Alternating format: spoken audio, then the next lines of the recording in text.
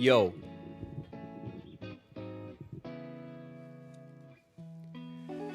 What's up, chat?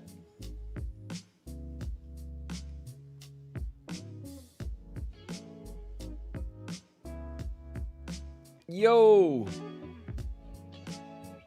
Hello. Do it, Sora. You know that you want to. Can you button up Jiminy's pocket again? Cheese in the house. What up, Chi?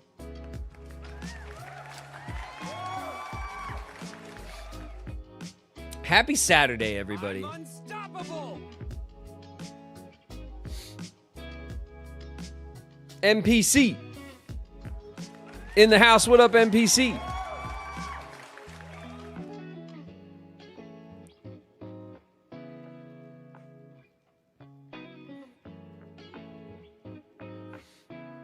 Hey, Light and Darkness. I see you on the YouTube side of the pillow. What's up? What's up?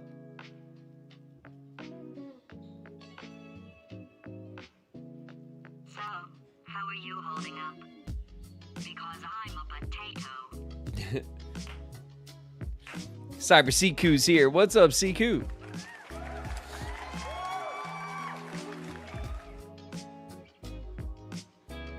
My name's Coda. Say with me. Coda. Coda's in the house. What up, Coda?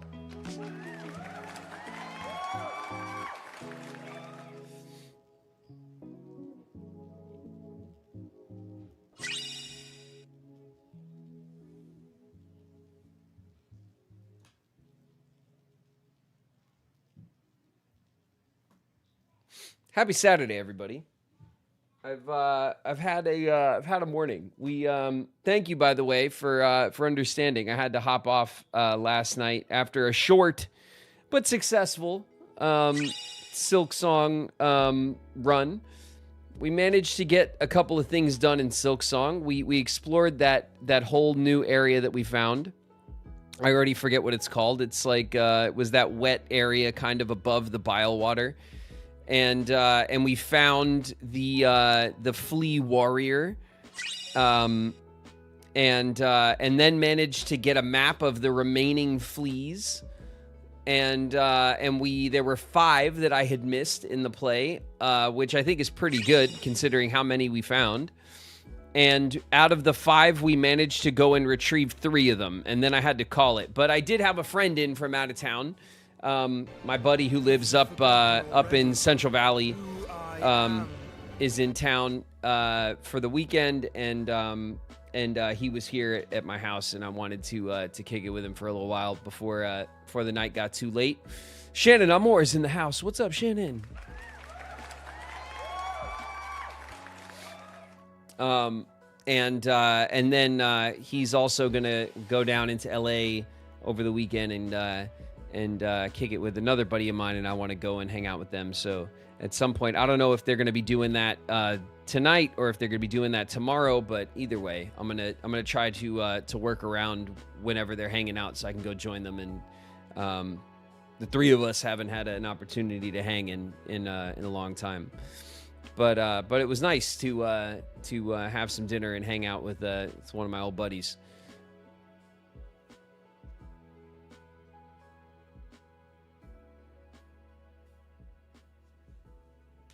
I can't believe you would prioritize your friends. I love Sora. Yeah, sometimes. Love Iridescence in the house. What's up, love? Hello, love.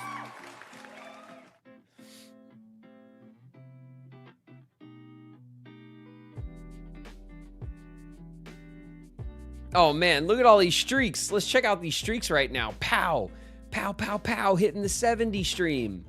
Negruto with a 60. Woo! Bree hitting that 20. Crazy. Can't wait for many more. Thanks, Bree. That drum guy hitting the 60 club. Thanks so much, drum guy.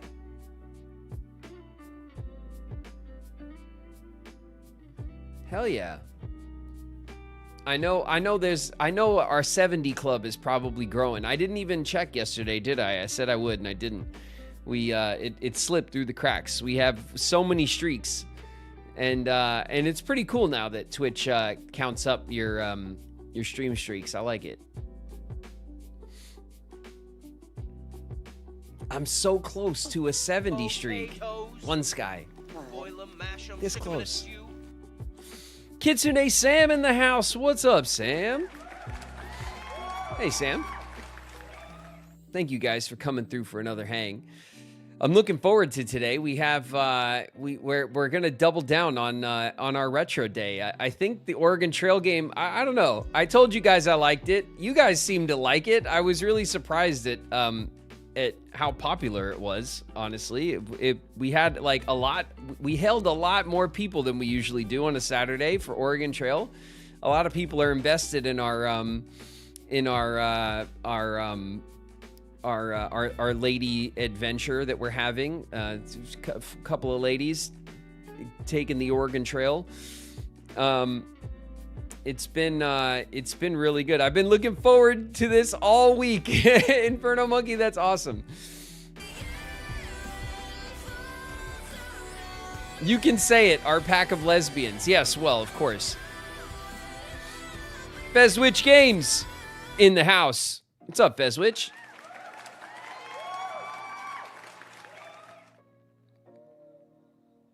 We came for the dysentery and we stayed for the lesbians. we have a strong group of ladies taking care of themselves out on the trail, and we are and we're doing great. If not a little stinky, but we're maintaining. Okay, we're changing up the we have plenty of extra clothes to change up and keep things fresh. So far, we're being very efficient. I think pretty efficient with our use of materials, and we've been doing good like hunting. We've been keeping our food stores up. We've had a couple of harmonicas. We've been through quite a few harmonicas to keep our mood going. So far, so good. I feel like the most difficult times are still ahead of us, though. CD Off's in the house. What's up, CD?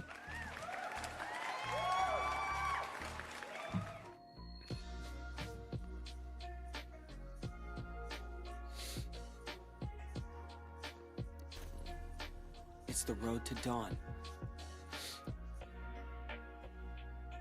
Wait till the dawn is here. What's up, Tuda?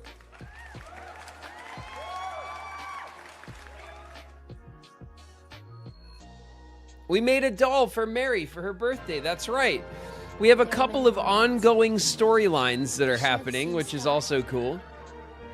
One sky, one destiny. One sky, one destiny in one house. What's up, One Sky? Our flower got mold. That's right. We did get some mold in the flower, but that's okay. I already have a best friend. His name is Sora, and he's the same age as me-ish. Kitchen Cabinets here. What's good, Kitch? Hey, Kitch.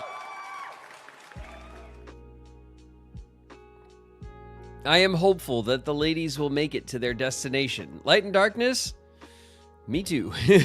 Me too. I hope we're going to make it, especially. I feel very invested, okay, in the safety and security and well-being of our lesbian crew. I want them to make it all the way, okay, and start a new life in Oregon, I guess. Lulu talked to Robber down. That's right. Lulu went in, and gave the robber a little wink and they let us right past. It was excellent, expertly done by Lulu. Ashley Annie's here. What's up, Ashley?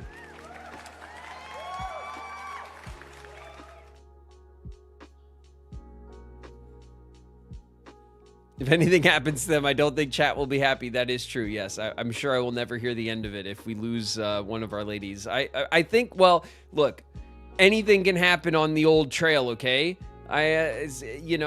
We could be attacked by a bear. I don't know what, who knows what can happen. We haven't hit the Rocky Mountains yet. I'm assuming that's going to be a hot mess. We have to go over the mountains, right, to get to the West Coast. What else? I don't know. You know what I mean? Like I think we did okay in the early games so far, but you know, I mean, it's not like it was without incident. Like Ruby got shot. Like that sucked, right? It's like things that we almost got robbed. What are our other major? We had a snake bite incident. Ooh. Thank you. I got my late breakfast delivered. Check that out, chat. That looks so good right now.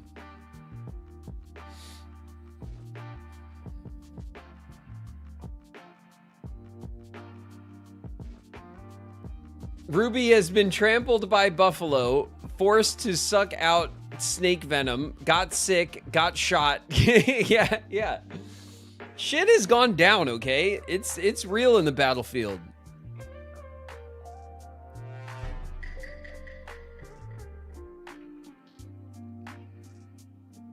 Always making me hungry. Sorry, you know, I haven't eaten today and I'm hungry. I got some toast with some spicy jam on it. I got some fluffy eggs to eat with this and a little bacon. It's a nice little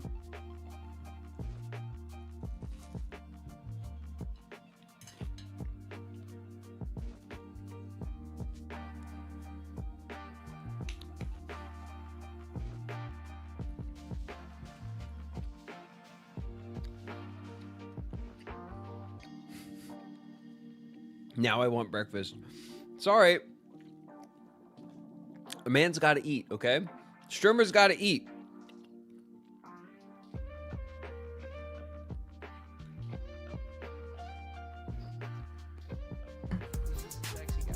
If Ruby doesn't make it, I will be pissed. Dearly beloved in the house. What's up, dearly beloved?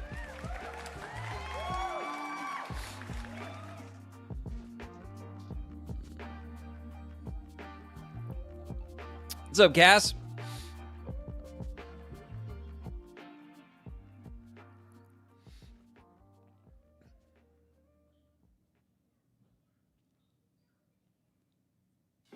Stab him, Peter. Get him. Peter Pan with the shank. It's Peter Prince in the house. What up, Pete?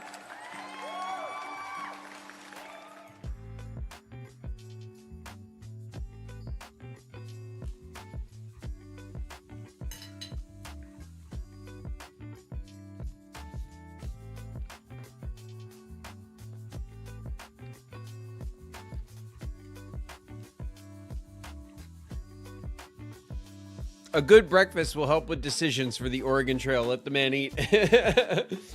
Listen, I gotta eat, okay? I gotta eat. I'm managing my schedule, and honestly, the new schedule I like starting at 1, even though I still manage to be late pretty much every day by a few minutes. I apologize, but we're working on it. I like that we're starting at the same time every day. The kind of 1 to 7 is seems like a good schedule. The Sundays off schedule works for me, so that if I need to take the day, I can. And if we have a bonus stream, then if I'm chilling on Sunday, I could always hop on and have an extra day. But it's nice to be off schedule for Sunday, so that I can do some other things. There's lots of other stuff I got to get to. Obviously, I got my trip coming up as well. It's the new schedule is working well. I still feel like I am in a constant state of catch up, but that's how it's probably going to feel for the foreseeable future until I am well and truly settled into this routine of streaming and conventions and podcasting and stuff. All this stuff that is still relatively new to me, honestly. But I won't be able to say that too much longer, will I? We're about to hit a year. We're gonna hit 1 year on the stream in March. It's gonna be crazy to see that first 1 year resub come in.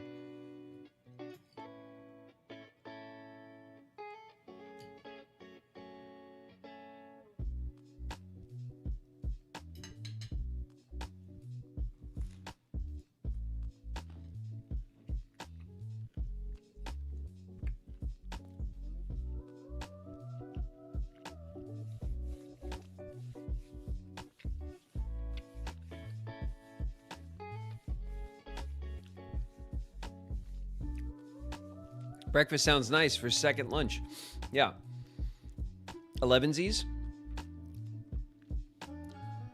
That was always my favorite one. 11sies.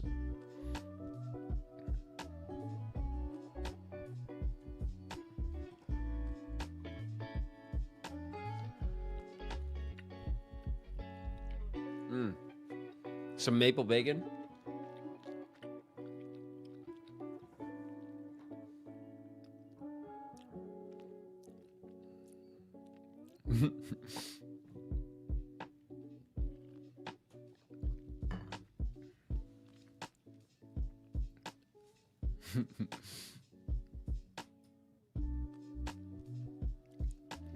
Breakfast for dinner is nice too. Yeah, I agree.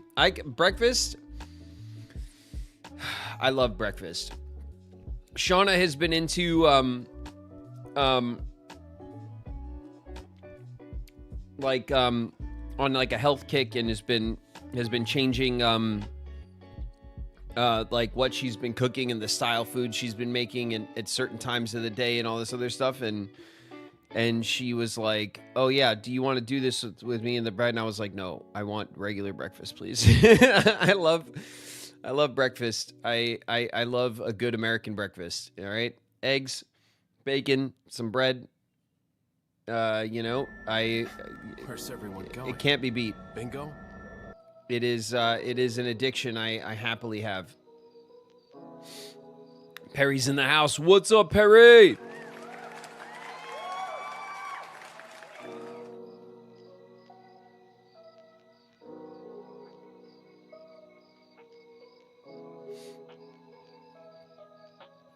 Such good comfort food. Yeah, when Shauna was working at the restaurant all the time, and I think I told you guys this back when we were on that routine, but like once or twice a week, Shauna would come home from work and just be like, "Do you want breakfast?" And I'd be like, "Yeah," and then we'd just have breakfast at night.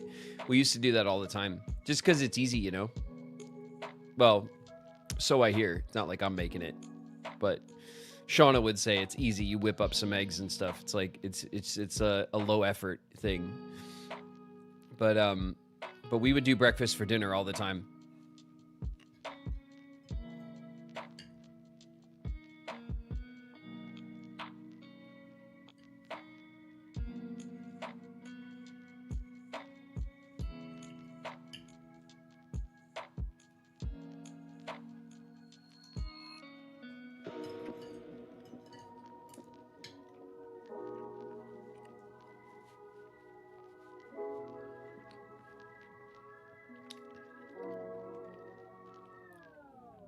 What's the secret to good eggs? I don't know.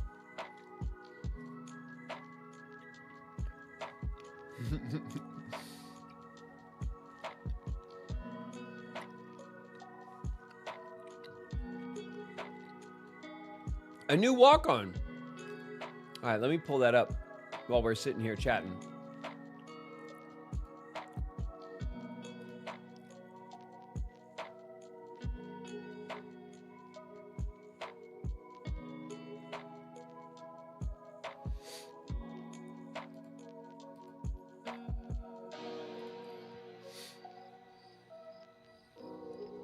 Not cooking them too much. Yeah, that's true. I am a over easy egg guy. I love over easy eggs. I have scrambled eggs here because because Shauna is kind to me and knows that I don't want to eat over easy eggs on stream. I don't want anything that's too messy. But normally, if I have breakfast my way, my eggs are over easy. I like a runny yolk with my breakfast. So you definitely don't want to overdo your eggs, even if you have scrambled eggs. I know Shauna knows all this stuff. Shauna knows how to, I don't know, how to make everything, all the techniques and stuff. Chicken and waffles is the breakfast dinner of all time. I'll fight about it. I love chicken and waffles too. Man, back in the day, we used to go to Roscoe's. We have Roscoe's out here, which is like the famous chicken and waffle spot in LA. I used to go down there all the time. But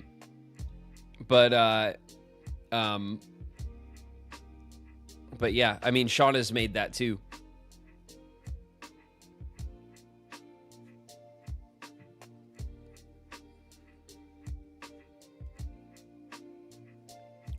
How do I get a walk-on?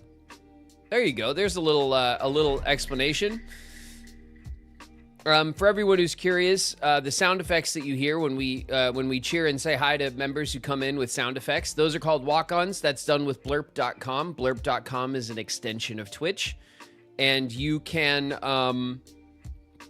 if you subscribe on Twitch at tier 2, then you can sign into Blurp.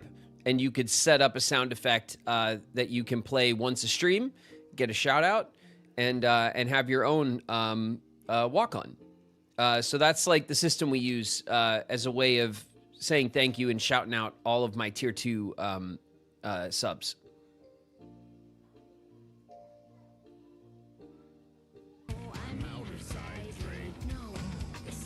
Nightlight in the house. What's up, Nightlight?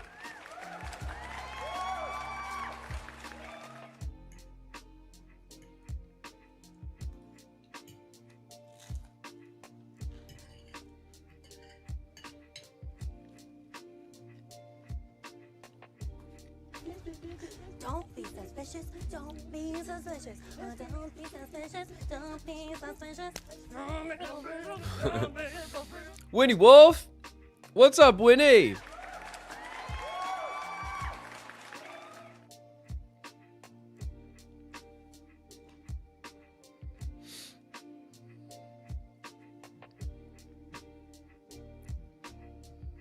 The runny yolk is so necessary.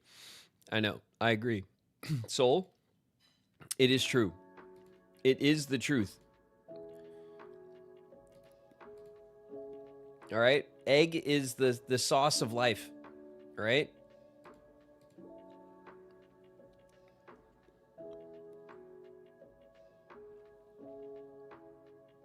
The darkness is consuming me, Sora. Is that supposed to happen when you make a friend? Oh, I guess it does. That's okay. Let's hold hands. Hey, Gabby! In the house. What's up, Gabby?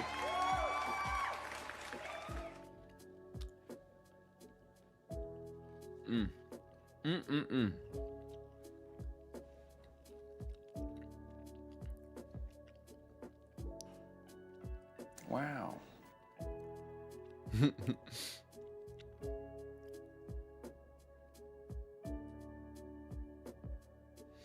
I only like medium fried on sandwiches.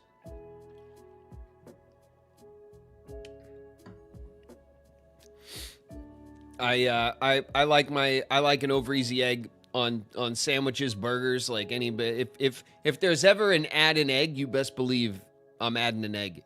You know, like when you go to a spot and it's like, oh, do you want to add an egg? I'm like, why are you asking me obvious questions? You know what I mean? Of course I want to add an egg.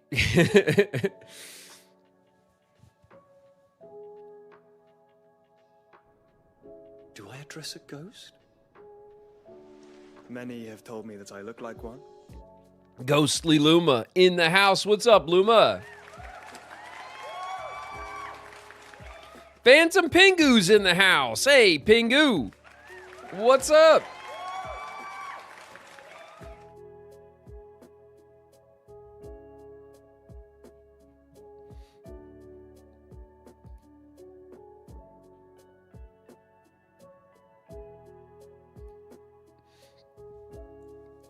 Perry hitting that 50 stream.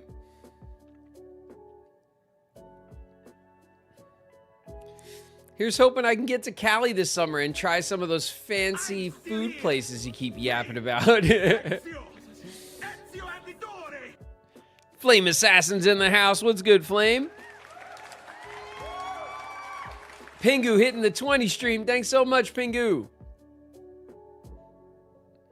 Tinavi in the 70 club. Nice.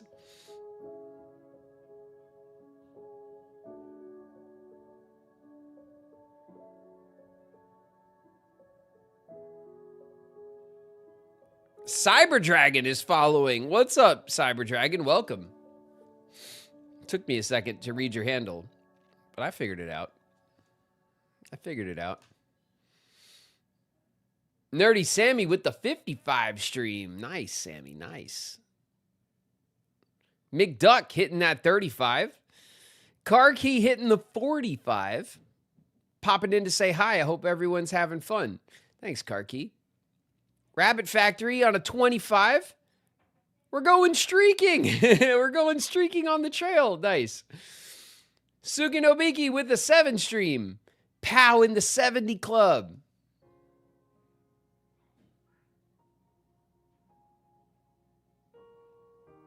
We caught Pows, right? Pows and Negruto. Negruto at 60. That's where we left off, I think.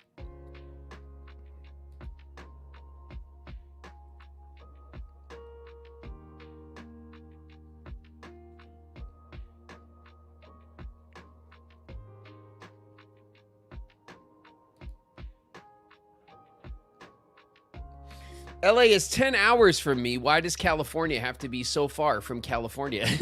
Yeah, that is true, isn't it? California is a big state, and that's. But I mean, it's nice that there's so much to California. You can go to the mountains, you can go to the beach, you can go to. We have lakes and we have rivers and we have all of it, right? Well, I guess we have riverbeds, so I don't know if we have any.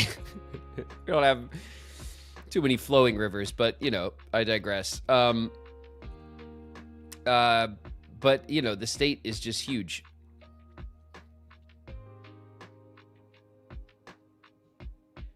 I still haven't even really made it all the way up to NorCal. And I mean, I worked up in NorCal when I was a kid. We shot Phenomenon up in NorCal. But I haven't spent all that much time up there.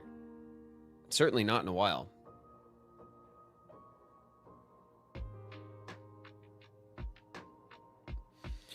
Yeah, so I was gonna ask about this. I see your message, Pal. It says, Pal Pupper, your walk on. It says that you have an assigned walk on. It doesn't show me that you want it. Your name is on the pending walk-on list, but it just says you have a walk-on and doesn't show me the new one. Also for Sad Wizard Jesse, yours is doing the same thing. And I just don't know why. Chi, I approved yours, but now yours is still on the pending list with Pals, and I don't know what it means. I don't know what it means.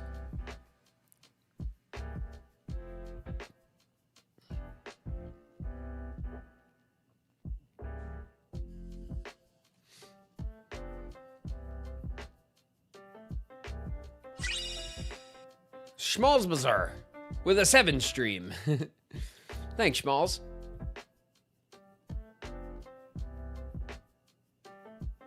When Blurp broke, it's like I unsubmitted itself. I tried to resubmit. Maybe Pal, maybe try to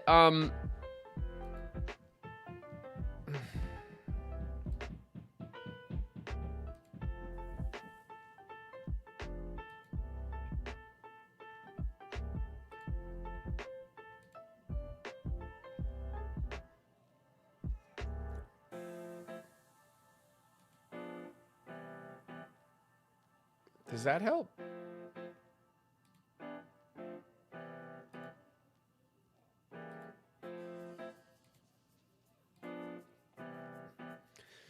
reload the page.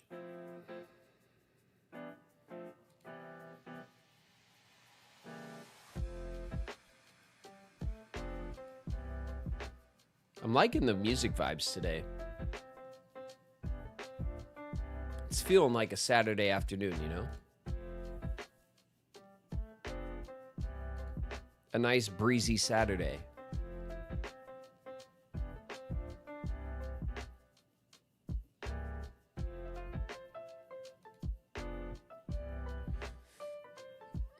I love it, but I do wish that SoCal were a little less of a trek to visit. Yeah, Code, I feel the same, but in the opposite way. Like I'd love to go spend some time up in the Bay, and you know, like, but getting up there is just a massive trek.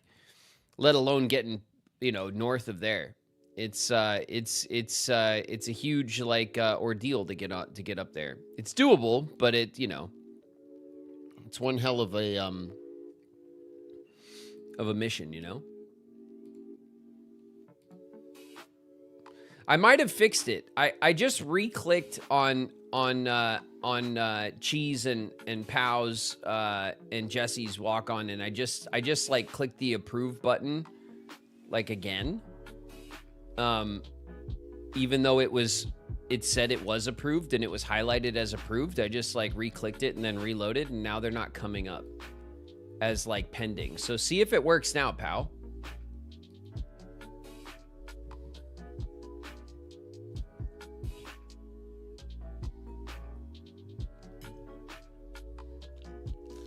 Well, that sounds like my best boy Riku.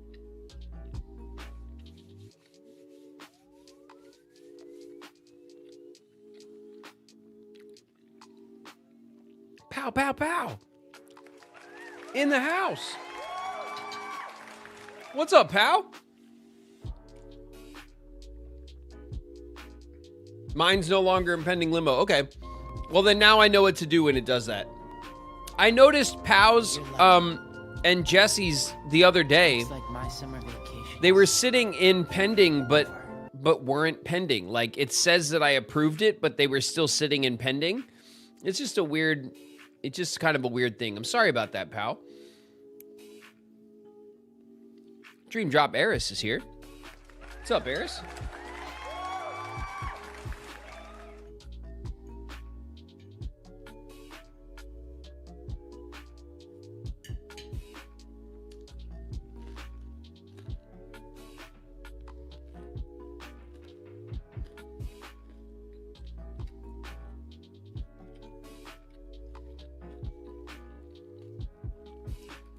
Hold on, Chi.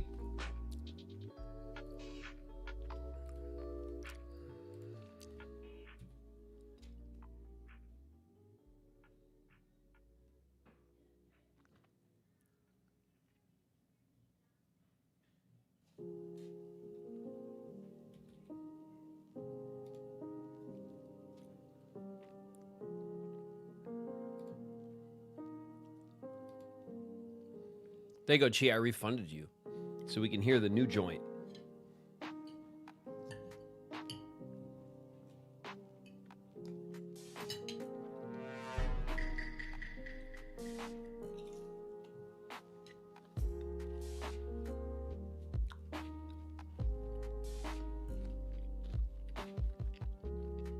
Play my games. We'll have cowboy times in space. Do.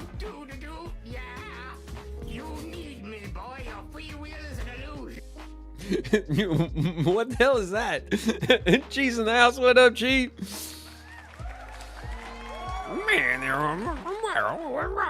What was that?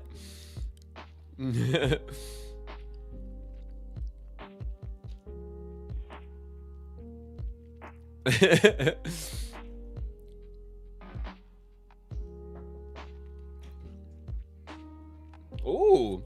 Oh man. I'm not quite done, okay? I was savoring the bacon and stuff. Just real quick. Here, hold on.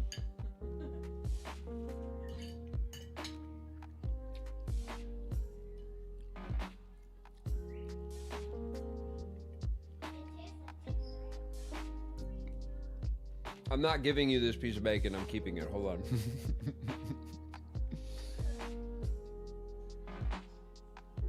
Thank you. I love you.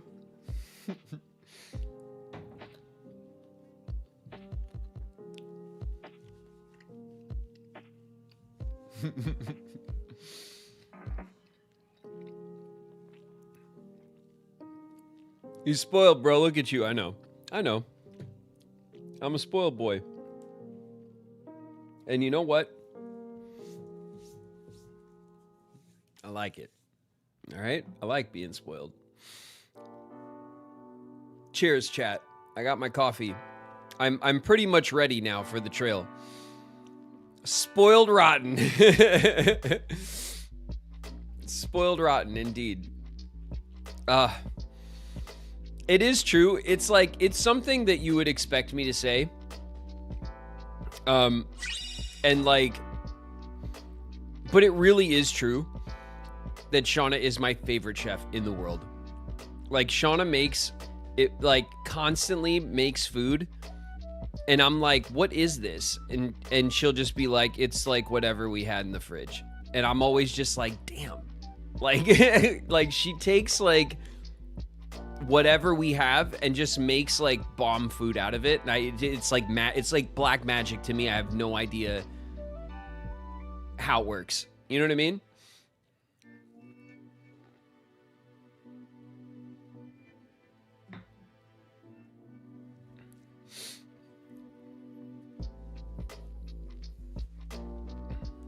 Is your favorite chef in the world? Shocking. But like, you know, Shauna's a damn good chef, man. You know? She has the, you know, the bona fides, you know what I mean? like she's worked at really amazing places in LA. She's been trained by like international chefs. You know, she has like, you know, 2 degrees in culinary. So like she's so good at just she just kills it, man. When she makes food, it's incredible what she could do.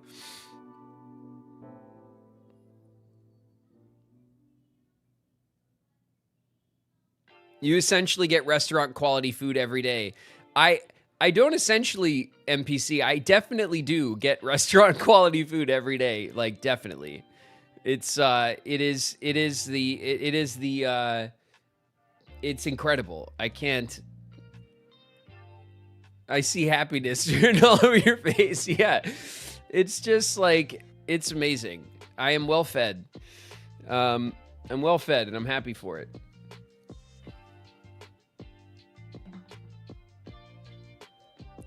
That old saying, the way to a man's heart is through his stomach, right? God, it's true, isn't it? It's really, really true.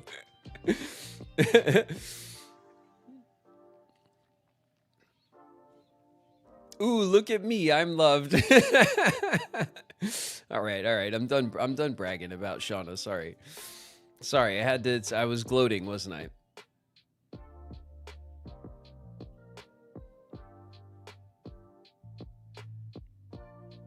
I just realized I have that exact Riku figure. The hand broke off when I tried to swap it out. Now he's just one-handed Riku. Oh no, Super Static Pro. I'll tell you what, the chat remembers, but when I first rescued my Riku figure from my mom's house, his foot was broken off. His shoe came off, like the joint, his ankle joint.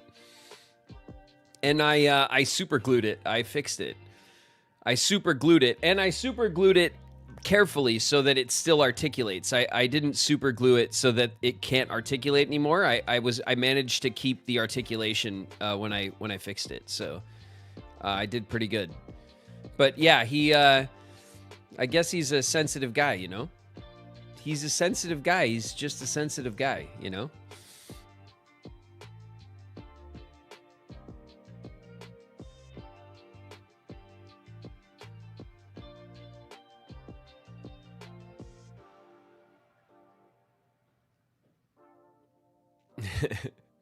Oh, well, my name is Max. Oh, yeah, Uplifted Max in the house. What's up, Max?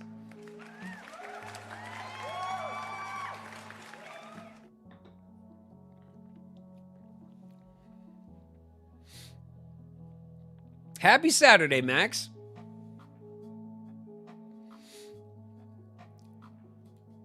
What's cracking? Oh, man, I just finished up my breakfast. I just finished up a nice late breakfast. Lumeris just raided with 23 viewers. I needed it really bad. Lumeris! Watch your heads, everybody. Lumeris is dropping in with the crew. What's up, everybody? Welcome, Raiders. Welcome, welcome, welcome. Thanks very much for the raid, Lumeris. We're just hanging out. We're having a bullshit before we jump back on the Oregon Trail. I don't know if the crew here is familiar with our Oregon Trail adventures from last week, but we have a crew of ladies on the Oregon Trail, and we are like halfway, probably not even halfway, maybe like almost halfway, and we're surviving. We're surviving. We're thriving, and we're gonna get back to the trail in just a sec.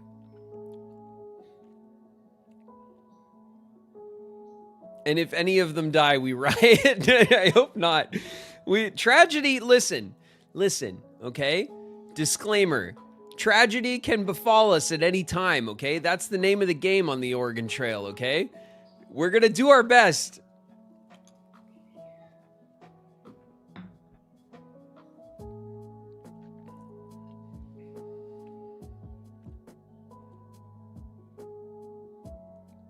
The newer figures have better construction. Yeah, I bet. There's some nice new figures. You guys were posting about them, but it's not the first time I've seen them. There's the Sora and the Riku. I guess they're not figures, they're statues, right? Because there's a difference. Like, figures articulate and the statues are static designs. But, or maybe I'm making up the distinction in my head. But, are those new? They're new, right? Because I remember, I think Niku was telling me about those figures. They're on the, like, it's Sora and Riku, and they're posed, and they're on, like, the little, I think it's a little crown or something on the base.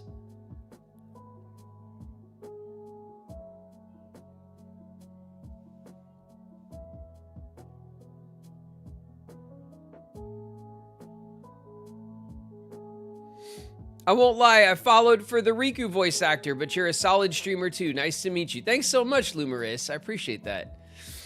And welcome, of course, to you and crew. Thanks very much, Lumeris. I do my best, and I have a lot of fun hanging out here with you guys, man. This has been like, this has been the most fun, like, work project that I have had and I can't even remember when. It's been great. And like, we go on so many adventures together. Love your work. Great honor. Thanks so much, Lumeris. I appreciate you.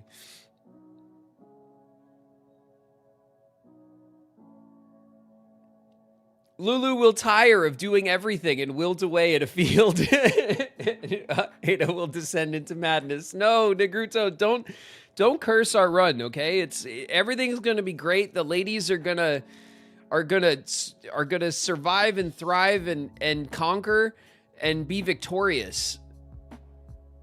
And nothing will go wrong. Nothing will go wrong anymore. Immediately trips and falls under the wagon wheels.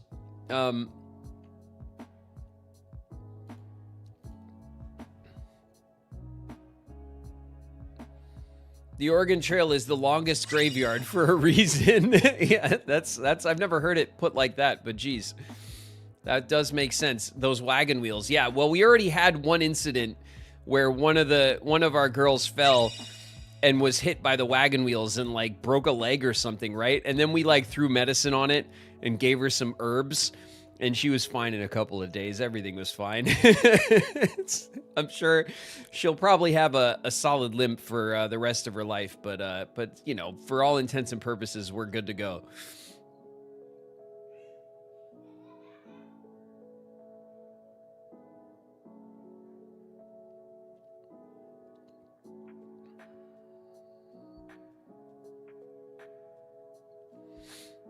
So much incredible northern lights outside here. Oh, Tardy, that's awesome. You got the Northern Lights popping off where you're at? That sounds really cool. That sounds beautiful. Man, I need to see the Northern Lights. I know sometimes they come south when we have like what, a solar storm or something, and I remember like, what was it, a year or two ago, they were saying that they came down like as far as like the Midwest you could see them, which I don't think is that common. Yeah, man, I'll try to hang out more often and stop fangirling. It's all good, Lumerous. Thank you for the raid.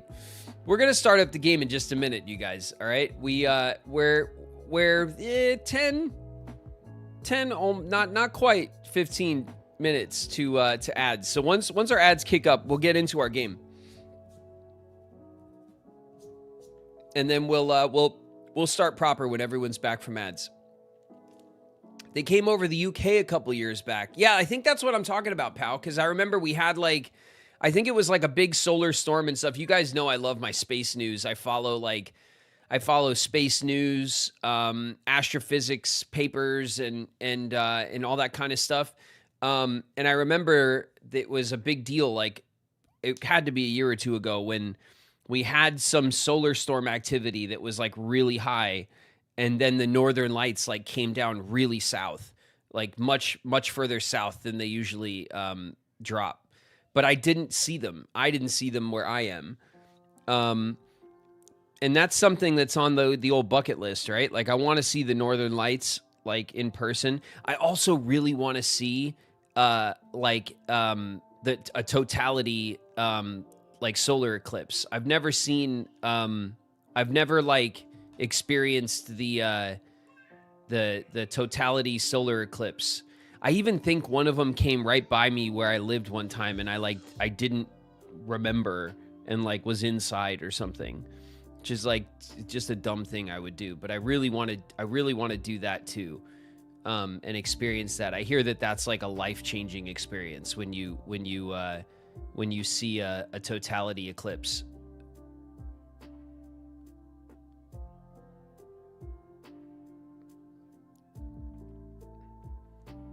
It was year before last. I caught them in Southern Oregon. There was a big solar flare, and they were the furthest south they've been in a long time. That's what I remember, Coda. I remember everyone making a big deal about it and saying how far south it came, but it didn't come as far south as where I'm at. So I didn't get to experience it. But I remember like hearing the news about it, that like all of my space and science channels were talking about it for weeks.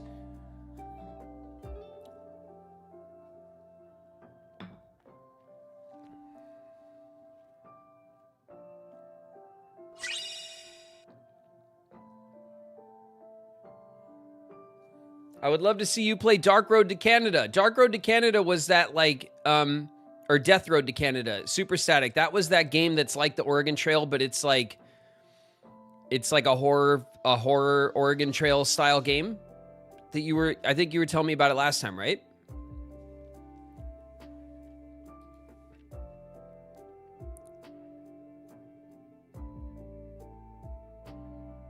Something smells funny.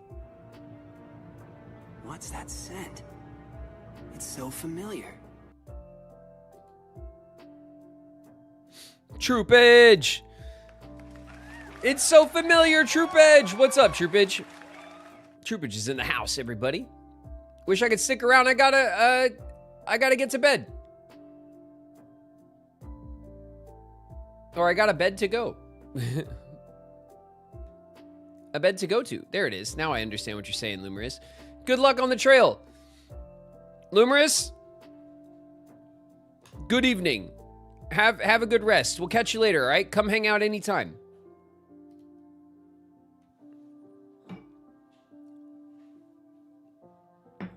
Thanks very much for the raid.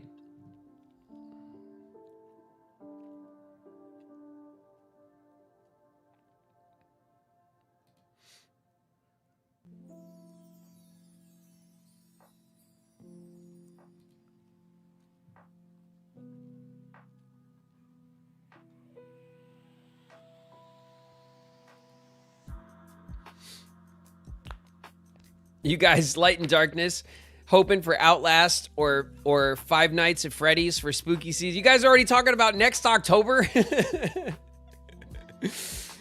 That's a long way out, you guys. That's a long way out. We can, you know, horror games still hit year round. You know, you don't got to play them only for spooky season necessarily. I still, at some point, I know I've mentioned it a few times, but the horror game that I love is The Forest. The Forest, and of course, Sons of the Forest, which I really still think is a very underrated game. Like, I hate that noise. Sorry, Tardy. It's a bad habit. I crack my knuckles all the time. Shauna hates when I do it too. I have a few bad habits, and that's one of them. My bad.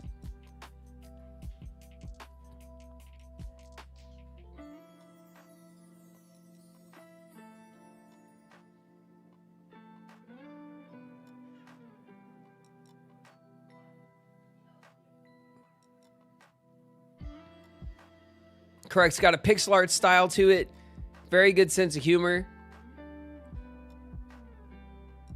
Nice.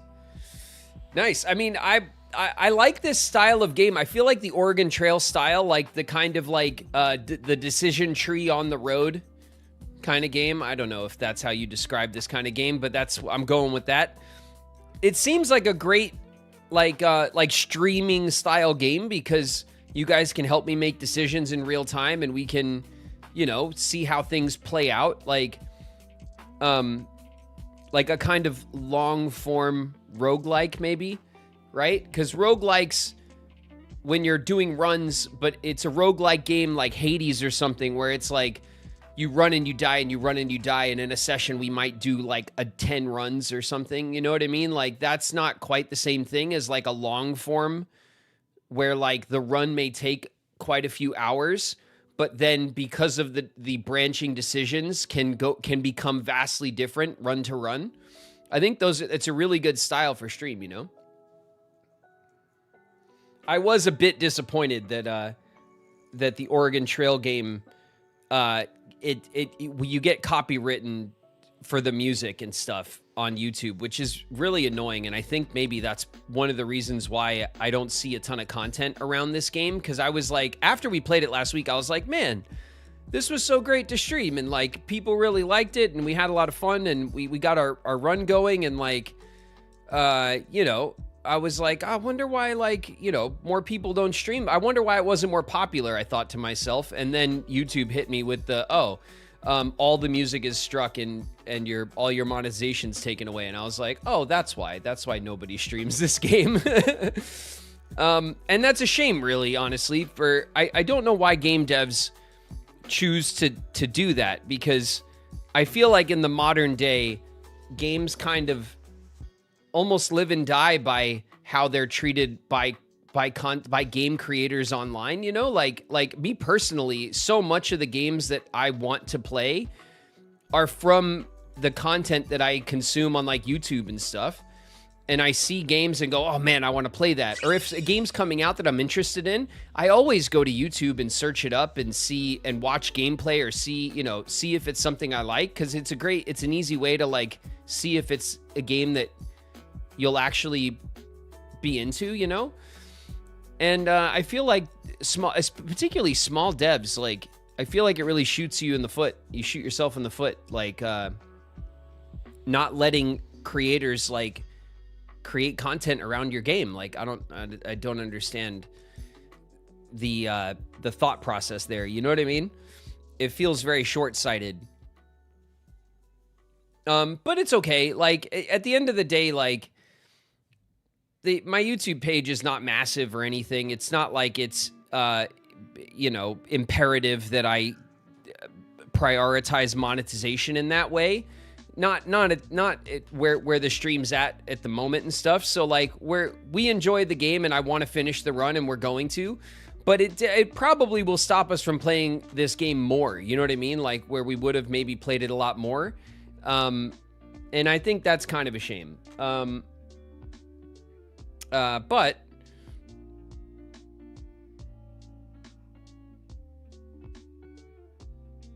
Fun fact, Square Enix made their own version of Resident Evil called Parasite Eve. I remember Parasite Eve. Light and Darkness. I remember Parasite Eve. God, that's a name I haven't heard in a long time.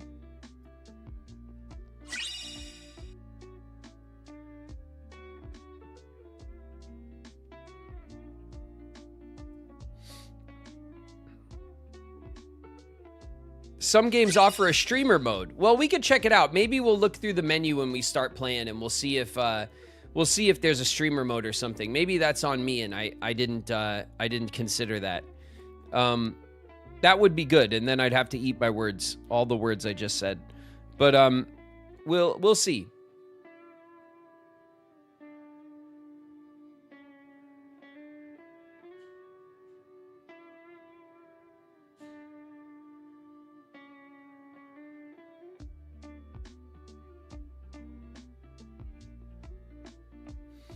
That or the music goes bye-bye. I love volume sliders. Yeah, but then, like, I don't want to play the game in silence, you know what I mean? That's lame. You know, the music is like, the audio design of these games is it's a big part of the experience and the vibes and the, you know?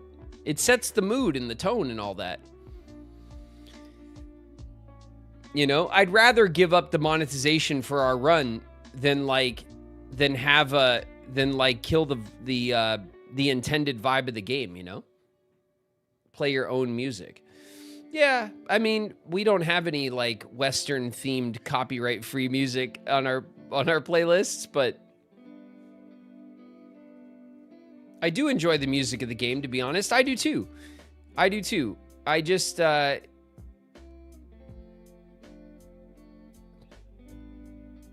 they'll just turn the music off. All right, well, we'll see. We'll get into it now. The ad break's hitting, so let's get the game up and we'll see what we can do.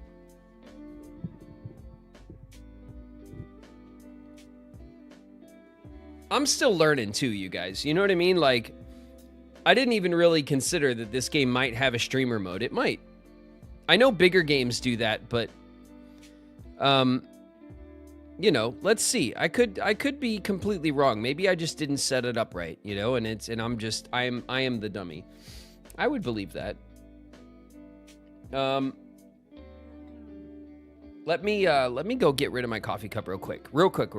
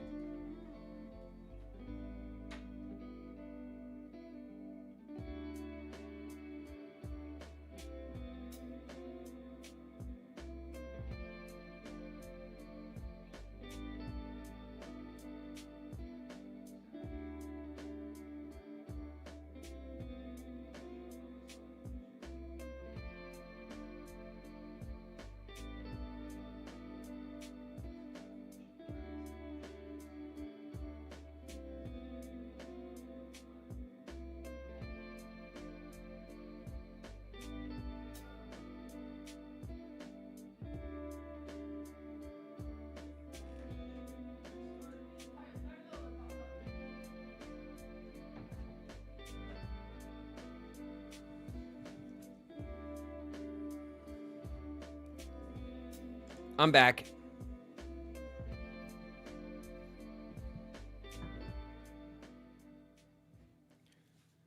Okay.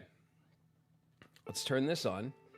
I got my controller charging up while we were yapping.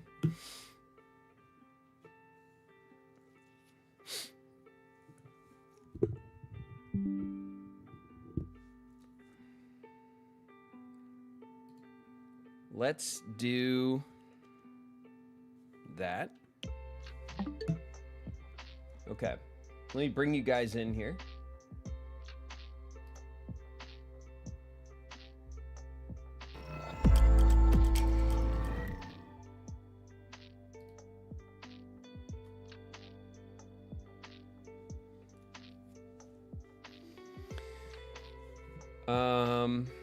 Let's turn down our tunes really quick.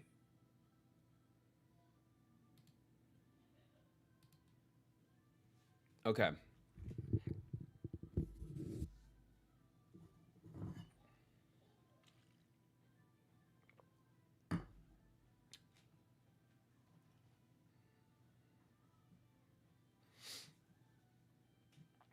All right. Everyone good?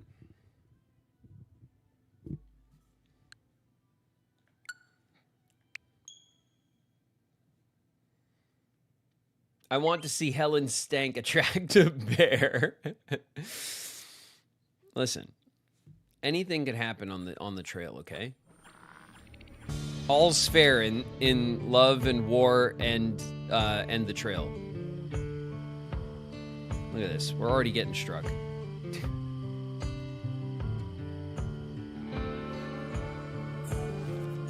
All right. This is our game.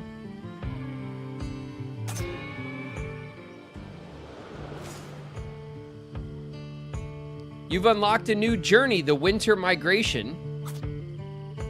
We don't want to play that right now, but it is cool. Let's see. Events. So here's our settings probably, right? Let me see.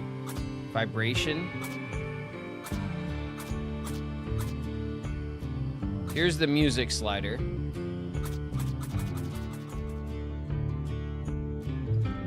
That is the sound effects slider.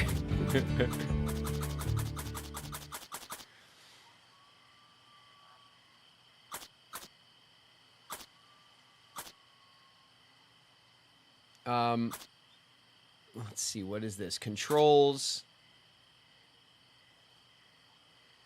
Automatically collect animals, high contrast mode, disable event timers, disable screen shake. No, all that stuff's fine.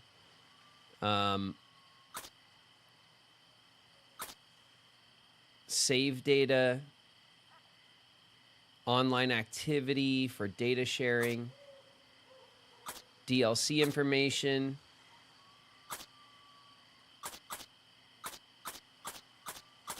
Terms of use.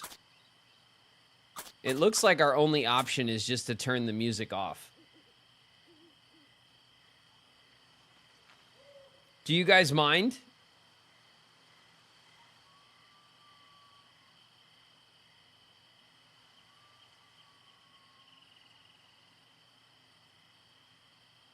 I don't mind. All right.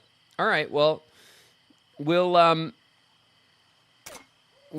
roll like this. We'll see if it feels kind of empty, but look at total deaths. 0, baby. 0 deaths. And look, we have something here.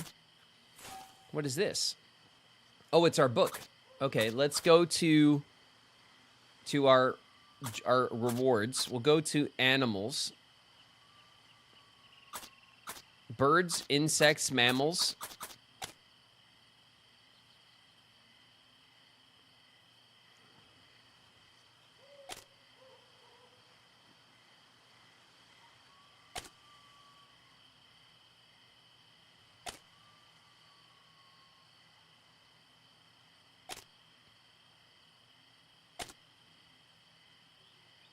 There's our paddlefish, which we already saw, or we confirmed our paddlefish.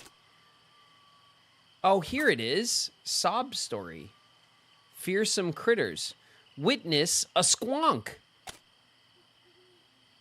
The first written record of the squonk comes from the book Fearsome Creatures of the Lumber Woods by William T. Cox. Published in 1910, it was described as being unique to the hemlock forests of Pennsylvania.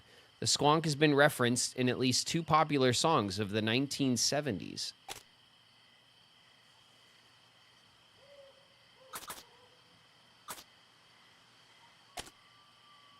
The squonk was that, like, it was the cryptid, right? That we, like, it, like, cried on us or something? It cried tears. There was a tear. There was some. Am I remembering that right?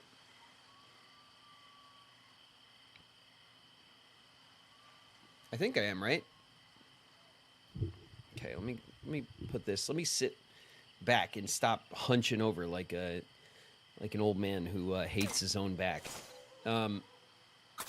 Events. Look at that. Events and journeys. Have you tried Kaboom? I don't think we have.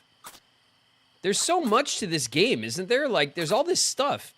There's, like, ranks, and there's, like, weekly events, and there's, like, a gallery, and I really like all of this stuff. I'd be totally into, like, digging into this game, but I was thinking that maybe the copyright was going to keep us from doing it. But if it's fun to play without the music, then to hell with it, right?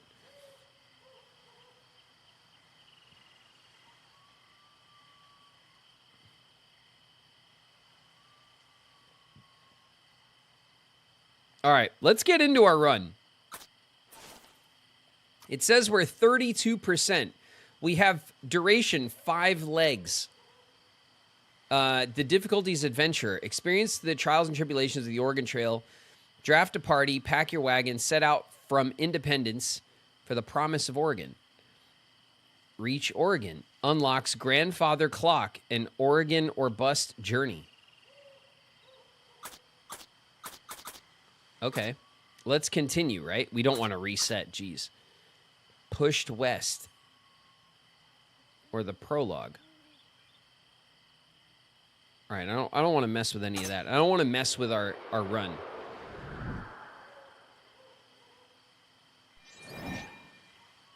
Okay. Well, I guess it is nice. We'll still get all the ambiance, right? The crickets and the birds chirping and stuff. All right, we're at Fort Laramie. That's right. We're at Fort Laramie. Here's our ladies, Ruby, Lulu, Helen, and Ada. Everyone is looking like they're in pretty good shape. We have a bit of a hygiene. Lulu's got a bit of stank on her. Ada and Ruby are just ever so slightly. They're just a 1 day, all right? Lulu's got a 2-day stank on her. It's time, Lulu, almost, for you to clean up. Helen, pristine. Smelling great. Let's see. We could... what's in the store? A whole lot of nothing, right? We only have 175 bucks. We could view our wagon. Okay, in our wagon, we have 272 pounds of food, which seems okay. We got some meat, we got some flour, we got some fish. I mean, we have a very balanced diet for the Oregon Trail, I feel. We have 6 repair toolboxes. That's what they're called. We have some cash. We have a coin that we got from the soldier. We have a bibli.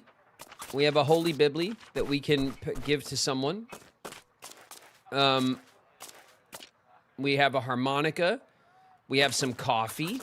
We have this wheel grease, which we've not used, but maybe it's probably time. I think maybe when we get to tougher terrain, we'll want to use the wheel grease to keep the wagon in shape so we don't have wagon trouble on tougher terrain. That might be worth it. We have 10 pelts. I'm sure we're going to have some gnarly river crossings to do. So it's probably good that we got some pelts stocked up. And we have a little bit of room. I think we're doing okay. If we get out of here, right? And then I go to, what, miscellany? Do we want to buy some, damn, 60 bucks for 10. So $6 a shirt. $6 a shirt feels expensive, but I don't know. Should we just, we do have some blankets, right? Let me check again. We have 5 blankets. Okay, so we have 6 because blankets count as clothes, if I remember correctly. So we have 5 blankets and 1 shirt left. And we've had this 1 stack of shirts the whole time. So we've gone like 2 legs of the journey on just our first stack of clothes. I think we're okay. I think we're okay. We're going to compromises will have to be made. We're rested. I think we've traded with everybody. Sell pelts, sell fish.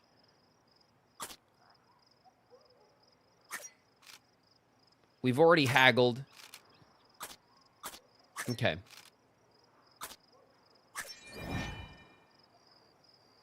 Services. What do we have? Like a doctor, a barber, a physician, and a blacksmith. I think we're doing fine. Let's get out of here. Let's just hit the road.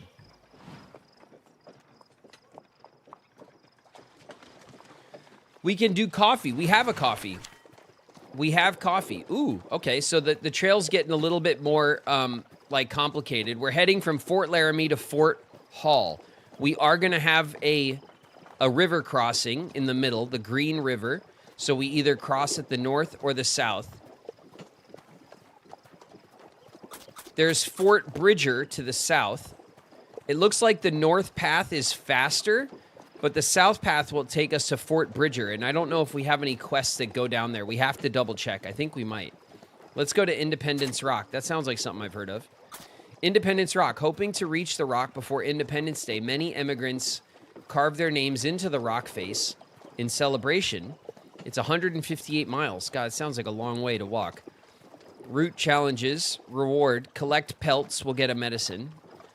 And if we collect herbal remedies, we'll get some money, which we could always use.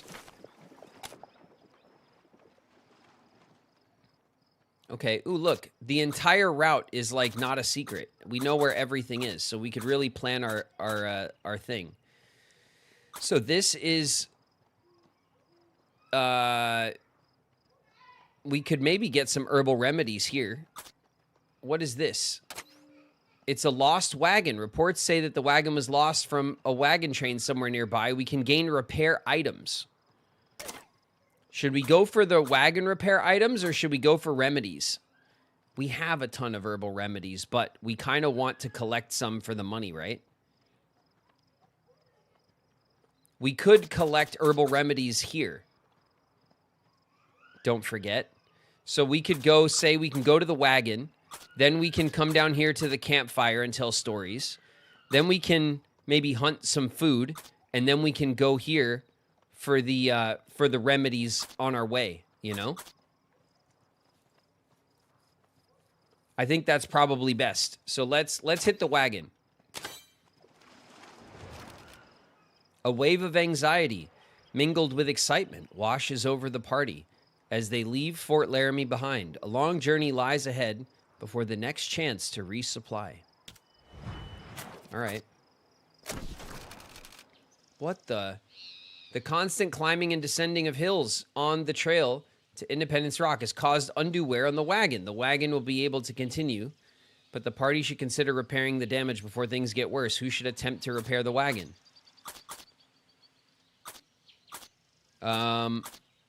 Ruby, you're up. Oof.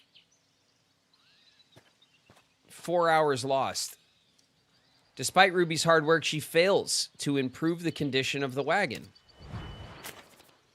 Inventory overflowed. Some items have fallen from inventory. Okay, we'll repack the wagon.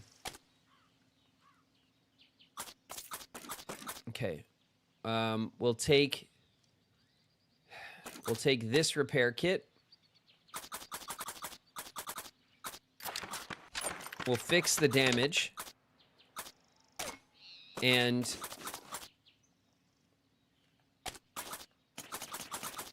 we'll move this back in.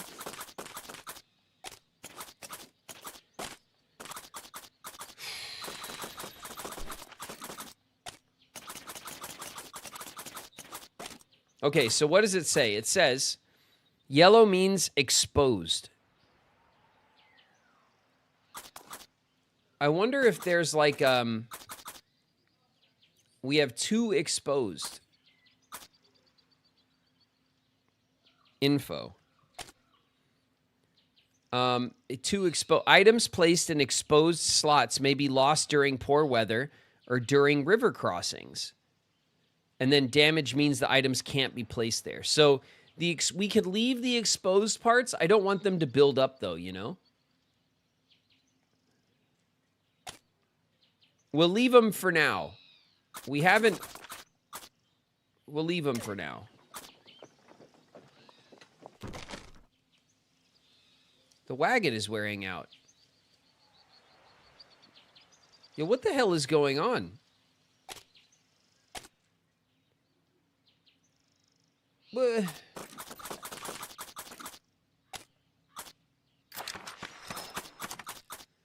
Maintaining the wagon, 20 out of 100. Okay.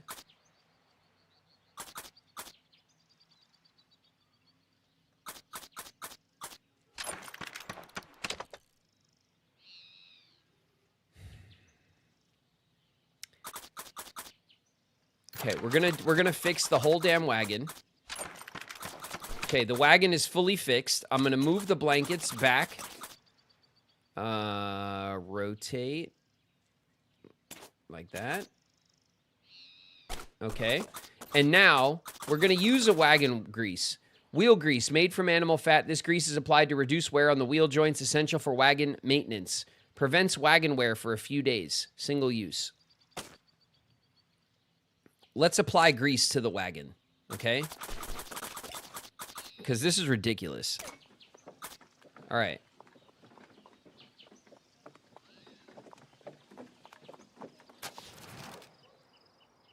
The party's water supply is run low. If it's not refilled before too long, dehydration and death may be the result. That's very dramatic. A small pond can be seen just off the trail, a few mosquito larvae swimming lazily on the surface. Without restocking the water supply, the party's morale and stamina are sure to decline. Should the water supply be replenished?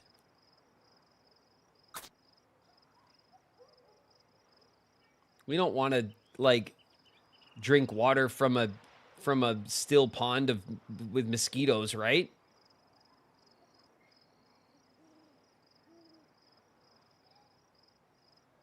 This is an omen. No, chat. Everything's fine, chat. Everything's fine. Everything's going great, okay? Just where do we get our water, though?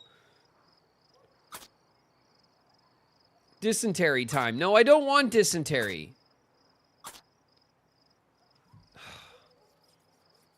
What are you doing to me, game? Boil the water first. We gotta replenish. I don't know if we do.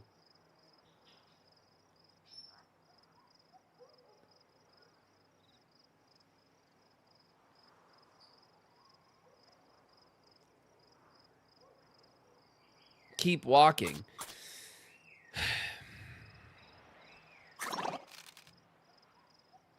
The party avoids the dubious pool. With their clean water supplies dwindling, they're forced to ration what remains. A deep weariness begins to set in. I caught the fox.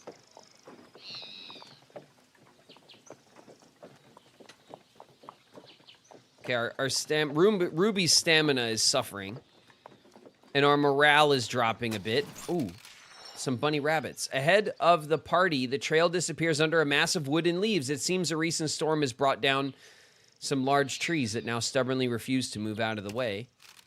Given some time, the fallen trees can be chopped and removed. However, it would require significant effort on the group's part to do so manually. Alternatively, the party could backtrack, find another way around.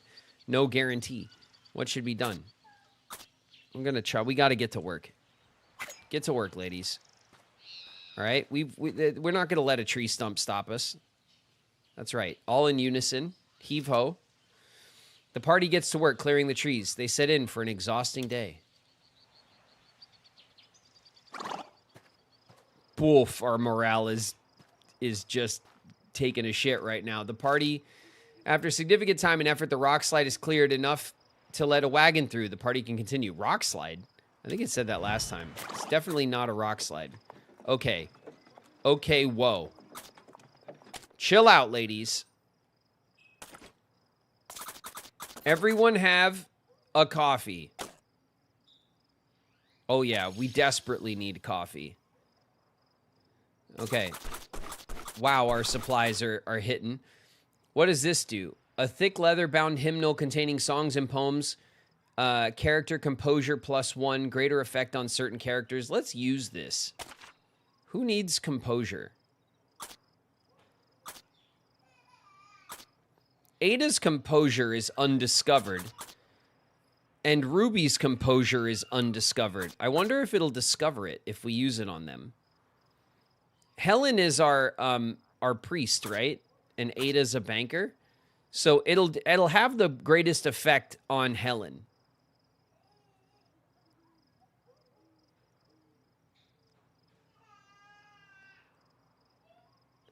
Do you think we give it to Helen to maximize its effect, or would we rather find out Ruby and Ada's composure by using it on them? It might be more useful to discover their stat. Helen maxing. We could Helen max big time.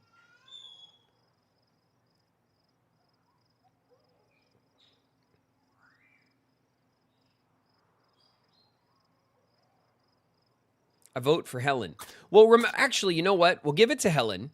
We'll Helen max for composure, right? Because I think one of the campsites coming up is a story campsite, and then that should help us discover these stats. We only have, I think it's these stats, and that's it left. So let's Helen max. Okay, this way Helen and also Lulu have very, very strong composure, and I think that's probably good. Let's move our food stores to one side. Let's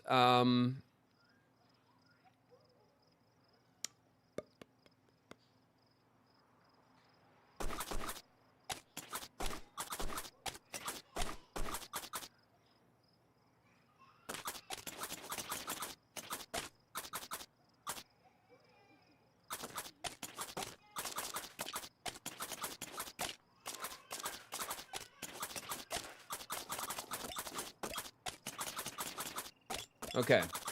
This we're organizing a bit just for no reason because I want to. All right.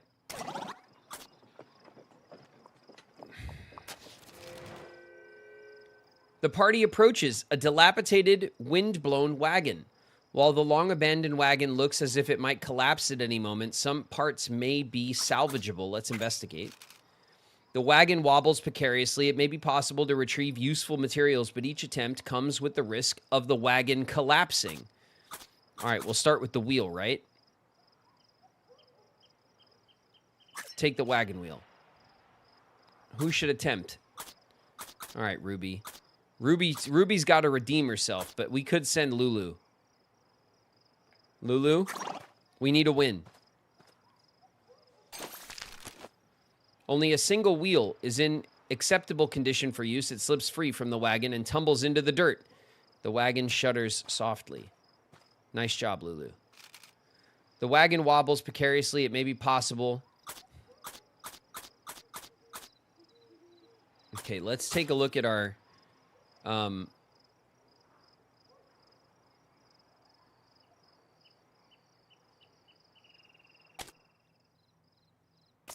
Okay, we got the wagon wheel. We got lots of room for the whatever, the axle and the other shit.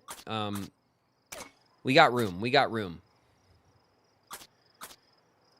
Should we go for the tongue or the axle, or should we just be happy with the wheel that we got? We went for 2 parts last time, and we were successful.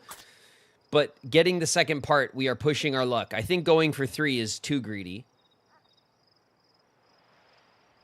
The axle. All right. We'll go for the axle. I feel like sending Ruby for the second one is just we're really asking to get Ruby hurt. Helen, you have this max composure. Helen leans down. The wagon shifts suddenly in the wind. She'll need to react quickly. Okay.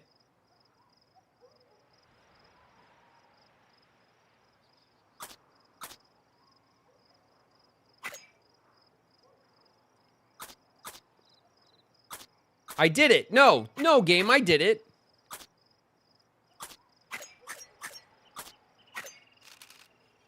As Helen moves to retrieve the item, the wagon finally gives way to the Intrusion, its decrepit shell splinters into the dust. Nothing left to take. All right, all we did was miss the axle. I'll take it. Fine. All right, we're off to a campsite, and it looks like a conversational campsite. It has the little, like, speech bubble. Tell stories. Learn and trade stories for items. Let's go. I thought she would explode. I pressed the button. I pressed the button, okay? The game is out to get me. It's a plot. A fox. I see you, fox. And a dog? Hey, dog. A happy-looking dog stands behind the trail, wagging its tail. If the hound is domesticated, there doesn't appear to be anyone around to whom the dog may belong. What should be done? Let's approach the dog. The dog, as friendly as it looks, could be dangerous. Who should approach the hound? Hell, Lulu, right? Lulu is a farmer. Lulu is a farmer and therefore knows how to do everything.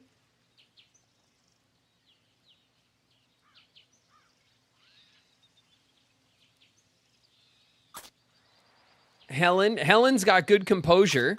Helen can redeem. Can I pet that dog?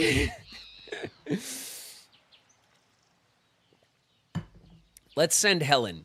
Helen is our religious leader who's very composed. Helen, pet that dog. The dog wags its tail as Helen approaches, showing no signs of aggression. Feed the dog. Pet the dog. Ask where its owner is.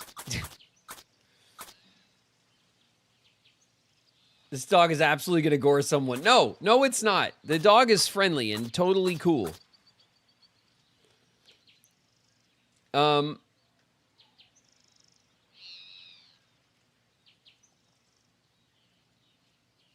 Let's see. Feeding the dog might be like the best way to ingratiate ourselves to a dog, you know? Petting the dog it sounds like we might get bit. Let's give the dog a little food. Here you go, pups. You want a little food? How about some meat? Munch, munch, munch. Happy woof. Oh, man, it made a happy woof. The dog continues to wag its tail, happily awaiting Helen's further actions. Let's pet that dog.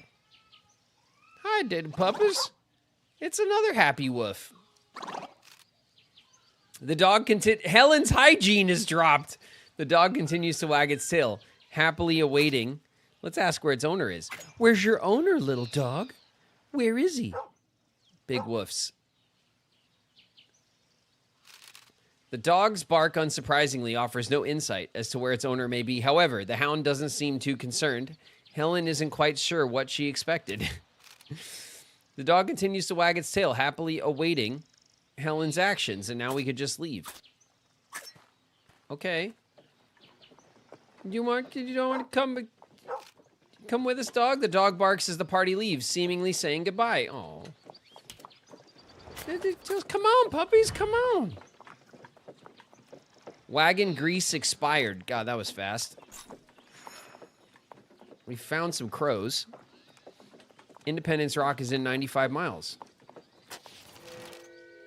I did all the things with the dog. I tried. Several travelers mill about, unpacking their belongings and excitedly whispering around campfires. This seems to be a popular camping ground with many travelers eager to share stories of fearsome critters. All right, let's set up camp. We definitely deserve some storytelling time. Party gathers around. Let's share stories. The party could listen to a new story or share ones they've heard before in exchange for fresh supplies. Let's listen to a new story.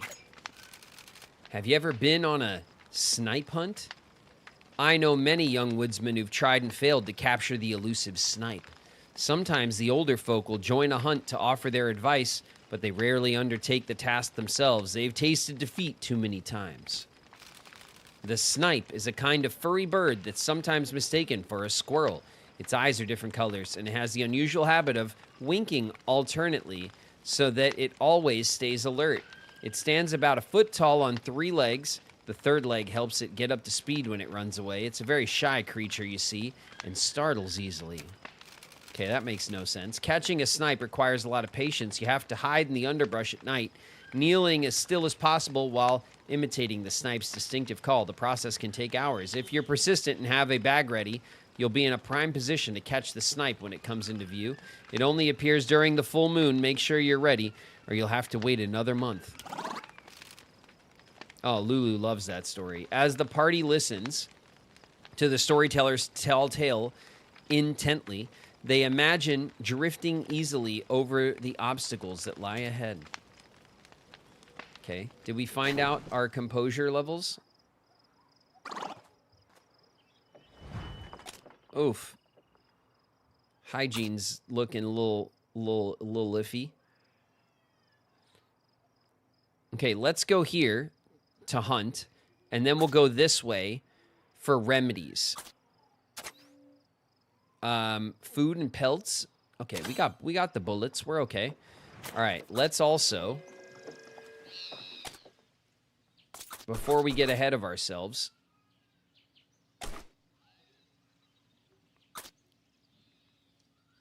Helen, you get the shirt.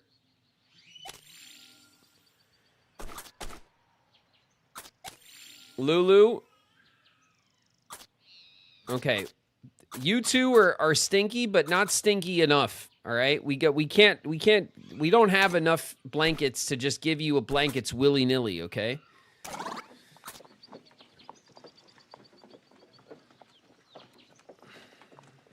They're going to have to stink a little longer until they get a little stinkier, and then, and only then, will they get a blanket. A large irregular mound lies on the trail ahead. It's hard to make out quite what it is. Oh.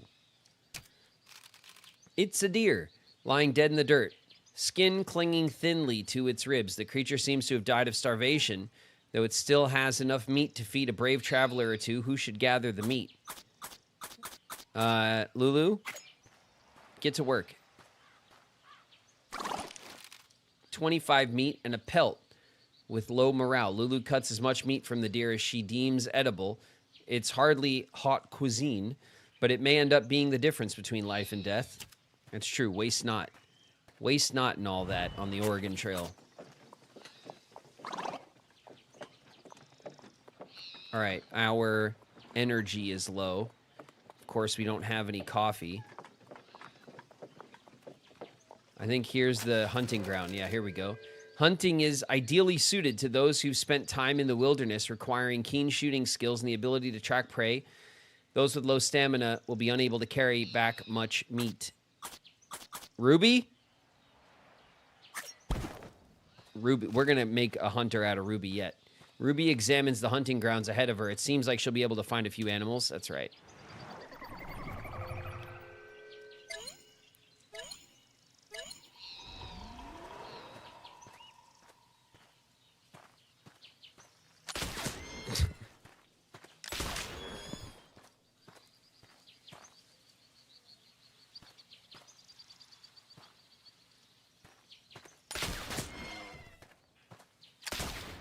Oh, got him.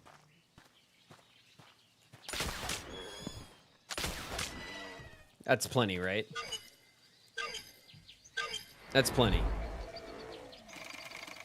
120 pounds.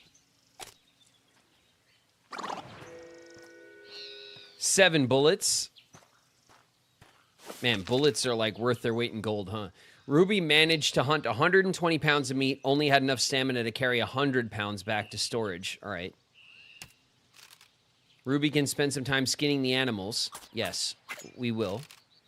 That's 6 pelts. That gives us our, we still can't, because we don't have a knife, so we can't unlock the, we have to do the bitter winter thing.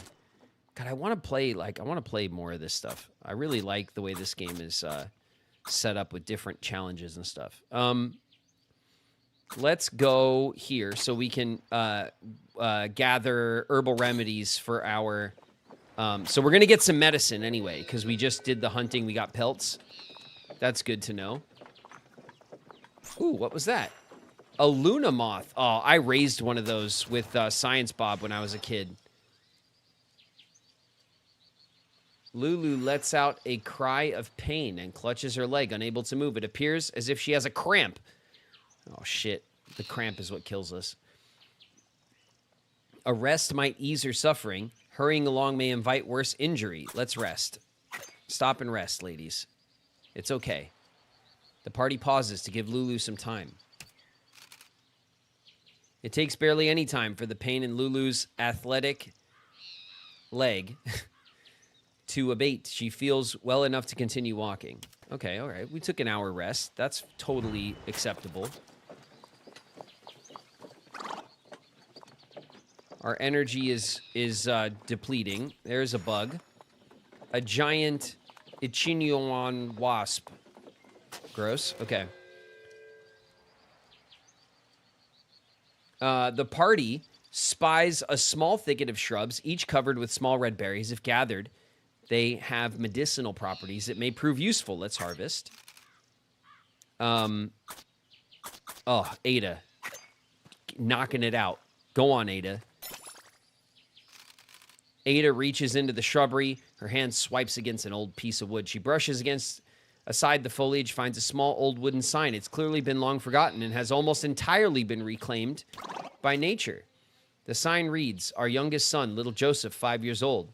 It's an epitaph, though exactly whose little Joseph it belongs to, none can say. Ada solemnly returns to her task. Her morale has gone down. We found a marker of a dead child. That is sad. Ada harvests an enormous number of berries, carrying them back by the armful. +3.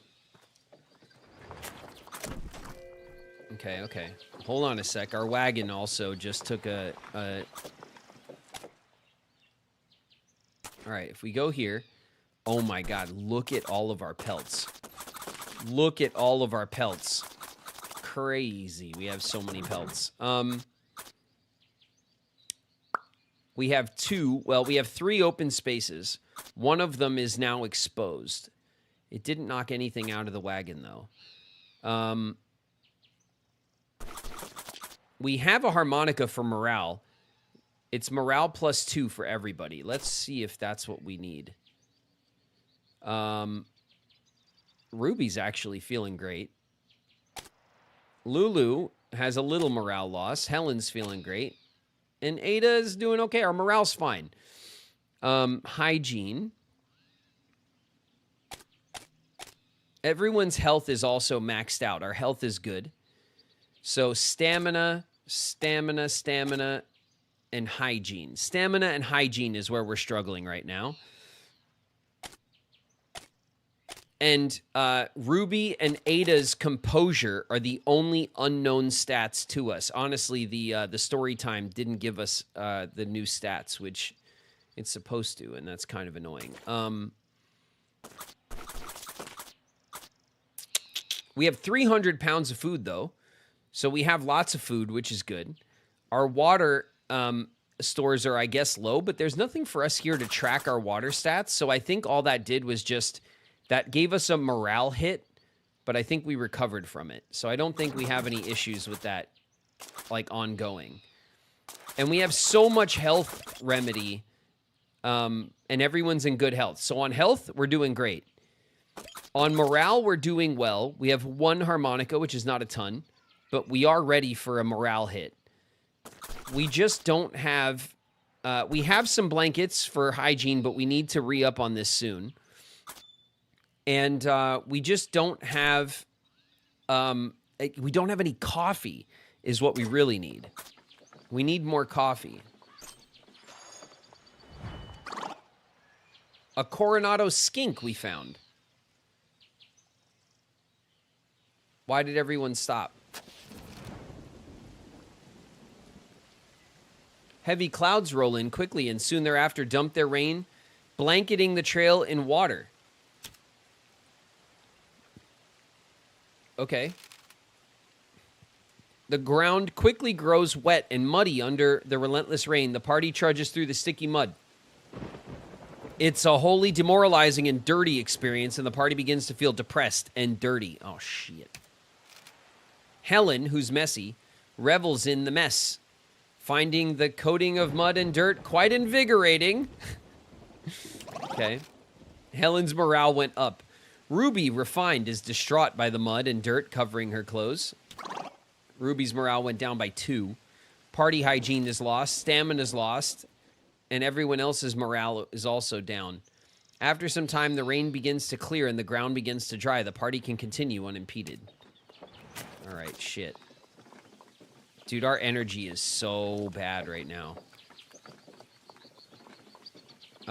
Let's... Ugh. All right. Ruby gets a blanket. And Ada gets a blanket. All right. Helen and Lulu are slightly, ever so slightly stank, but that's okay. All right. We love them just the same. And stamina. Stamina is where we're struggling. We need coffee like stat. We need coffee so bad. We've never needed coffee more in our lives.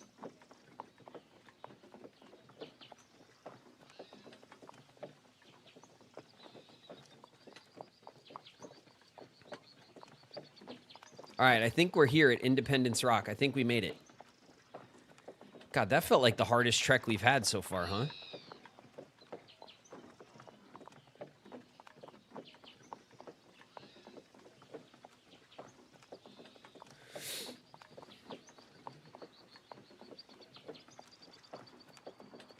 Ooh, a snake. It didn't let me capture the snake. The party finally arrives at Independence Rock, a foreboding, sprawling monolith stretching hundreds of feet into the air.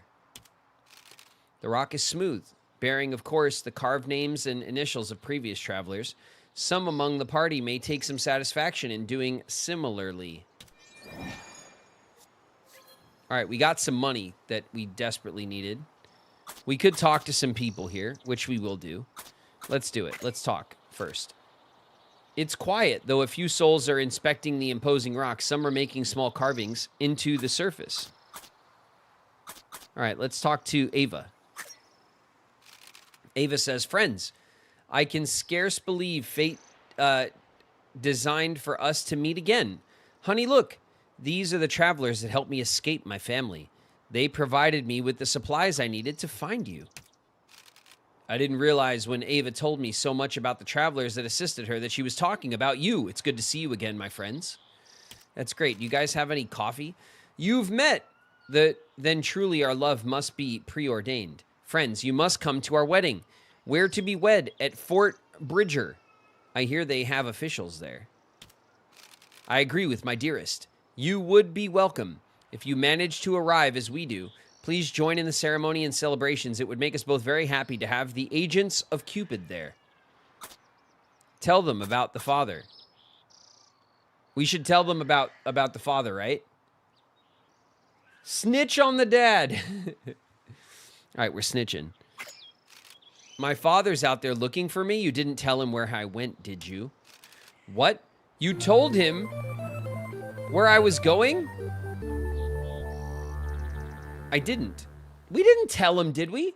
You better be cleaning your ass with soap.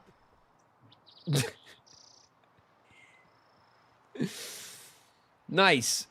Scarlett Johansson roll in the house. What's up, hand roll?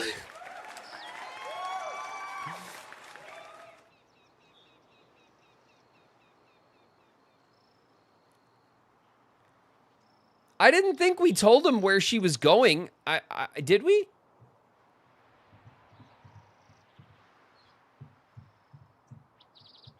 This is horrible. Quick, Douglas, we must go. He can't be too far behind us. We can't have the wedding now. What? We must make preparations quickly. We will have to make it to the parting of the ways before he catches up with us. Travelers, I think it's best you leave. We have preparations to make. Shit.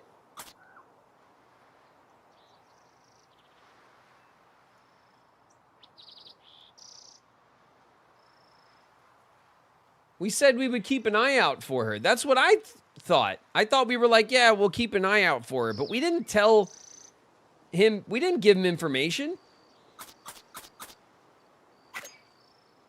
We had her back. Thank goodness you're here. Little Mary ran off a few minutes ago and is gone missing. Oh, God, it's little Mary. She said she wanted to carve her name into the rock like all the grown-ups. I told her to wait until tomorrow so we could all do it together. She's far too young, and I'm worried she might hurt herself. Please help us find her. Who should find little Mary? Lulu. Get out there, Lulu. Lulu quickly organizes a search party and starts hiking around the perimeter of Independence Rock, hoping she'll find little Mary before night falls. Okay. After a couple of hours searching, Lulu finds little Mary in one piece and in good spirits, climbing around the base of the rock.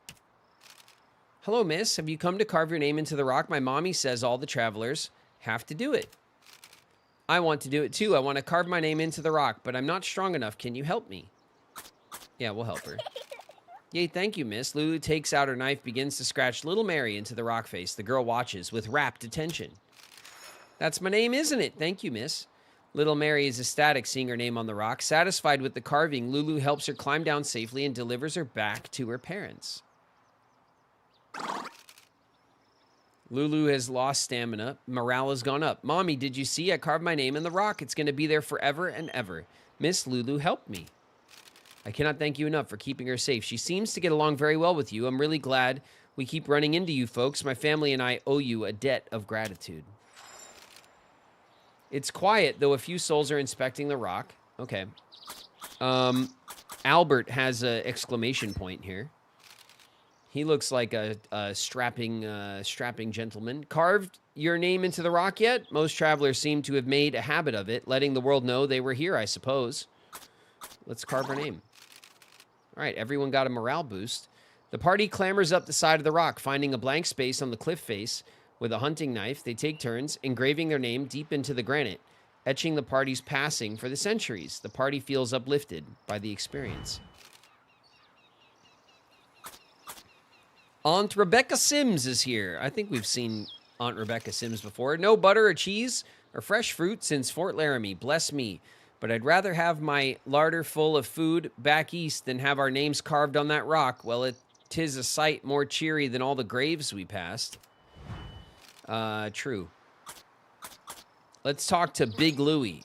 Anyone who goes by Big, it better be, right? Goodbye, Platte River. Goodbye, Sandy Hills and White Buffalo Skulls. Now we climb the Sweetwater Valley to cross the Continental Divide at South Pass. Once again, once across the Rockies, we'll make a steep descent into the Green River Valley. It's quiet. Let's talk to a young man who looks like old Dave from when we started our journey. I carved my name way up on the side of Independence Rock near the top. There are hundreds of names up there. The oldest ones were carved by mountain men and fur trappers. Famous names like Fremont, Bonneville, and Desmet. Cool. Okay. Where did they get the knife? We don't have a knife item, but I don't think that means that, like, knives do not exist in the pack. We just don't have, like, pelt knives or whatever. We don't have the item knife appropriate for pelts. All right? They carved their name out in the granite with a butter knife. Let's trade, because at the very least we can up our trade. Let's trade supplies, okay. Big Louie's got an ox.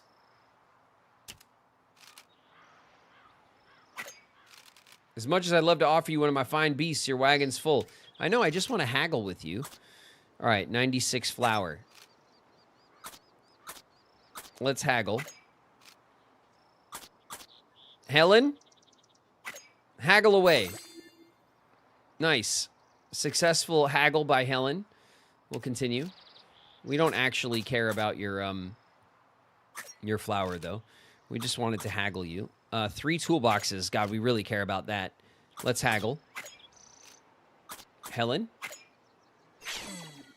Oh! You lost the haggle, but you still gained the point. So now everybody has maximum haggling ability, which is good. I'm afraid the price is quite firm. Helen attempts to reason with Buck. Unsuccessful. 10 bullets for 3 toolboxes. 4 pelts. 8 herbal remedies. No way. 64 flour. We have almost 300 pounds of food. Should we trade him the flour or the pelts? Because we do want the toolboxes. We don't have any, and our wagon is rough.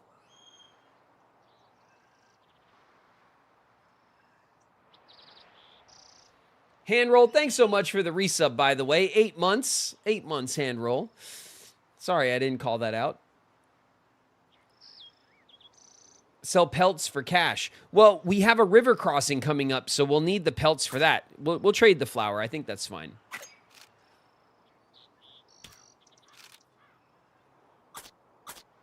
Um, 36 bullets. Joseph, you don't need these bullets, my gentleman. Let's haggle. Okay, see, they all have a 6 haggling skill now. Look at this. Our ladies are all hagglers, one and all. All right, Ada, get us those bullets at a deal, huh? Yes, that seems fair. Okay, great. 36 bullets, 180 meat. Not on your life. 14 pelts. See you later, buddy. See you later, buddy.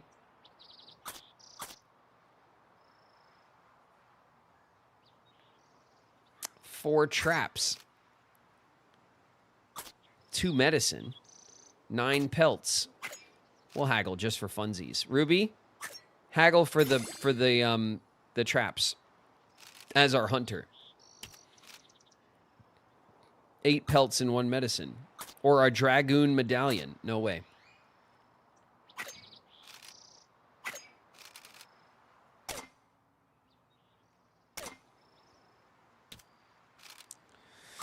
All right, let's get out of the haggling menu. We could sell pelts or fish, but I don't know if we want to do that right now. How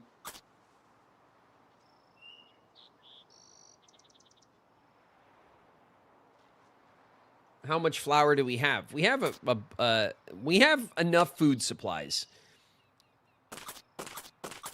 It turns out we only have 8 flour left, but we have 200 pounds of meat and 23 pounds of fish.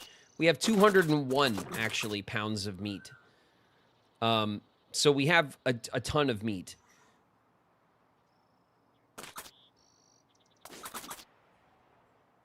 We're going to have to... Oh, look, we got this, and it's taking up a weird spot, isn't it?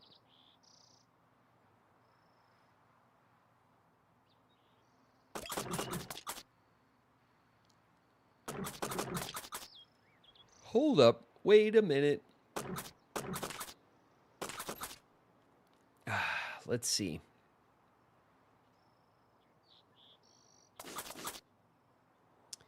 We only have 1 free square. This 1 pound of meat is really in the way right now. Like, really in the way.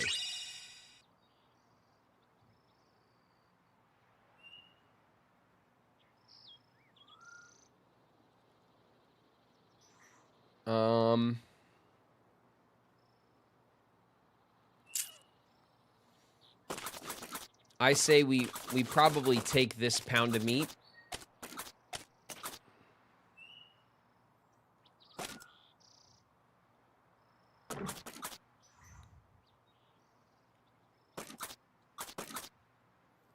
Why are we locked out of repair right now? I think we sacrifice 1 pound of meat.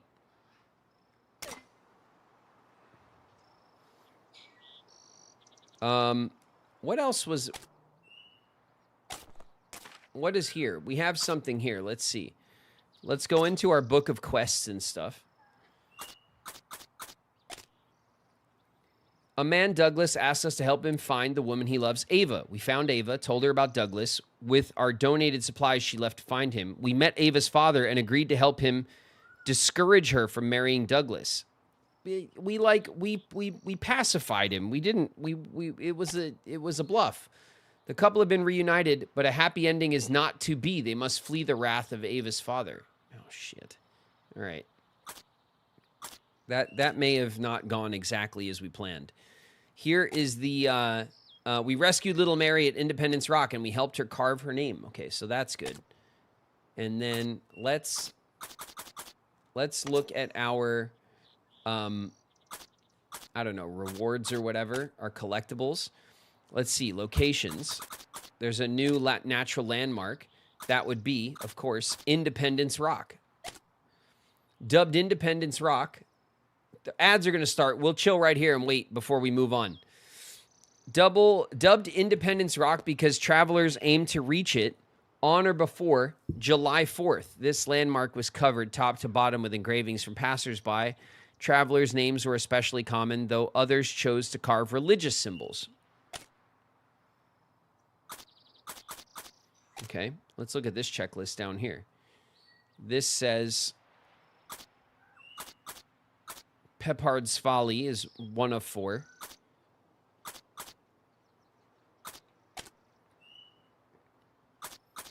Frail Monument.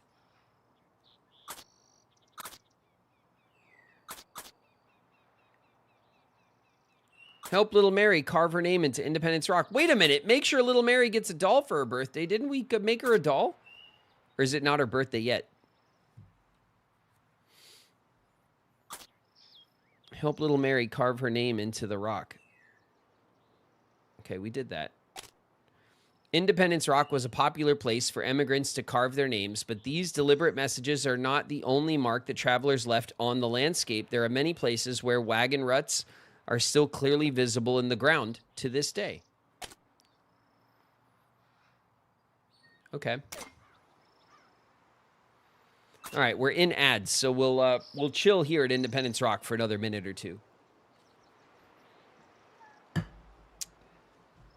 How we doing?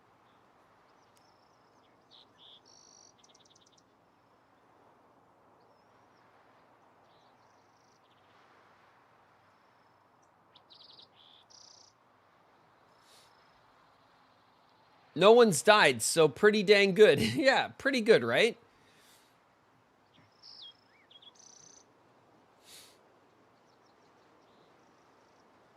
Queen's favorite lesbian Riku Montgomery Mouse is here. Oh, yeah. Riku Montgomery Mouse. Holla Queen's in the house. What's up, Holla? Holla Riku Montgomery Mouse. What's up?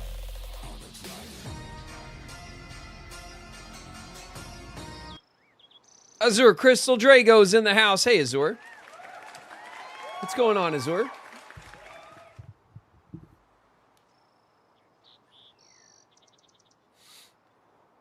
All right, we got a minute and a half.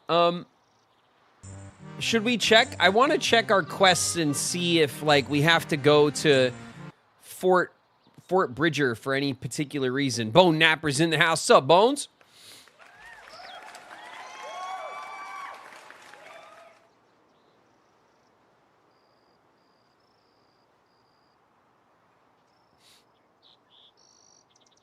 Should we check? I think we should, right?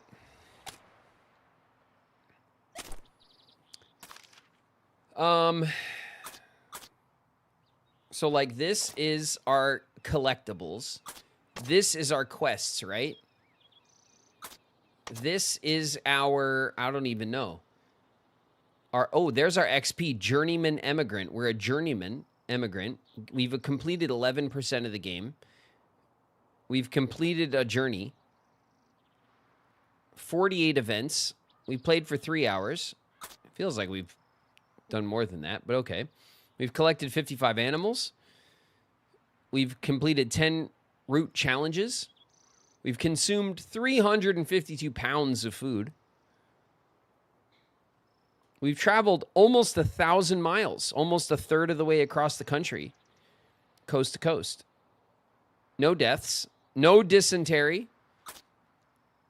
Give me a chance, game. The California Trail.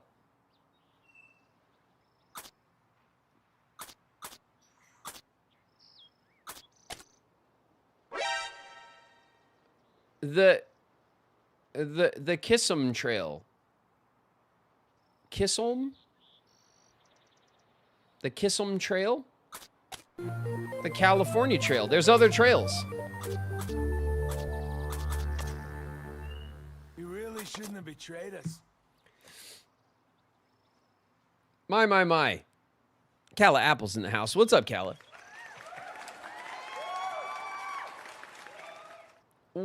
What's up, Kala? Ecto Teeth with the resub. Thank you, Ecto. 4 months. Yippee. Thanks, Ecto. Suki Nobiki with the resub. 5 months, Suki Nobiki.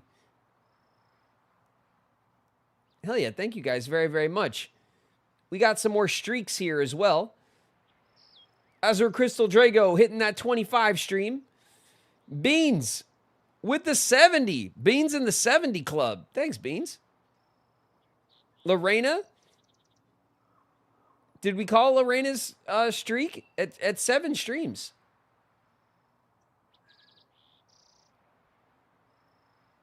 Hartswesker, welcome. Following from an hour ago. Welcome. Thank you very much for the follow, if you're still around. All right. Let's look at our quests. These are all our different quests, these tabs, right? Let's see. This one is the Horse Creek Treaty. I think we finished it. Yeah, we witnessed the signing of the treaty. This one... Oh. Sorry, buttons. Buttons. My bad. Let's go back here to quests. Because to the guitar. Me. No, I'm me. I'm me, he says. Vale's in the house. What's good, Vale? What's up, Vale?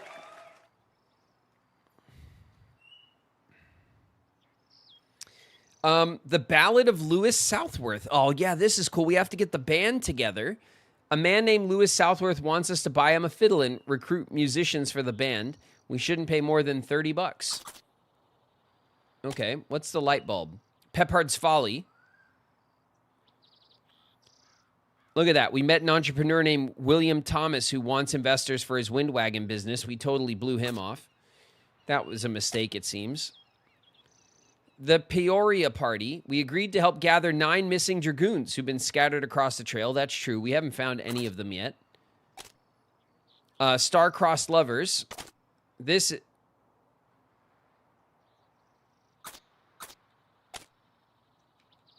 Star-Crossed Lovers. They're gonna flee. The old Papa. We don't want Papa to ruin the love that they have. All right, I don't see anything that's telling us that we have to go to a specific place. All right, let's get on the trail. Should we rest? Oh, yeah, we need to rest, right? Let's rest. We haven't rested yet. Resting ends the current day, gives the party a chance to recover stamina. Yes, please rest. The wagon bed's rearranged into a cozy sleeping space, as is possible, and the party settles down for the night. Sleep when you're dead. Lauren, we're struggling out here, okay? We have to keep our ladies in tip-top shape, all right? The trail is long and full of terrors. I think is the old saying. Let's depart. Off we go.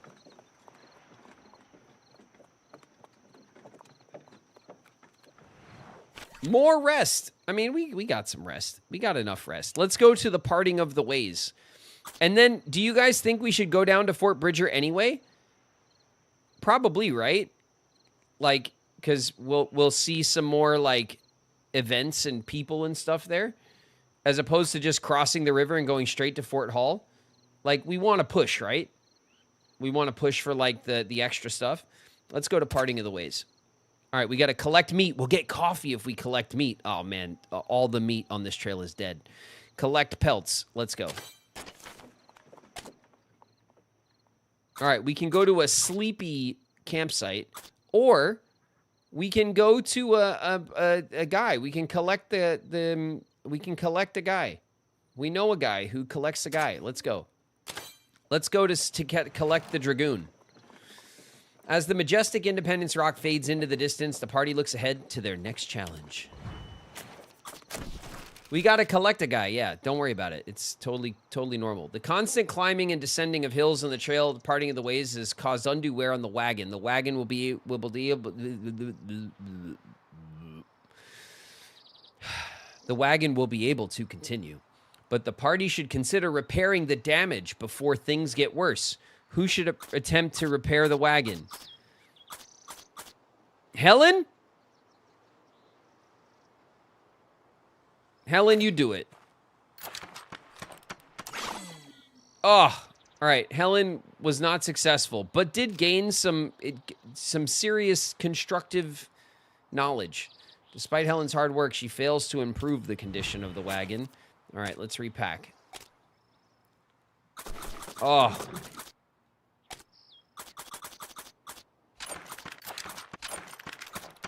Okay, we have 3 spaces that are exposed now, which is awful. Let's get our food. Excuse me, game. Let's get our food back into the wagon, as well as our doubloon or our dragoon or whatever that's called. Let's take a quick look at our ladies here. Morale down 1, full, down 1. Health full all around. Stamina down 2, down 4, full. And then hygiene full, down 1, full. Okay, so honestly, it's still our stamina is really where we're struggling. Our stamina is really where we're struggling. And we saw some bison. And we drew pictures of them in our book. Or whatever. Tripping over a small bump in the rough ground, Helen finds herself in the dust, a little sore. She picks herself up and keeps walking. Okay, just a scratch. Oh my god. More bison have been spotted. Oh, we're really getting it now, aren't we?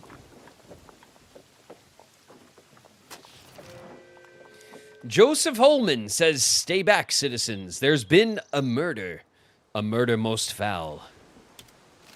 Oh, I see. You're that group the captain's got hunting us down, eh? I had you pegged the minute I saw you, detective's intuition, as it were. I could use an assistant on this case very well. If you help me track down the killer, I'll return to the captain as soon as I'm able. Let's investigate. Excellent. With your help, I'll have this case solved in no time at all. I've compiled a list of clues, suspects, and pieces of evidence. Simply tell me what you wish to inspect, or let me know when you're ready to make an accusation. Oh my god, we have a murder mystery. All right, give us the overview. Everyone present is part of a wagon train heading to Oregon, with the exception of Quill, who arrived only yesterday. The others have been together for the better part of a month now. Some have known each other longer, some less. Until now, there's been no infighting. Our victim is one Elias Farthing. He funded the expedition and was its de facto leader. He wasn't well loved, but as far as I could tell, he also didn't have any explicit enemies. For the most part, their journey seems to have been normal, except that they're being harassed by thieves a lot more than usual. These thefts have been targeted and efficient. It's likely that somebody on the inside has been helping them somehow. I've compiled a list of clues. Okay, that's the overview. Let's look at the dossier. All right, pass the dossiers. I've taken the liberty of compiling some information on each of our suspects. Each suspect also provided a writing sample so we could compare it to the note we found at the scene. I watched as each wrote their sample so I could see which hand they favor. Just let me know who you'd like to learn about. Quill Peabody, Gareth Fairfield, Gurney Goldman, Marshall Brennan, and Kellogg Hardin. A couple of... Look at this group. They're all guilty. Look at them. Look at them. Every one of them. All right, let's talk to Quill.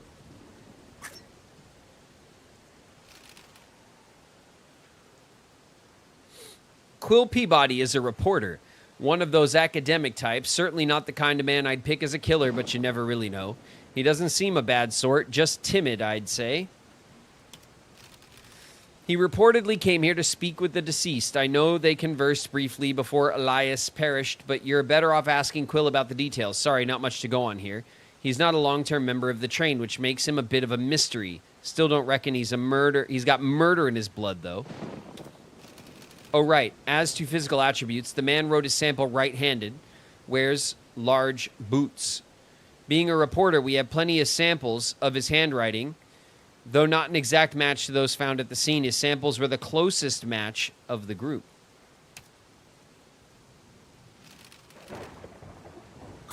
Let's tell us about Gareth. Gareth Fairfield was the manservant of the deceased, his butler, if you will. Far as I can tell, the man has been nothing but loyal up until now, but who knows what could have transpired between the two of them. Gareth wrote his sample with his left hand. Is of average foot size. We have samples of his writing from his personal belongings. None match the letter found at the scene, of course. This is the only fellow who seems distraught that the murder occurred at all. That don't absolve him, but his reaction strikes me as genuine. Look, he's still a suspect, as is everyone present. But who ever heard of a butler being responsible for a murder? Question mark, sass, sarcasm.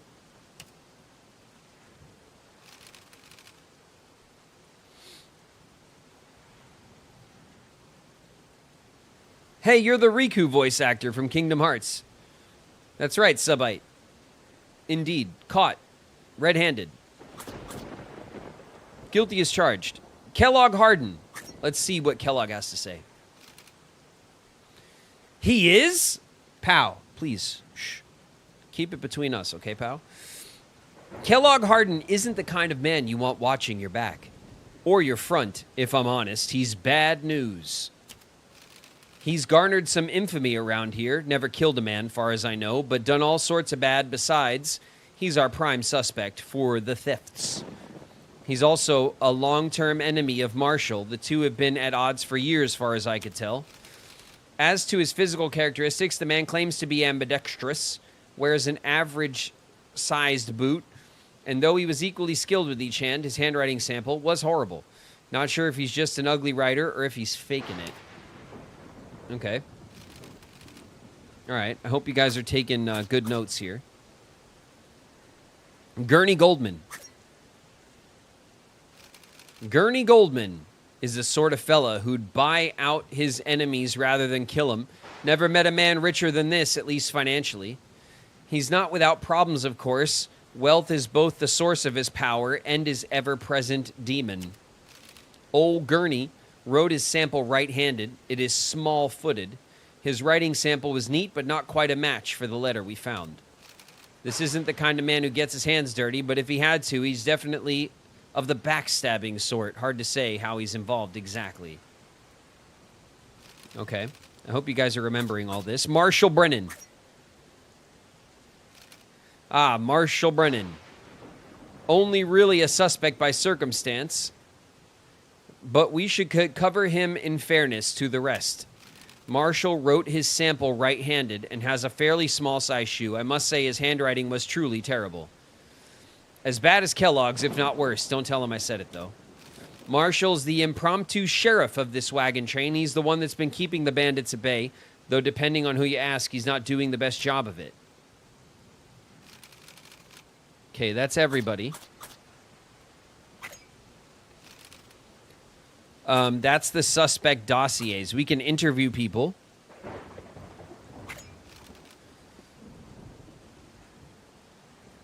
Marshall did it, I could tell. Feel free to speak to the suspects directly. Keep an ear out for mistruths, but remember, some will lie habitually.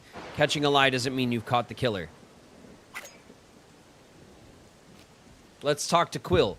Can I help you? Alibi. Let me think. I went to bed early, around 7 perhaps. I'd only arrived the morning before, so I was still tired. Certainly not in the mood to be wandering about conversing with anybody. I couldn't fall asleep for some time. I heard gunshots at one point, but it wasn't until after the rain had started that I managed to fall asleep. Victim relationship? I'm a reporter. Elias and I had only properly spoken the once, yesterday morning, in fact. He told me he had news to share, but he had to procure evidence first. Frankly, I was and remain baffled. I don't know what news he was talking about or what evidence he was attempting to produce. Examine. Spin around, Quill. Let's take a good look at you. Quill Peabody is a tall, thin, well-dressed man. He seems bothered by the rain. His eyes are nervously darting around the gathered group. Okay. Okay, so far nothing screams murderer, right? I mean, obviously one of them is guilty, but I like that it doesn't seem quite so cut and dry the way that they're giving us information. Let's see. Gareth. I hope you catch the killer soon. I'll do anything I can to help. What's your alibi, Gareth? Let's see. I was preparing dinner for us in the wagon when I glanced outside to see Elias talking to somebody. That would have been around 7:30. He never came back. As soon as it started raining, I went out to check on him. This would have been about 9. I found him lying in the mud. I hope you catch the killer soon. Victim relationship. I worked for the man. I was a valet, chef, attendant, so forth. I resolved matters he hadn't the time, nor stomach to solve for himself. I hope you catch him soon. Let's examine him. Have a spin, Gareth. Gareth is an enormous, imposing man. He looks less like a servant and more like a bodyguard or a soldier. Well-dressed, maintains a neat composure in spite of the rain. There you go. Okay. Let's see old Kellogg here. This mountain man. What do you want? Alibi. I was out of the camp practicing my aim. No idea what time it was, but I wrapped up and came back to camp. On the way, I passed by where Elias died. Though it was dark enough that I couldn't see anything, I did notice some fellas scurry off in a hurry, but I can't give you much more than that. My money's on whoever that was being the killer. Very astute, Kellogg. What's your relationship? Elias? Saw the fellow around time and again, but I didn't care to know him, and he didn't care to know me. He wasn't one to get involved with shady folk like myself, so our paths hardly ever crossed. Not much else to say. All right, let's examine him. Have a spin, Kellogg. Kellogg is a vicious-looking man whose hands are never far from his holsters. It's evident he spent plenty of time outside civilization and outside the law. A large, fresh bruise adorns the right side of his face. Okay. Sus.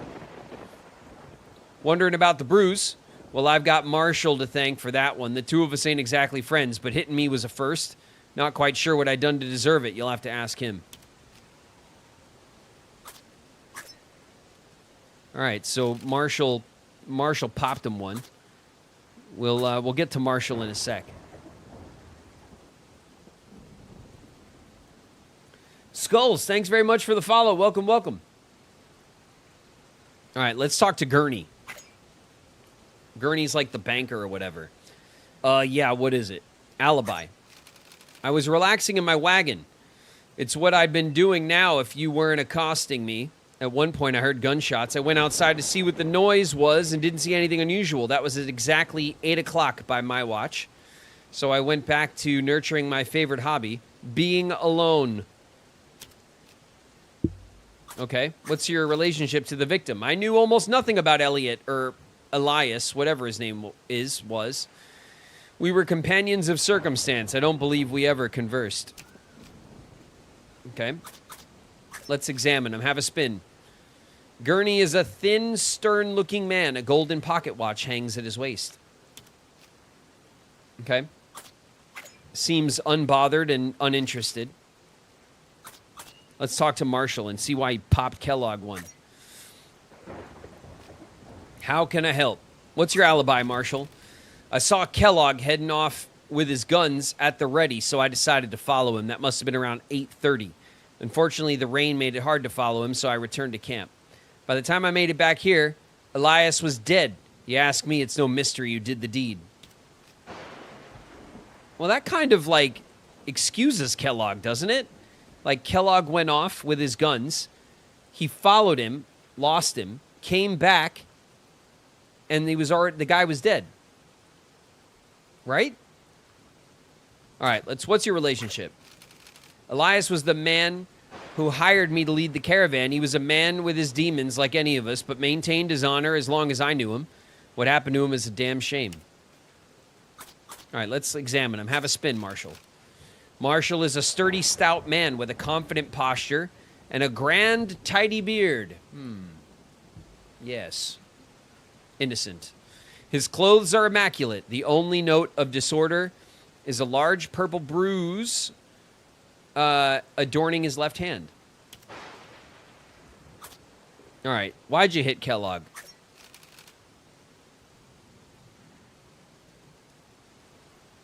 It was Graven in the study with the candlestick. How dare you? How dare you lie on my name? Saw that, did you? Well, I'll make no excuses. I hit him, all right? You ask me, it's not even half of what he deserves for killing Elias. Why do I think it was Kellogg? Not much for detective work, are you? His shoe size fits those found by Elias's body. The blade used to kill the man was fitted with a left-handed grip. Kellogg is ambidextrous. He was also unaccounted for at the time of the murder. I'll make him pay for what he's done, mark my words. Okay.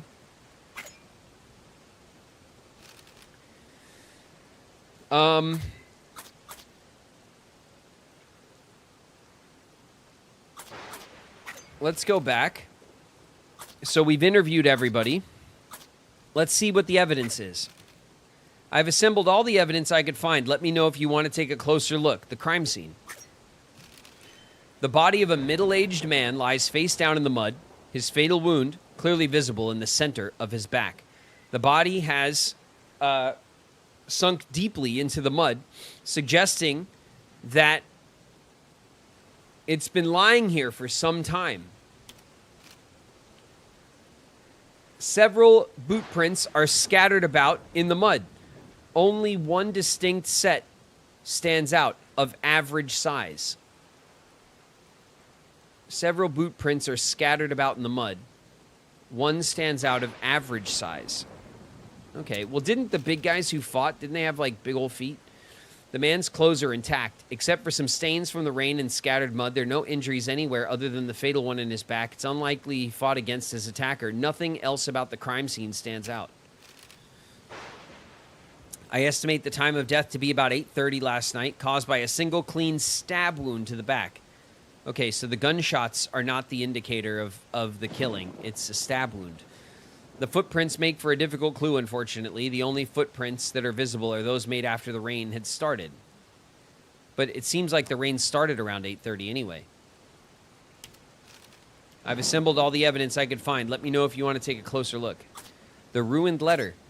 We found a letter on Elias's body, but it was so rain-damaged as to be illegible. Still, there's a bit to be gleaned from it. The handwriting was messy, and it certainly wasn't written by Elias's hand.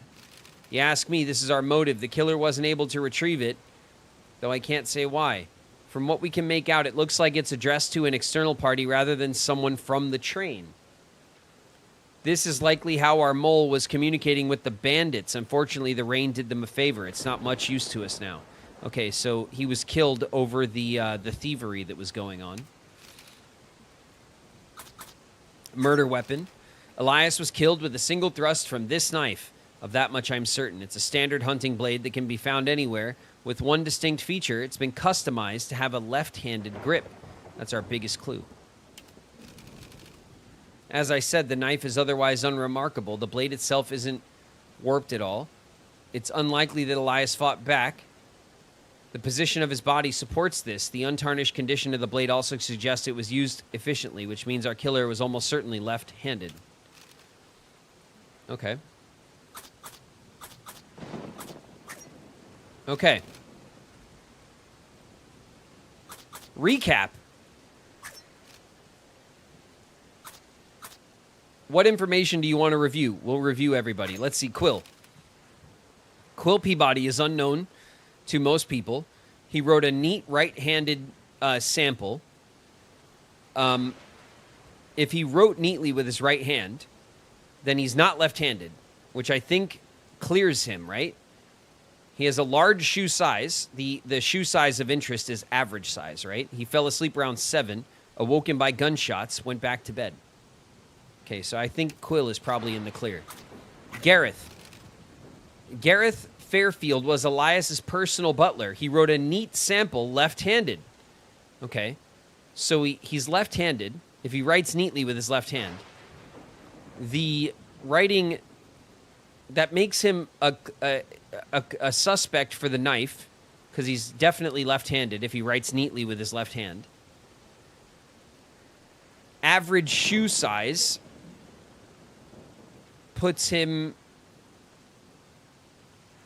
makes him a suspect for shoe size. He saw someone speaking with Elias at 7:30, found his body when it began to rain at 9. Okay, so the rain started at 9.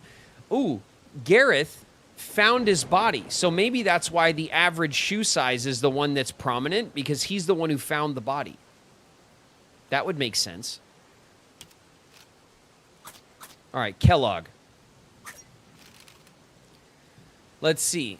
An outlaw, a rival of Marshall Brennan, wrote a messy sample with both hands, and he's ambidextrous, average shoe size, practicing with guns at an unknown time, but returned before it rained, scaring someone in the process. Okay. So he is the one who says he left with his guns. The gunshot was heard, right? And the guy wasn't killed with the guns. So Kellogg did go off to shoot his guns because everyone heard the gunshot. He's ambidextrous, so he could be the killer with the knife. He has an average shoe size, which puts him in range for the shoe thing. Let's see. What about Gurney? Gurney is a rich banker, a major funder of the expedition. He wrote a neat sample right-handed. Damn it, Wing. Damn it, Wing. Wing's in the house. What's up, Wing?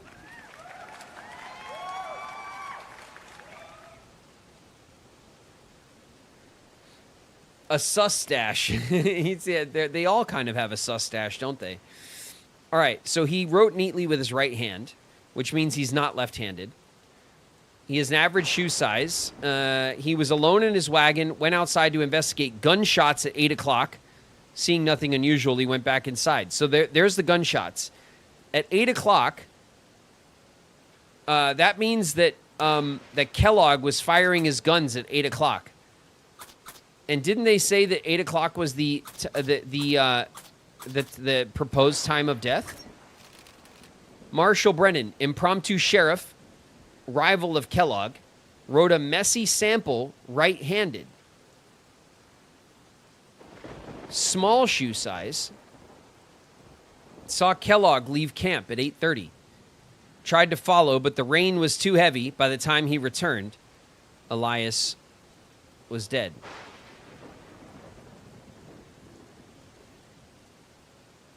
He left, he saw Kellogg leave at 8:30.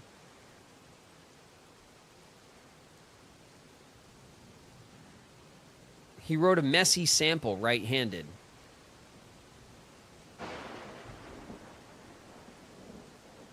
All right. He writes messy with his right hand. Maybe he's left-handed. Let's go back.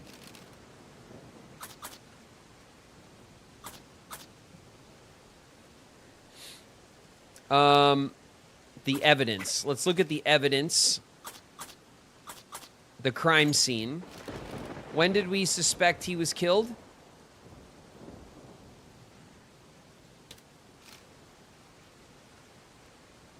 Several boot prints. Only one distinct set is of average size, but the guy who found him dead once it started raining has average size feet, so that really doesn't help us, does it?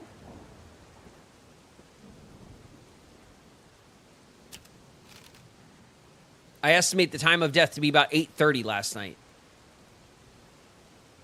Okay, 8:30. If 8:30 is the time of death, and we go to our recaps, right? Marshall Brennan saw Kellogg leave camp at 8:30, tried to follow, but the rain was too heavy, and then he returned. So Kellogg and him both left at 8:30. This guy was in his tent.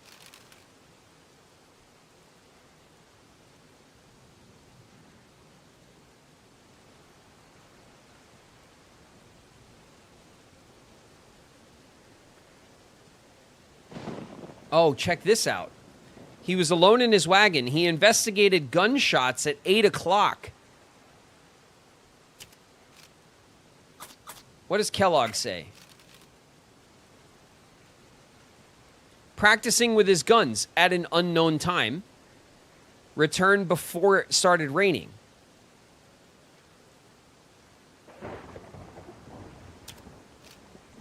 If the gunshots were heard at 8 o'clock, then Kellogg didn't leave at 8:30. Marshall said that he was following him. He saw Kellogg leave camp at 8:30. But the gunshots were a half hour before then. So this is off. Marshall's off right now.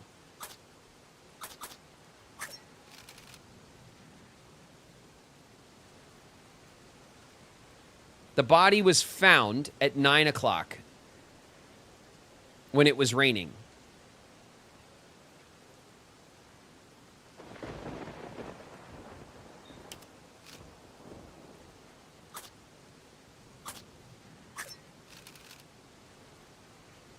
This guy was asleep at 7 o'clock. I think Quill is clear, right? I think Quill and Gurney are pretty clear. Neither one of them seem to have much interest or motive or whatever. This guy's the criminal, and this guy is the marshal. But I feel like Kellogg, who's the criminal, he said that he went off to shoot his guns, and then everyone heard the gunshot. Right? So he's telling the truth, it seems. He does write with both hands. Which means he could be a suspect for the knife and the note.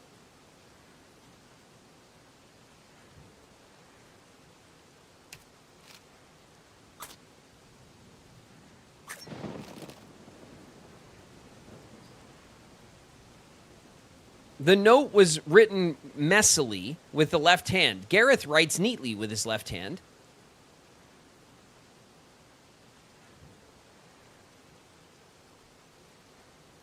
And he's the one who found the body, which explains the footprints. And then we have Marshall. Marshall wrote a messy right-handed sample, so maybe he's hiding that he's left-handed. And he says he saw Kellogg leave at 8:30, but Kellogg was firing his gun at 8 o'clock.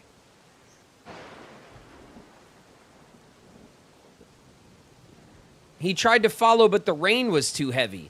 The rain started at 9. Dude, Marshall's the one who's sus to me. All right, let's go back. Let's make an accusation. Know who it was, do you? Don't leave us in suspense. Marshall, you bastard. Marshall Brennan, really? Really, Marshall? Well, I suppose he's a suspect, same as the others. His writing sample was right-handed, though. And as far as we could tell, the killer is left-handed. How do you figure that? He has an evil twin. He's ambidextrous. Used a different weapon. The victim's not dead. He's not right-handed. That's right. He wrote a messy right-handed. I think he's hiding that he's left-handed. What do you mean he's not right-handed? I saw him write the sample myself. Do you have any evidence to suggest this as fact?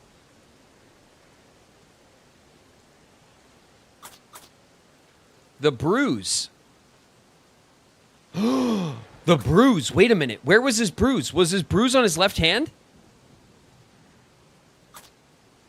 Was the bruise on his left hand? Oh, he's full of shit. He's full of shit. We caught you, baby. Your bruise is on your left hand. I see. Kellogg's bruise was on the right side of his face, and Marshall's was on his left hand. Therefore, when he hit Kellogg, he swung with his left hand. Got you. Still, this isn't much to go on. For one, Marshall has small feet. No prints of his size were found in the mud at the crime scene. Can you explain that? Yeah, it wasn't raining yet. It wasn't muddy. Why on earth do you think the ground wasn't muddy? Look at it. It wasn't raining. It wasn't raining yet. It wasn't raining at the time Elias was killed. I suppose that could add up, but if it hadn't been rain damaged, why did the killer, Marshall, as you claim, leave the letter? Wasn't that the whole point of the murder? He was interrupted. Because someone saw him running, right? He got interrupted.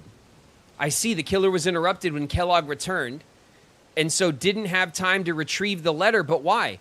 Why would Marshall kill Elias? Money, power. The money, then you get the power, then you get the respect.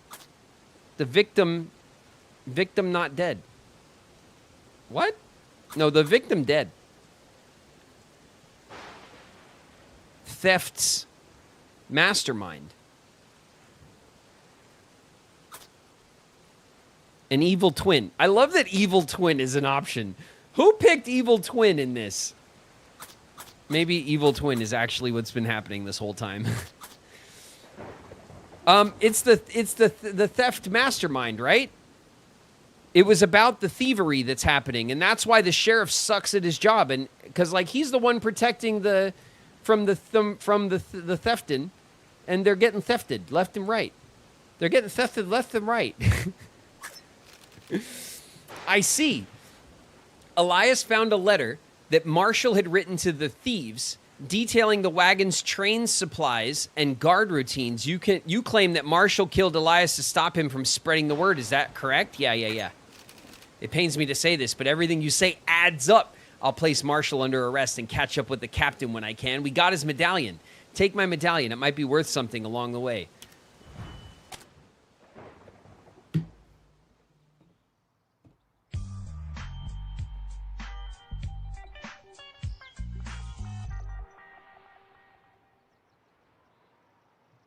Bam. Bam. How was that for an investigation, huh? Man, that came through. We can go to a little campsite for talking. And then we can hit one of these, but not both, of the Dragoon platoon. So maybe we'll go to the campsite, then we'll drop down to the question mark, and then we'll hit this guy on our way out, right? That seems like a min-max kind of approach. Let's go to this talkie campsite. Because Lord knows we need to have we need to chat after a crazy run like that. Oh yeah, we got to get meat. Oh, our ladies are really tired. Oh, ooh. All right, continue. One of the wheels has been warped. Oh, we got a wagon wheel. Ada removes the damaged wheel, replaces it as quickly as possible. Okay, let's repack.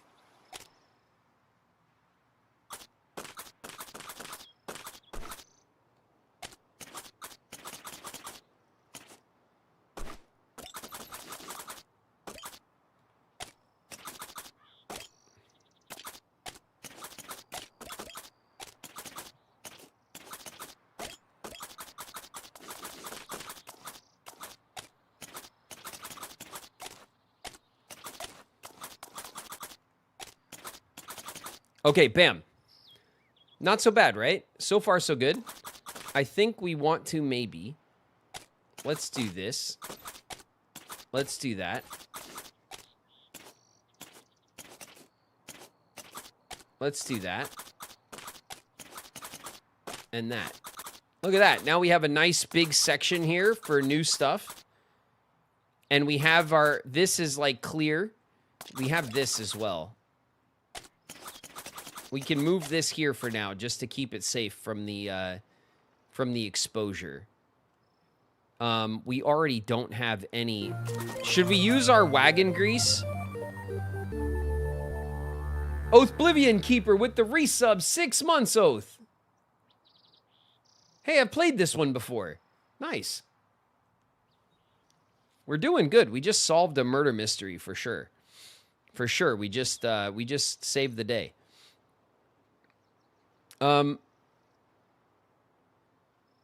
God, we need like so much stuff. Should we use our wheel grease? Because our wagon is like, our wagon's giving us trouble. Or do you think we should save it until maybe one more damage and then, because we have some room to work around damage? How's our wagon health? We have 2 exposed sections and that's it. But we just repaired it with the wheel and we've been having trouble lately. Use it. All right, let's use it. Apply grease. Yeah, grease it up. Okay. So we'll grease it up, and then we'll take our medicine, and we'll put our medicine up here. All right, let's.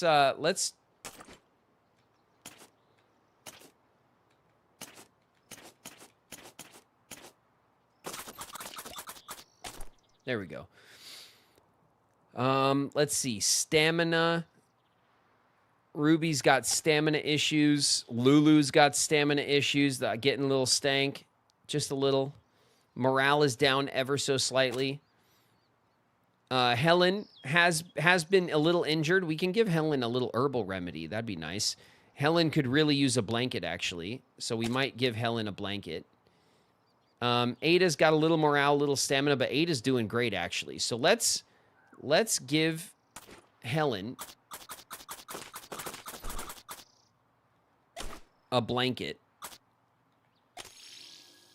Because we can't have too much stank. Right now, Lulu is the stankest in the group. And then also, let's use a herbal remedy on Helen. So everyone's nice and healthy, which you know we love to see it. And then, because oh no. No one said that we were going to do that. No.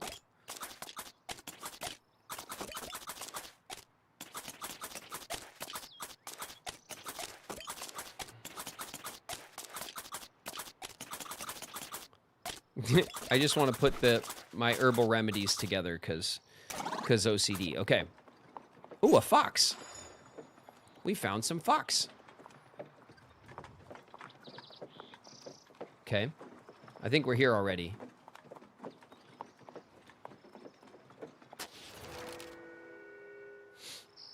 Several travelers mill about, unpacking their belongings and excitedly whispering around campfires.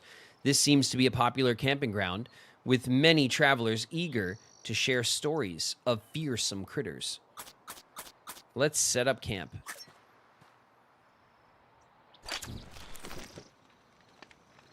Share stories, for sure. The party could listen to a new story or share one they've heard before in exchange for fresh supplies.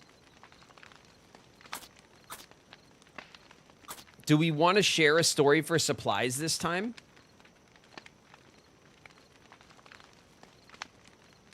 We could listen to a new story. Maybe that we'll hear a new story about a new cryptid or something. But maybe we'll get some, like, maybe we'll get a coffee. Maybe we'll get a toolbox. Like, we might end up getting supplies we don't need. It's kind of a gamble, but sharing is caring.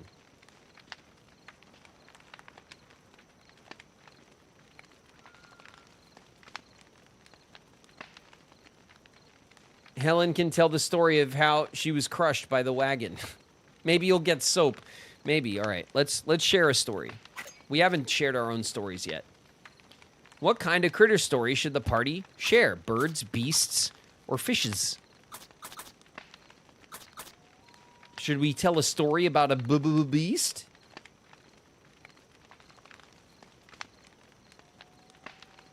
All right, beasts. Ada starts to speak in hushed tones and begins telling a story about fearsome beasts in the wilderness. As the night wears on, the wilder the story becomes, and the receptive crowd is all too willing to hand over some supplies to hear how it finishes. Good job, Ada. Ada held out for donations before the story got finished. Nice, Ada. Well done. 2 medicine. It's the thing we have the most of. Oh, meat? Oh, no, we ate meat. Okay.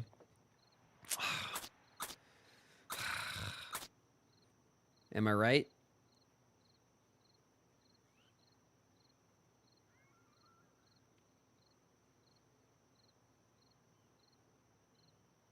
All about the shmoney. That's right. Ada did the shmoney dance, and we got some medicines. That's all right. I mean, it's good to have. It's not like we won't use it or whatever. We probably will use it, but we have more medicine than anything else, so it didn't turn out the way I wanted. Which is how the game goes, right? We agreed to help gather 9 missing dragoons. Oh, okay. This is our victory right here. No. Excuse me. Thank you. No. Resume. We discovered the identity of the murderer, allowing Joseph to continue en route to the captain. Oh, okay. It says we did it. All right, cool. Let's go to the question mark, right? So we can reveal an undiscovered locale on the trail. All right, ladies. Ooh, is that a white bison? It is. A white bison was spotted. That's got to be a rarity, huh? Stick that in your journal. And a bright cluster of berry bushes surrounds a nearby rock, a stark contrast. Okay. The berries are not readily identifiable, may be unsafe to eat. If they are indeed edible, however, they might make a fine supplement for dried rations. What should be done? Let's inspect the berries, right? We'll inspect. Ada, now's not the time, right? Ada, inspect.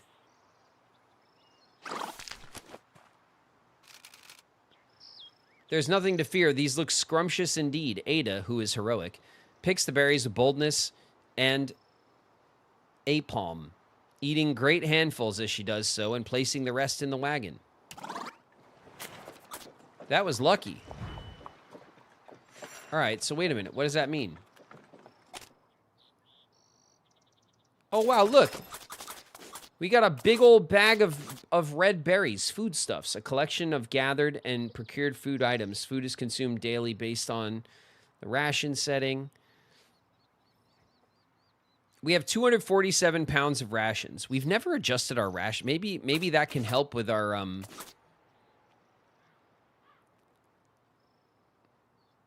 morale.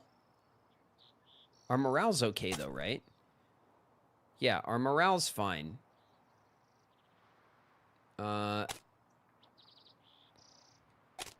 Let's see. Stamina's down. Morale's a little down. A little bit of hygiene loss. Stamina. Ada's just slaying. Ada don't care. Our morale's actually not that bad, honestly. Only Ruby and Lulu have a little bit of morale loss. Ooh, another one. 2 white bison? That's got to be a hunt. Hunting is ideally suited to those who spend time in the wilderness. Low stamina will be unable to carry back much meat. Who should hunt?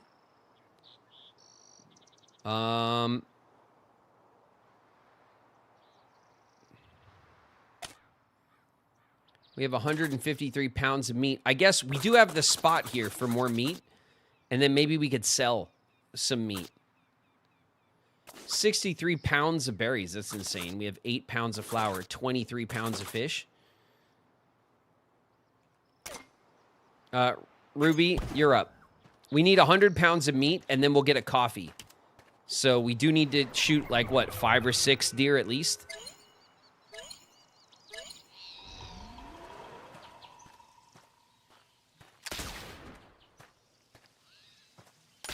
Oh, got you.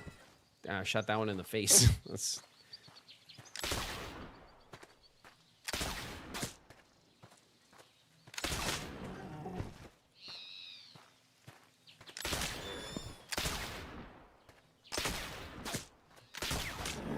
Okay, 2 bison should do it.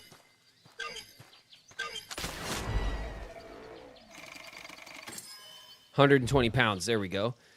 And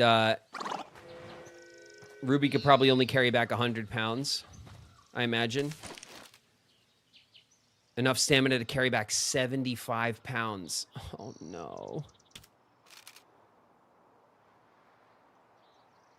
Yeah, get some pelts. We'll have enough pelts to sell for sure.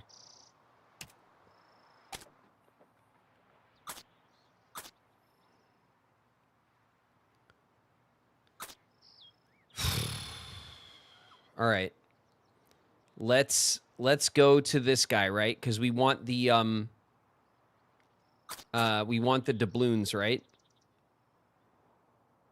We couldn't get both of these guys, which I don't know if that means we can't collect them all. We've got to hunt again for coffee. I know, but we could always buy coffee at the major stops.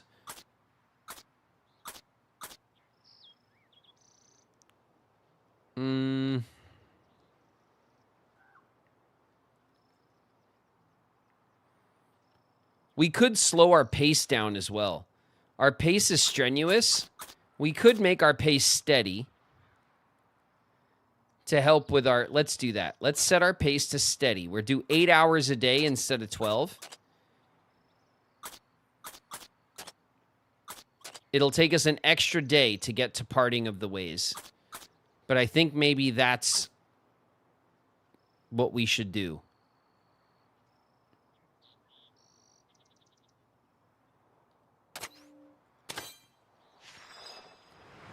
Let's repack. Oof.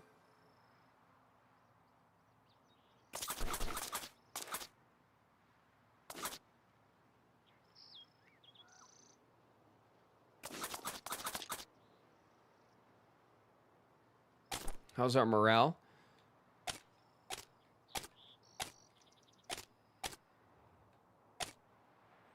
Our morale is solid. Okay, let's take the harmonica. We'll put that here for now so we can take this pelt and put it there. Our wagon is chock full.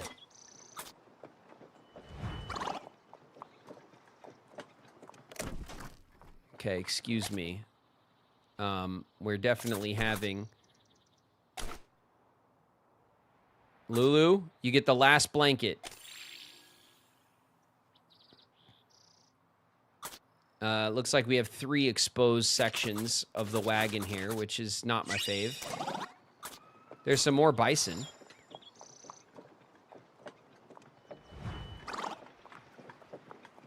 Over there.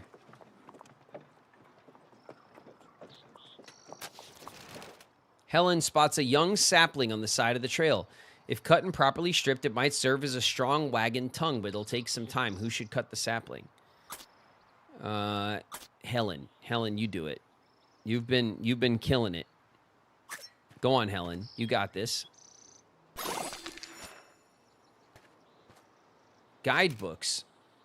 After a few hours, Helen successfully cuts and strips the sapling. It'll serve as a good wagon tongue in a pinch. Okay, let's repack. Oh my god, it's huge.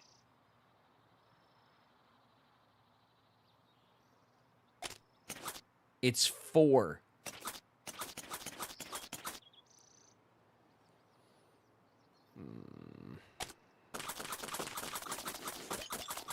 Okay, this has got to go.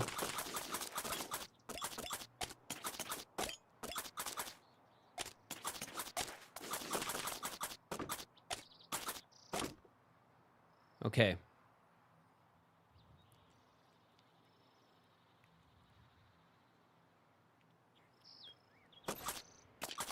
Wait a minute. A finely crafted wagon tongue used to fasten livestock to wagons. Replace a broken tongue or use it in a pinch to restore some wagon damage. Tongue repair +1. Damage exposed slot repair +1. Single use.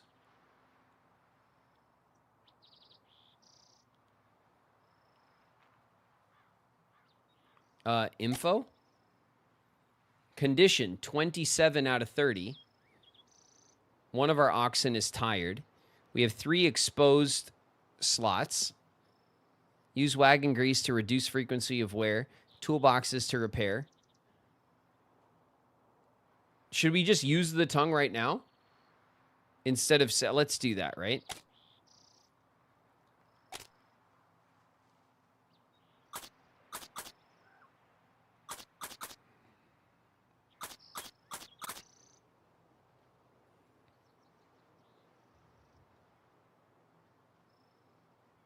Damage explodes slot repair +1. Is it really only going to do 1?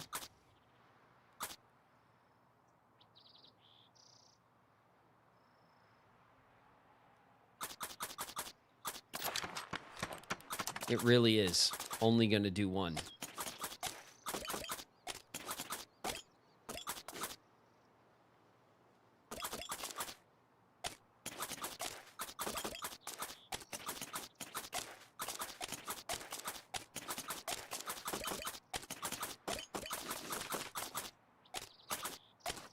Okay. Well, we got a free repair out of it, I guess. That's fine. We are so tired, though. And slowly but surely starting to stink.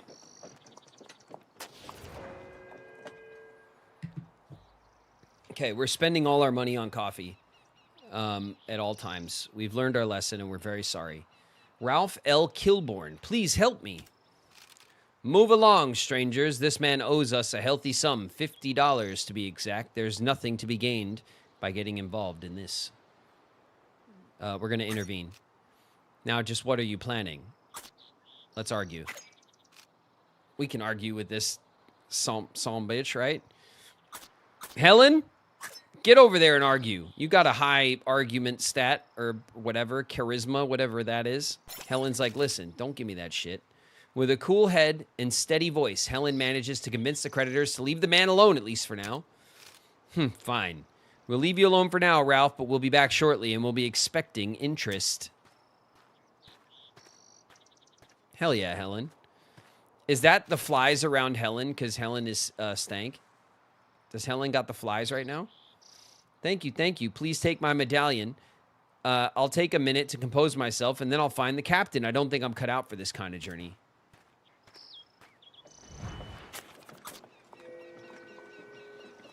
Okay. We're on an ad break. We'll pause it right there for a sec.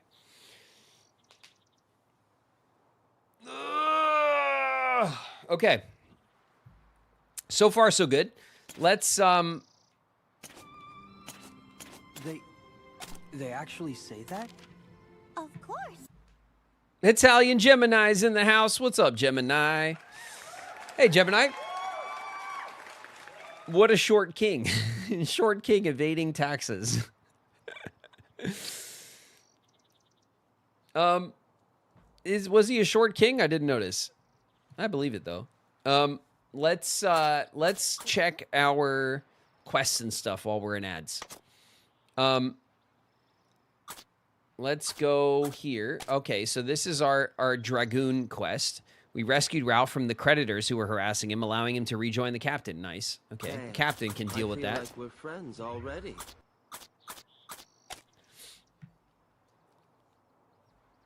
Oath Oblivion Keeper is in the house. What's up, Oath? Oath is here. Been here. Melu running with a 20 stream. Breathy Introvert hitting the 35 stream. Cyberhex Shadow with a 20 stream. Thank you guys very much for the streaks. Hell yeah. Some strong streaks on the Oregon Trail. Thank you guys very, very much. As usual, thank you guys for hanging out with me, for coming through stream after stream, for spending some time here. I appreciate you guys a lot. Emigrant Trails. Thank you so much for bringing that up, Brenda. Cyberhex Shadow in the house. What's up, Cyberhex? What happened? Kamoriku's here. Hey, Kamoriku.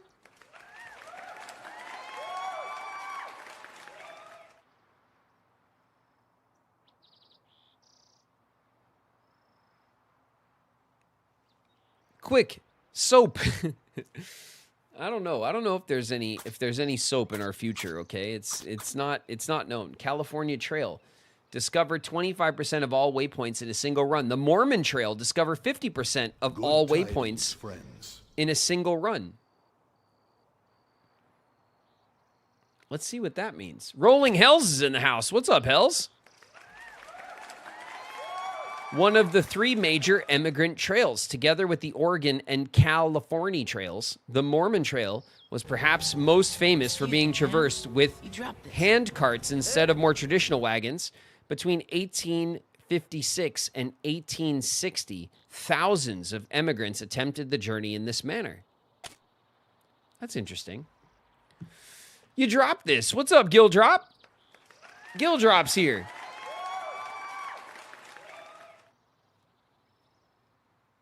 All right. We found the Mormon Trail, which would be like the Utah Trail, or like a trail that leads to Utah. That would make sense to me. Maybe, I mean, I don't know the history of all the trails. Personal articles. Guidebooks. Raise character skills 20 times. Planning a voyage west often began with consulting a variety of guidebooks, some more accurate than others. A booming market saw many poor quality travel guides created for profit alone. Over time, finding a book with reliable information became ever more difficult. That's really interesting. Wow, market demand, huh? So like as more and more people were heading out west, people were putting together like bullshit guidebooks to make a buck. Along the trail, or probably closer back east at the start of the trail, and then someone would buy your book, and then you'd send them off on their way, and who gives a shit? They're off on their way west. You'll never see them again, kind of thing. That's pretty. I'm not surprised, right? That seems to be a tidbit of the history here. That it makes sense to me. It sounds pretty shitty though. All right. Ooh, what's that? It's a coyote. Numerous burrows dot the plains, stretching out before the party. Occasionally, prairie dogs can be seen darting between the burrows. I wager you cannot hit even one. Lulu challenges the party to a shooting contest. The prairie dogs seem none the wiser. Ooh. A shooting contest might be good for morale. Do we have morale issues? A little bit. Everyone has a little morale boost. Let's see. Let's accept. Who should take the shot? Oh, Ruby's gonna take the shot, right? Ruby's gonna take her up on the shooting thing.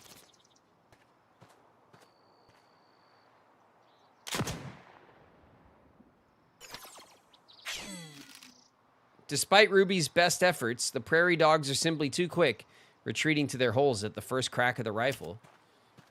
Okay, Ruby missed. Ha! I knew it. Okay, did that make everyone sadder? Was that a terrible idea? I don't know what happened. Maybe we didn't do anything good there, actually. Turns out.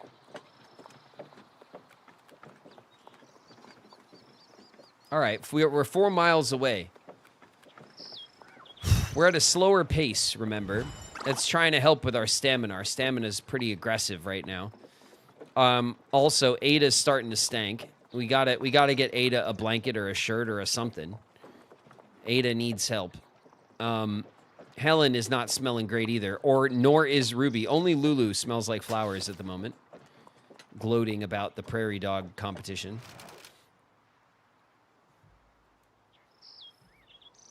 Though no one had so much as noticed the gradual ascent, the party had arrived at the summit of the Rocky Mountains, the very backbone of the North American continent. We're at the summit.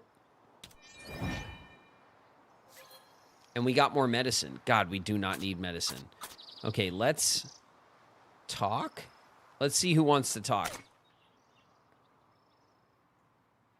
Oh my God, we have not gone that far from Fort Laramie.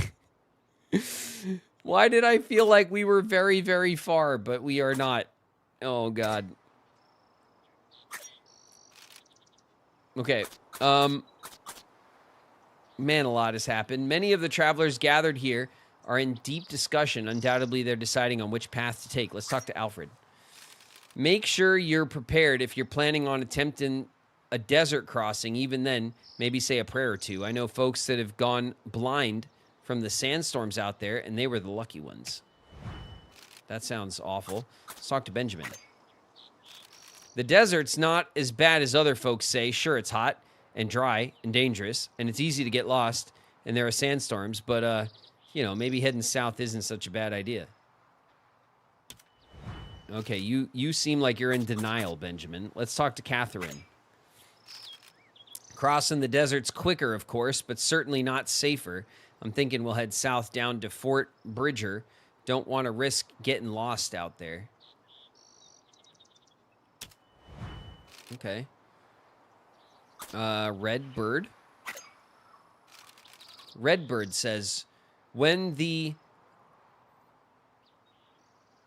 Baishtashil first crossed our lands, their wagons were few. Now the trail is crowded and the land is overgrazed by their animals. Are there any Baishtashil that still live in the east? My people are afraid that we'll be forced to move to keep our families safe. I'm sorry, Redbird. I don't think that that you're too off about that. Mormon traveler. My family and I travel with 40 other families to the valley of the Great Salt Lake to seek religious freedom. Back east, Mormons are persecuted. In Utah, we'll join together to build a new community, changing desert into farmland. And so they did, right? So I feel like that was a success. All right, let's go back. Nobody has a mission for us or anything. We could trade. There's no store or services here. Hopefully we'll get a trade for some good stuff. Let's trade supplies. What do we got? Traps, flour, toolboxes, and clothes. Okay, we want the toolboxes. We want the clothes. 5 toolboxes? You better believe it. Hey, Buck. I'm looking to trade. 83 meat, 25 bait, 2 medicine. Okay, let's haggle. All right. All right. Helen, haggle it up. Oh, yeah. Good job, Helen. That's what's up. Yes, that seems fair. Let's see if we could trade him for 1 medicine. Oh, 1 medicine? Give me those toolboxes. We got so much medicine. Okay. That was a great trade. Let's try to get these clothes as well. 2 clothes for 1 medicine. 4 pelts. Let's haggle.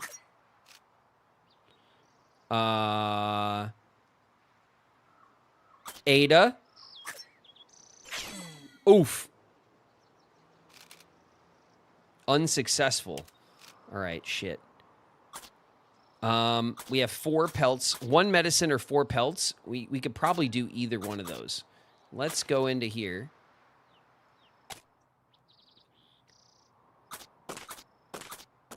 We have 6 medicine.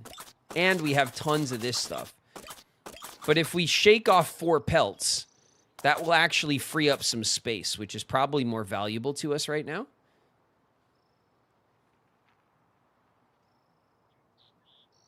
Sell the pelts for money. Oh, okay. Yeah, okay. All right, that makes sense. We have plenty of medicine. Okay, we'll trade medicine. Continue. Flour. Who gives? 3 traps. Who cares?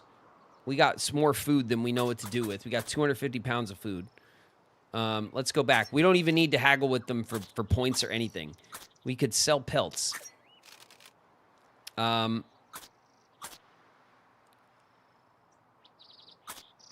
We could haggle. Sell 1 pelt. The fur trade offers $5 a pelt. Let's haggle. Ruby, you haggle for the pelts. Oh, come on, Ruby.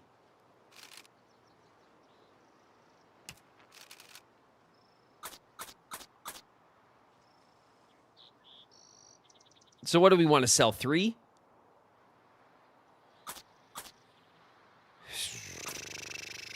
Let's see. How many we got? We have 22 pelts, which is a hell of a lot of pelts. Let's take this. Oh, we can't repair right now, but we'll use these 2 repairs. We'll get 2 spaces. We'll probably end up using this clothes right away, too. Do we want to sell, like, 1 at a time? No, we need them for the river crossing, I know, but we have 22. It's like we have too many. Let's sell 3. It'll mean we'll free up 1 space here. We'll have a space for an extra pelt in our pelt stores. Let's sell 3 pelts. Okay, $15.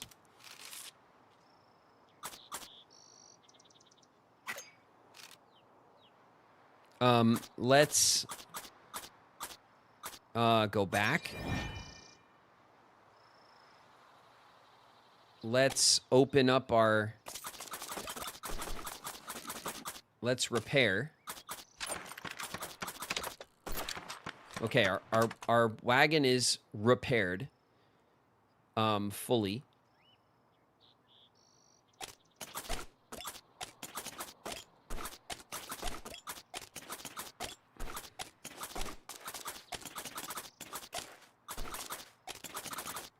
Put our medicine back where I like it.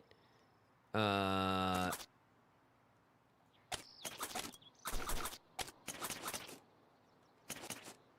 put that there.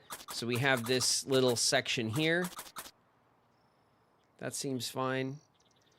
Okay, our wagon is repaired. We have 3 toolboxes.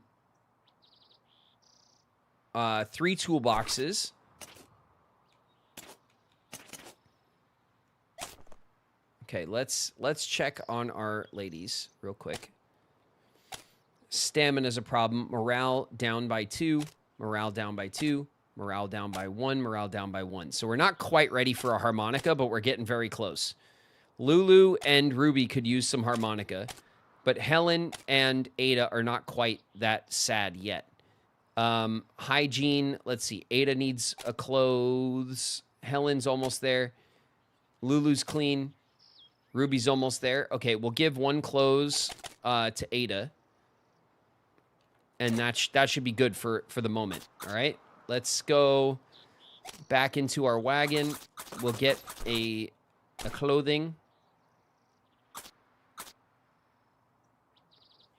You know what? Let's rest first, right? Let's rest first.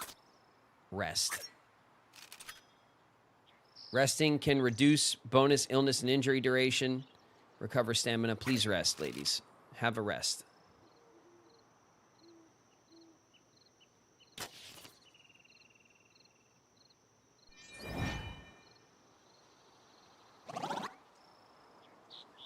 Okay. Ruby, Lulu added 2 stamina. Helen and Ada added 1 stamina. We could rest more. Looking at... Let's use... Let's give Ada some new digs. And I think...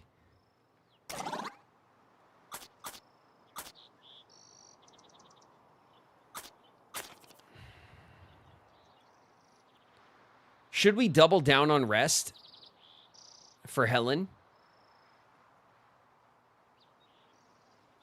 Or is that like too much? Winter is coming, remember. It is July 1st, I guess. We did get to Independence Rock like before July 4th, which is what they said we were targeting.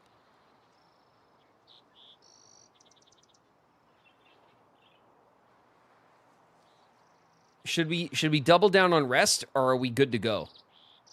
I don't want Helen to, like, freak out on us. Let's rest. Okay, we'll play it safe. We've been playing it pretty safe. We'll have another rest. The first time we stopped for 2 days.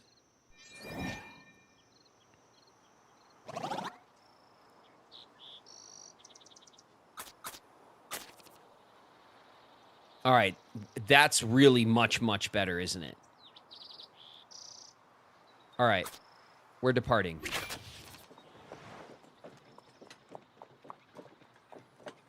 We got some extra rest, and I think it was a good idea.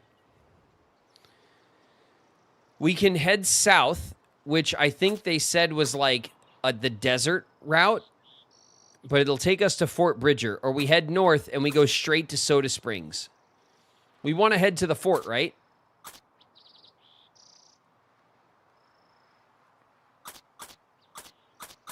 I think we want to head to the fort. If we collect herbal remedies, we'll get $46. And if we get no dysentery, we'll get another harmonica. Okay, hopefully that's all doable. Do we want to go to a wagon repair or a sleepy campsite? Which I think will help us. Who knows? Wagon repair, right?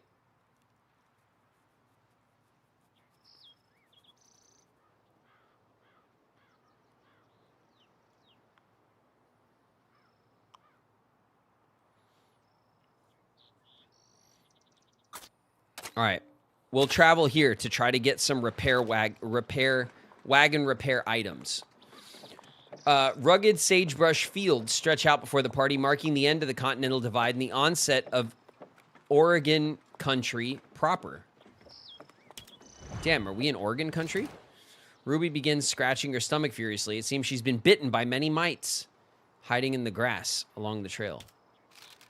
This affliction can be eased by placing bacon grease on the irritated area, but doing so would use some food stores, some of the stored meat. Get it. Rub that bacon on you, girl. Let's deal with this. All right. This isn't our first rodeo. We know how the bacon grease helps. Ruby places bacon grease on the worst of the bites. The fatty juices ease the itchiness considerably. Comfortable. Okay. All right, not the end of the world.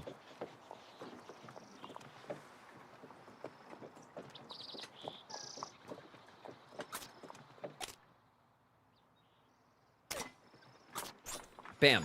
Crows. All right, we saw many a crow. Crows have been spotted. There's a clean oxen skull. A small cluster of reeds near the trail belies the presence of a watery spring. Such a serendipitous find could be a boon for Helen's stamina. Drinking from such a source could be positively reinvigorating should Helen drink from the spring. It's threatening us with dysentery, isn't it? It doesn't sound as dubious, right? This one's got the reeds in it. It's like a... Wait a minute. There isn't a dead oxen, though, that died here.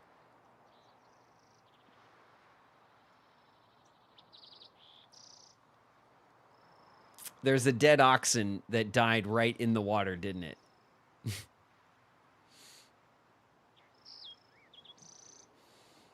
They make it sound safe, but they did say that, like, to get our harmonica, we need to avoid dysentery, and now it's like, ooh, this water looks nice.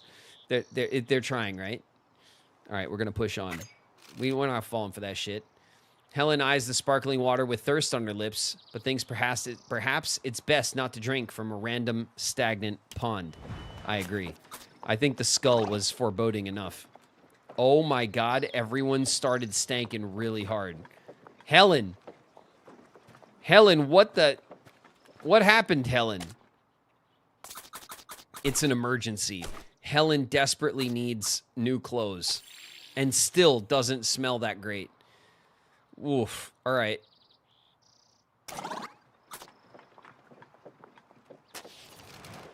A coyote growls at the party. The party stops and waits to see how the coyote will react, but it makes no moves. What should be done?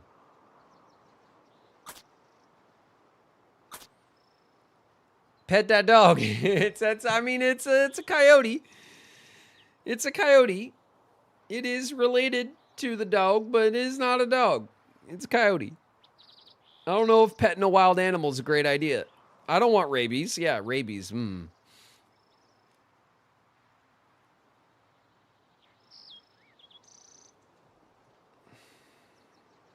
If not friend, why friend-shaped? It is friend-shaped, isn't it? Wild dog, pet him. We want to survive. This is just, we're just gonna leave. We're listen, Coyote. The party leaves the Coyote to growl at them as they walk off. Get out of here, Coyote. It's sus, Coyote, trying to get us killed. The party approaches a dilapidated windblown wagon. While the long-abandoned wagon looks as if it might collapse at any moment, some parts may be salvageable. Let's take the wheel, right? The wheel is always, like, the first thing to go. Helen. Helen's got the points. Come on, Helen. Only a single wheel is in acceptable condition for use. Great. Good job, Helen.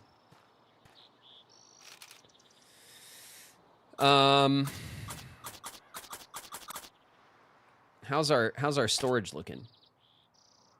Oh, we got room.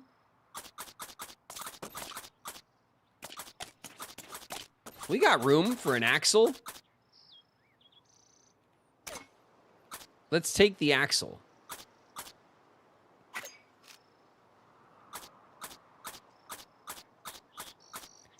Helen, I want you to take the axle as well because I want your carpentry skills to get up there, okay? You got to break away on skill set here.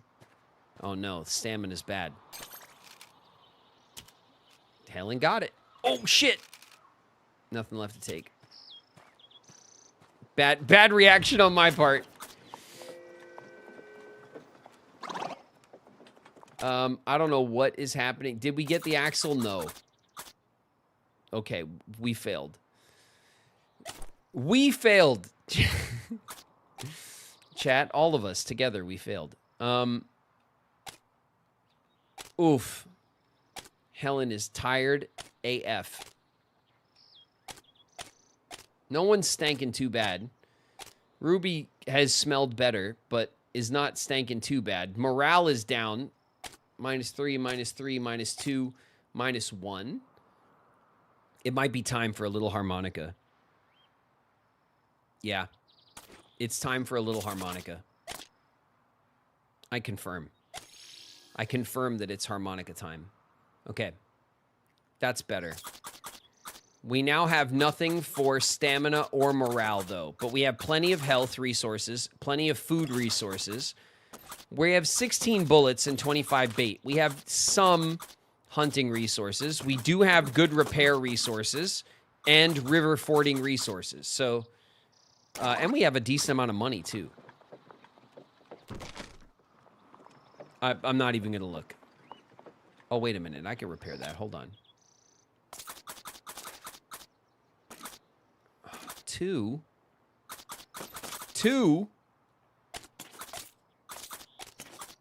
We'll just do that.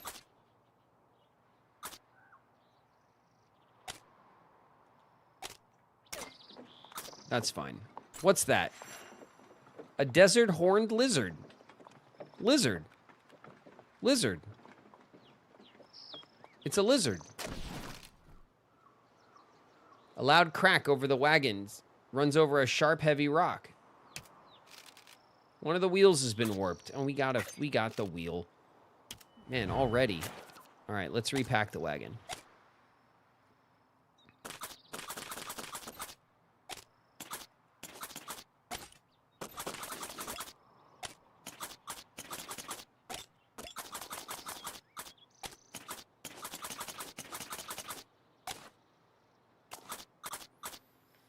All right, onwards.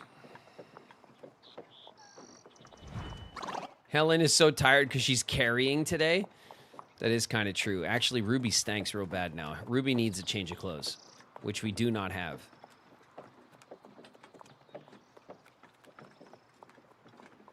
Oh, we made it to the river crossing.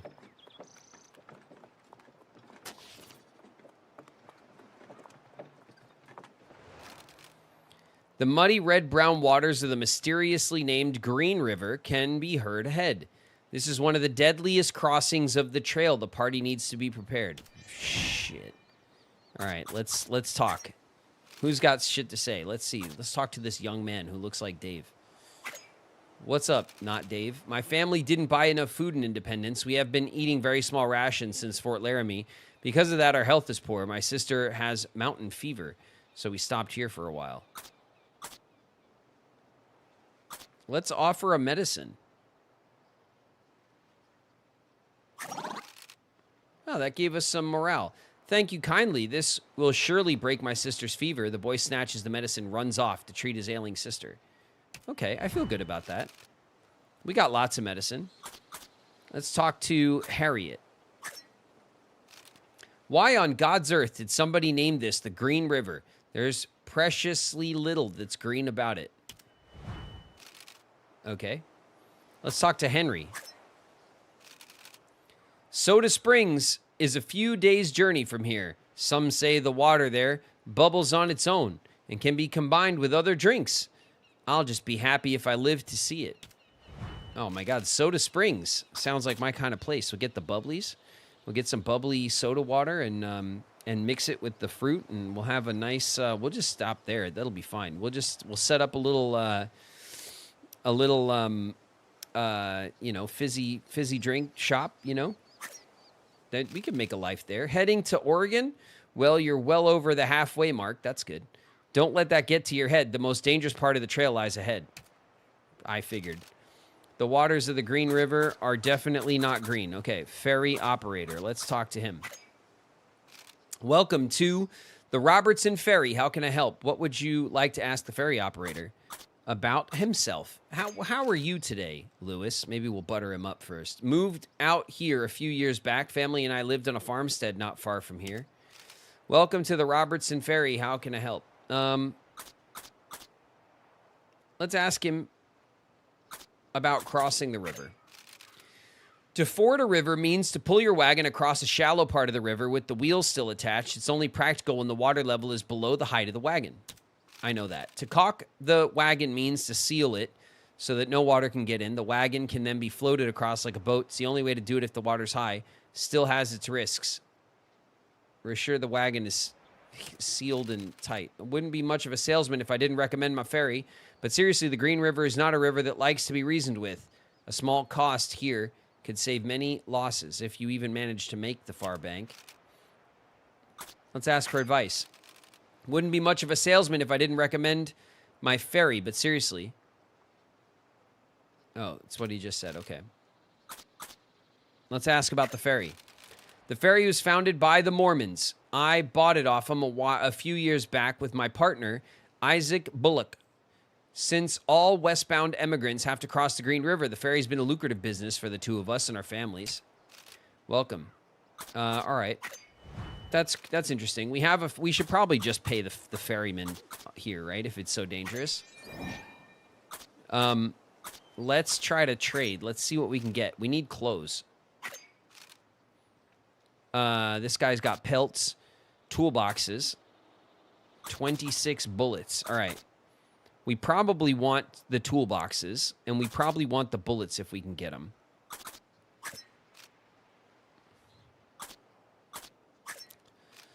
We'll haggle. Lulu. That's it, Lulu. Good job. Okay, Martha says, yeah, that seems fair. 9 bullets for 3 toolboxes. We don't have that many bullets left. 7 herbal remedies and 45 meat. We'll reconsider for a minute. Let's see what we can get for the bullets. 12 pelts or 3 medallions. Ruby, come on. For the bullets. There we go. Good job, Ruby. That seems fair. Okay, what seems fair? 10 pelts or 2 medallions. Okay. Okay. We can't sell pelts here, but we could sell fish. There's no services. We can rest. Let's take account here. We have 19 pelts. We have 4 medicines and 14 remedies.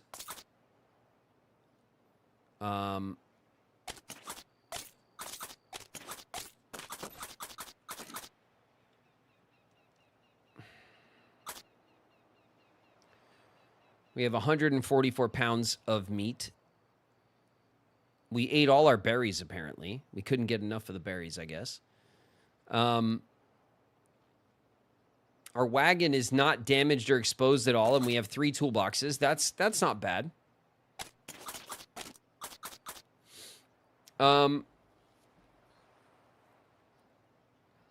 We only have 16 bullets, and that's not enough for me. So 14 of our remedies.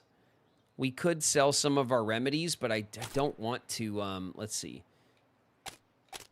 Everyone's in full health. Everyone's in full morale. Man, Helen is just exhausted. And Ruby's a little stank. Just ever so slightly.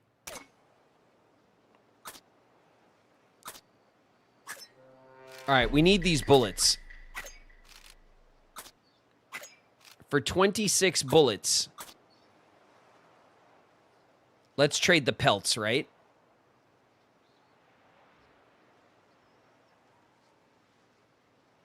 We'll trade the pelts for bullets. Bullets gets us more pelts. We have 19 pelts. We still have 9 pelts. I think it's a lot. I don't know what trading the medallions. I feel like we should hold on to our medallions. They feel like collectibles to me. All right, we'll trade for the 10 pelts. 26 bullets. And then for the toolboxes,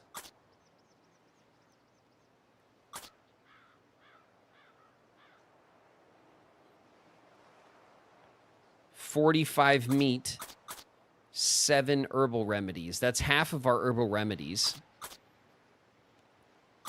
45 meat. We have 144 meat, so we'd be down to 99 meat. We have 175 pounds of food. We like to keep it up around 200 pounds of food. We're actually light on food compared to what we normally carry.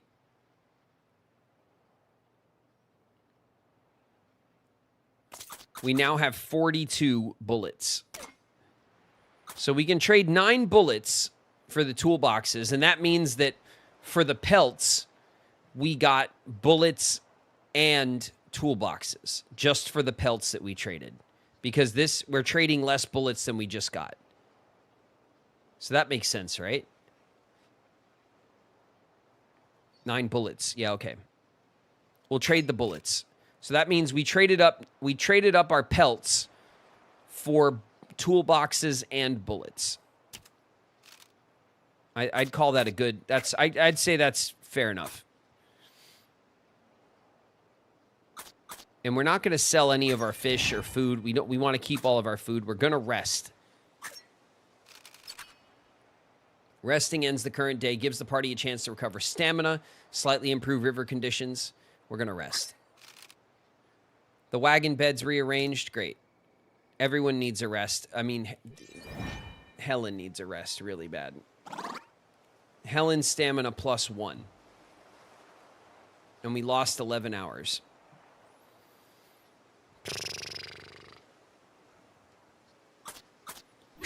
Cross. He meets up with Donald and Goofy, who are like, "Is that a Keyblade?" And Sora's like, "Don't touch it." Omega Clank. What's up, Clank? In the house. Hey, Clank.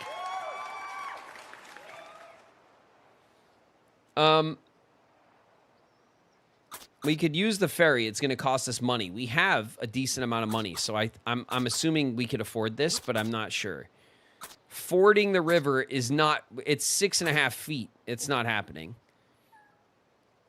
We could... It has a moderate current. This is a dangerous crossing. I say we use the ferry, honestly. Should we continue to rest? Do we want to double down on rest for Helen's sake? Or is that being too careful and we're wasting too much time? Remember, winter is coming, as they say.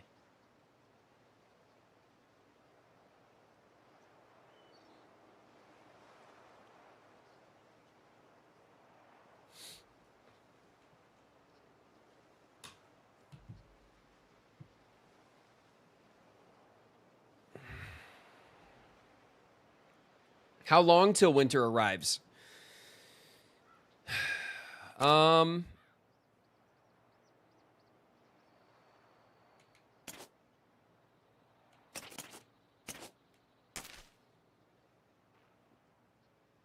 We're traveling 8 hours a day. Mm-hmm.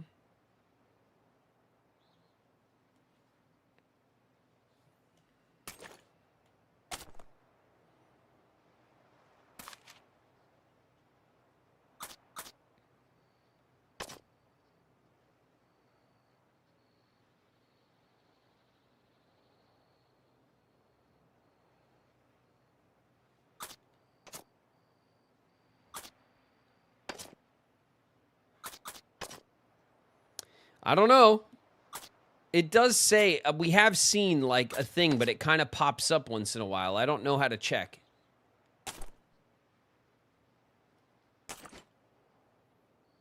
Here, if we go to our wagon and we look at info, right? Is this going to tell us? No. I'm not sure. It's coming, though. Rest for Helen. All right. Helen is terribly tired, so we'll double down on rest. We've been playing pretty cautious with the ladies. We'll rest for Helen's sake. +1 on the stamina. All right, Helen, that's as good as it's going to get. 5.7. What's the ferry going to cost us? $5 a person and head of oxen, and there's a bit of a wait. A 3-day wait.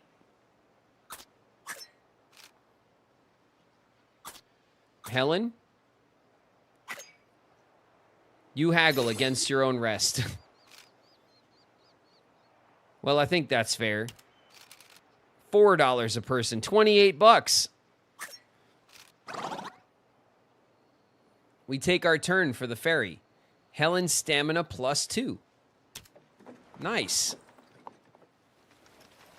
Hey, we got extra stamina because we had to wait a couple of days.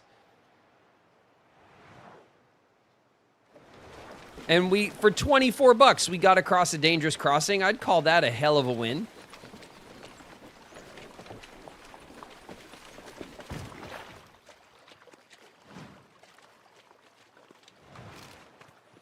The party alights from the ferry after a pleasant ride across the river. And we got a harmonica as well. All right, let's head to Fort Bridger. If we collect meat, we'll get coffee. And if we restore Ruby's hygiene, then we'll get a medicine. Not that we need it.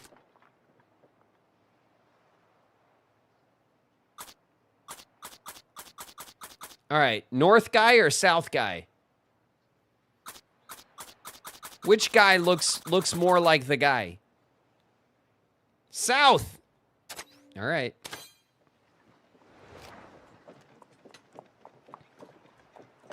Invigorated. All right, everyone's doing pretty good except Ruby Stanks. That's it. That's all we got to worry about. Uh-oh. A bison lies in the dirt beside the trail unmoving. It doesn't appear to have any external wounds or evidence of sickness, at least at a quick glance. However, further investigation may be necessary to determine the safety of any meat. Renrir the Fae! Thanks very much for the raid. Welcome, Raiders. Welcome, welcome. Watch your heads, everybody. Raiders are dropping in. What's up, Renrir? All right, let's investigate.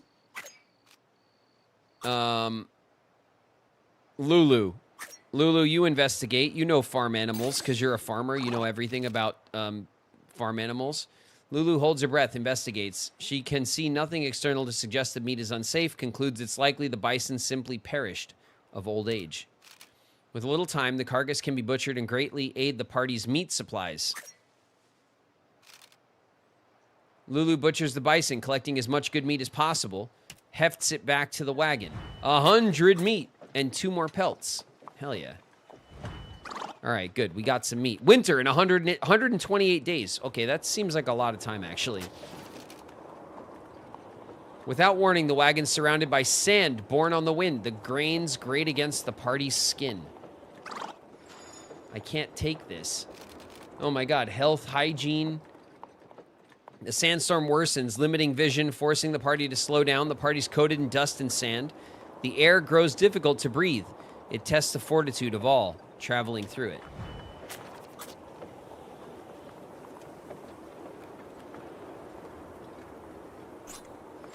Some coyotes have been spotted. Wow, everybody stanks all of a sudden. We're stanking really bad right now, actually. Just ahead of the party, the figure of a man can be seen slumped across the ground. It looks like this is one of the dragoons, but he's sound asleep. My friends are my power. Boss! What's up, boss?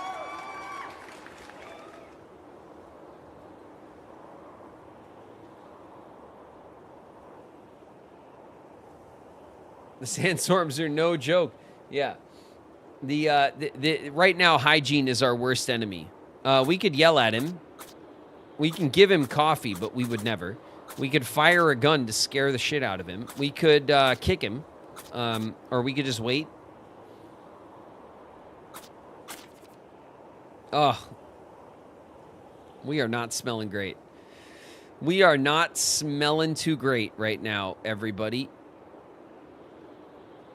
Our morale is taking a hit. Our health is taking a hit, too. We can heal up, for sure. But boy, do we not smell great. We shouldn't wait. Let's yell at him. Get up! The man lies completely still. Should we kick him? We're not wasting a bullet on this. Go kick him.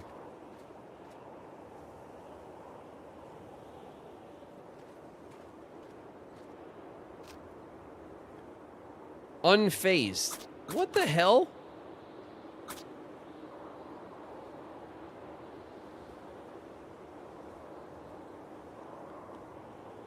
He's dead. No, he's breathing. You could see his little belly moving up and down right there. Let's wait.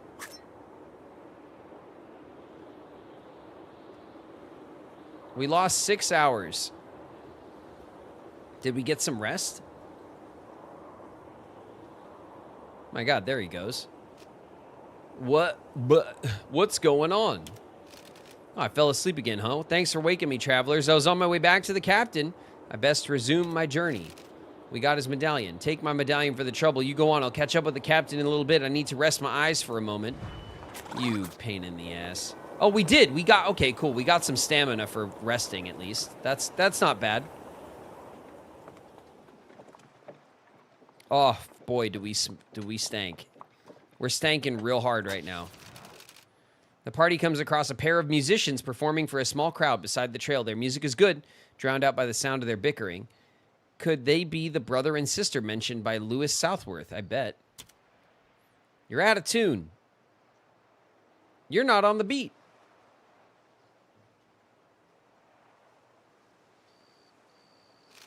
It's Marvin. I've just about had enough of you, Rosetta. How do you expect us to draw a crowd if we don't put any heart and soul into our music? It's Rosetta. We're lacking an audience, brother, not heart and soul. I told you it was a silly idea to perform for immigrants on the trail, but did you listen to me?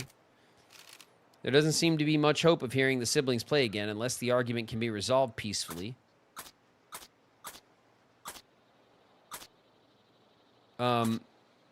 Wait, who said what?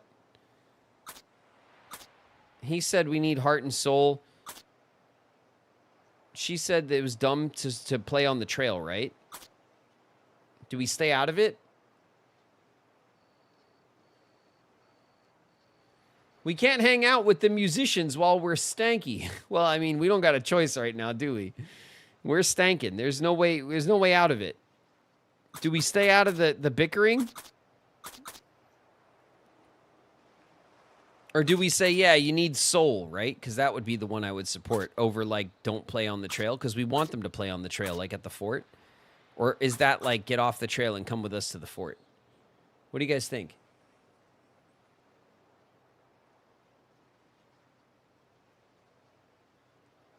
Resolve the conflict.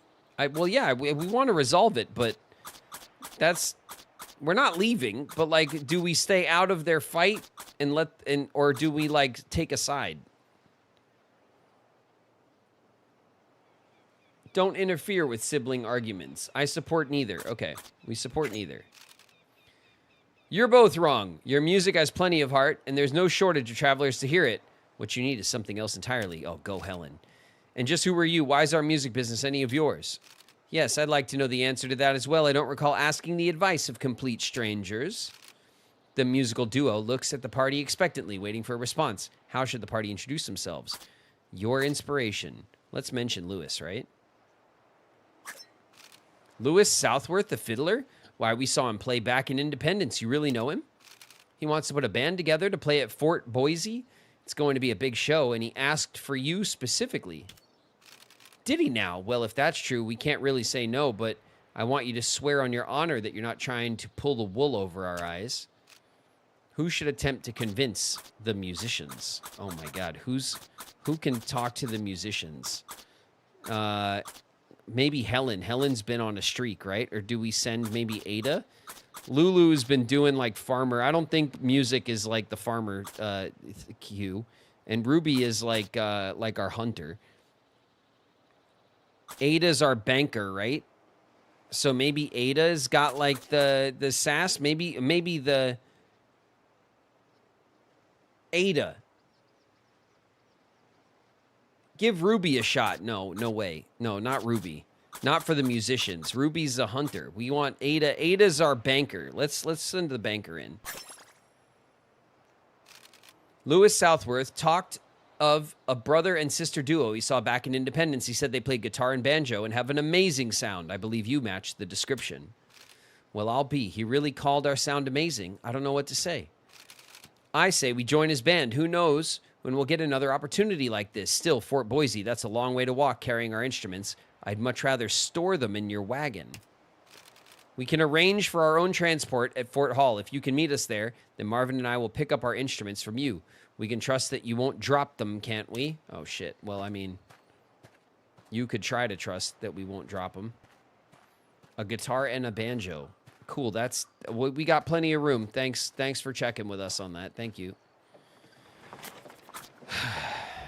All right. Oh my God, we stank so bad. Oh shit. We stank so bad. Okay. Guitar.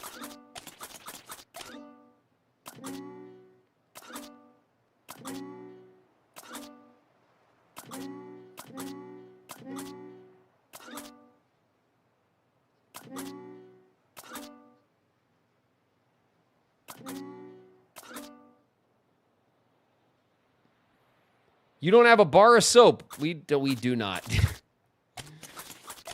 There isn't a bar of soap as far as the eye can see.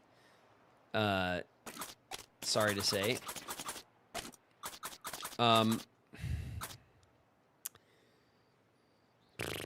Let's see. How's our morale doing? Morale down by 2, down by 2, down by 2, down by 2. Guess who needs a harmonica? Bam. Morale, the best.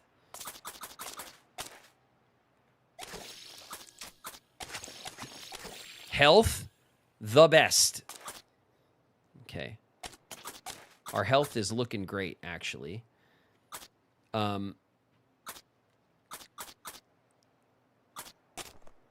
Oof.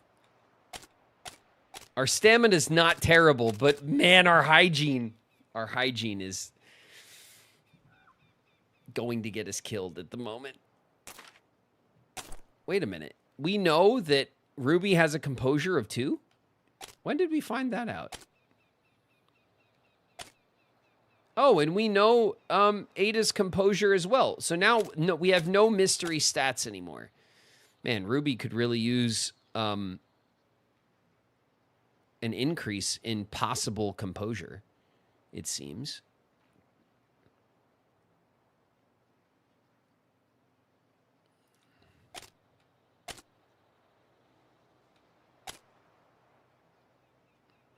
Man, Ada with the tier 6 wayfinding. It's crazy. Okay.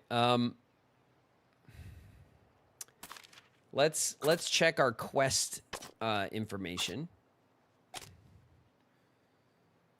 We invited the musicians Lewis talked about join the band. We got to transport their instruments.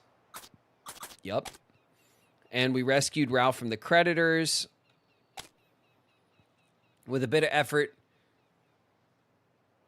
and well-meaning violence, we woke up Francis from his nap. Okay. Let's see what we have here. Rivers of the trail. Let's see, the Green River, right? Yep, the green. What the? There we go. Green River. Vast and powerful, the Green River regularly spans up to 500 feet in width, can be 20 feet deep despite its name. It is often a reddish shade owing to the color of the soil carried along by the water. Okay. The reddish soil. Let's see, what's this? Trail challenges. Mechanical, cultural legacy. Okay, let's see the trail challenges. Skillful, discover all of your party's skills in a single run. Hey, we did it. Reach Oregon before October in the Oregon Trail. Reach Oregon without any party member dying or leaving in the Oregon Trail. Reach Oregon after completing at least 20 route challenges in the Oregon Trail. All right, well, skillful, I'll take it. We're pretty skillful. Medical and cooking skills were essential on the trail, as was the ability to navigate. It is, of course, quite difficult to travel west if you do not know which direction west is. Though professional guides could be hired for their skills, most travelers made do with what talents they and their families already possessed. Okay.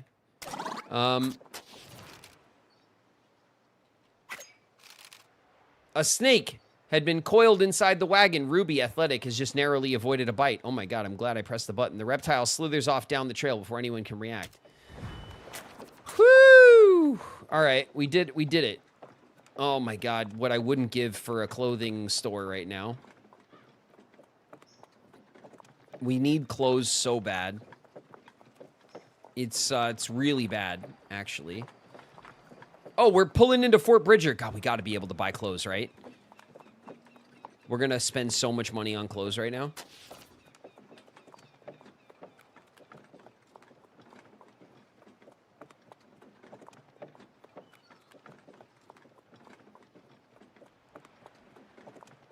All right, here we are. Just a couple of stanky ladies just marching right into the fort. At first glance, it's not clear why this scant collection of log cabins merits the title of Fort Bridger at all. Nevertheless, the party's more than grateful to have arrived. And we collected a coffee. Hell yeah. Oh, we go look at this. A full 3D cutscene. Or background. I'll take it. Fort Bridger. Let's talk to Helen. One child drowned in a swollen creek east of Fort Laramie. My husband died of typhoid near Independence Rock. Now I travel alone with my 5 children. The eldest, Caleb, is 11. I fear he'll be a man before we reach Oregon. That's an awful story. Aunt Rebecca Sims is here. We know her. We should have taken the sublet cutoff. Not enough at this fort is worth the time it took to get here and the outrageous prices. Food's not fit to eat, much less to pay for. Some folks will sell their clothes off their backs if we let them. Yeah, I'll buy them. I will buy the clothes off your back. It's George Bush.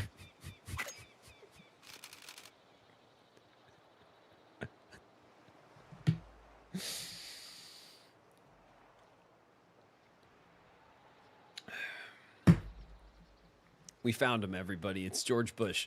Hello there, travelers. Are you...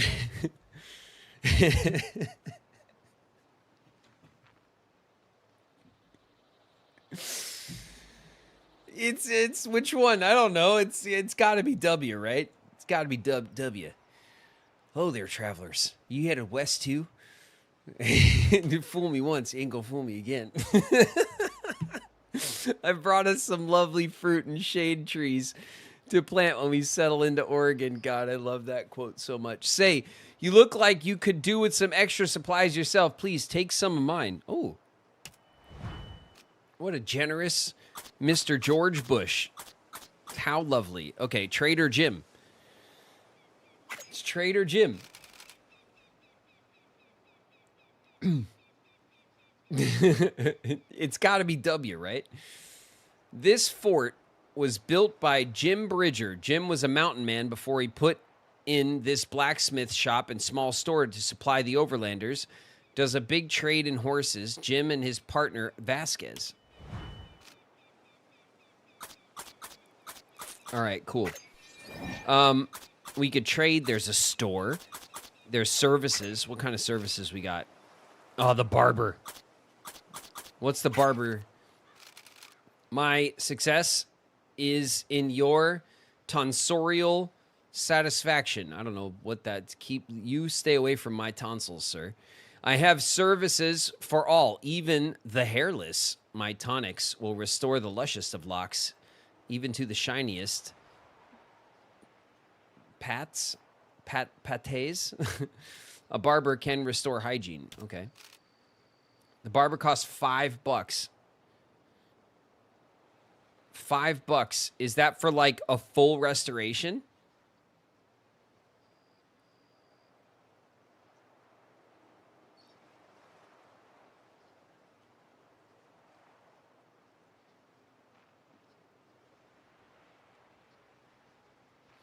Can you play this game evil style? Can you be bandits? I don't know. Maybe. I mean, you're open to make choices. I don't know if there's not a lot of like stealing options and stuff like that I've noticed. But there's plenty of different kinds of runs you could do. So maybe there is like a bandit run or something. I don't know. Or maybe there's like a bandit class or like a cowboy class or you know, because there's different like classes. We have the basic classes. We have a hunter. What is it? An adventurer or a hunter is Ruby, and then Lulu's a farmer. Helen is a priest or a priestess or like I don't know, a religious person. And then Ada is a banker, right? That's who we started with. All right, Ruby. $5. Oh my God, a full restoration for $5?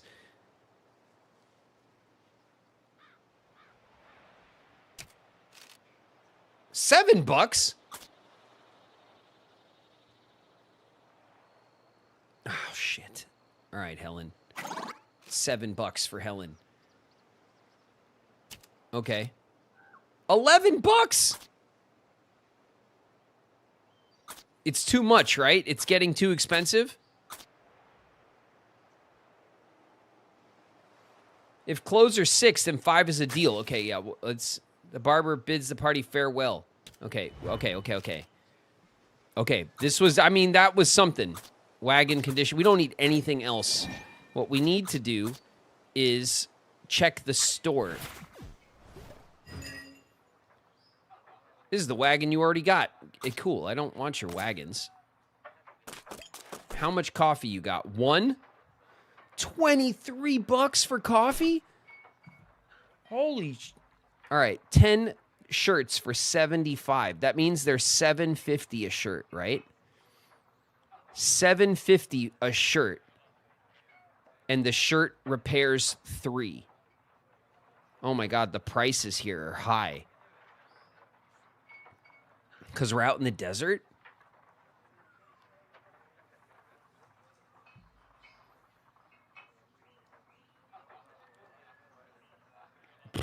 I mean, we need the shirts anyway, right? Like, we gotta buy them. We gotta buy shirts, right? Like, we can't afford to like stank any harder.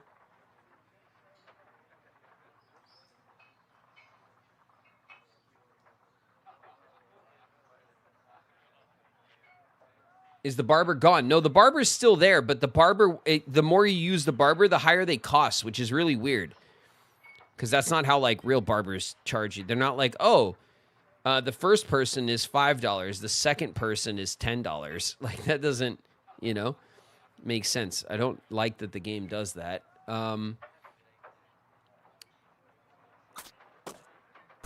Let's see, $23 for one coffee is nuts. We have to buy the shirts. We have to. It's crazy. It's $75, but we're desperate for shirts. 10 shirts. $23 for coffee seems like a lot. Do we get the coffee too, or do we just like deal? I think we actually might. Let's view our wagon. I think we unlocked a coffee. Yeah, we did. We have one coffee. We have one coffee.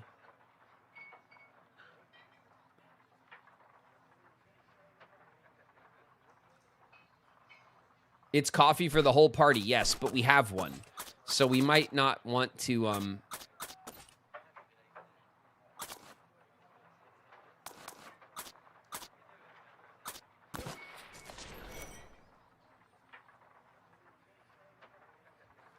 The shop is not buying anything, by the way. Like, dude, it's $32 for 3 axles or 3 wagon tongues.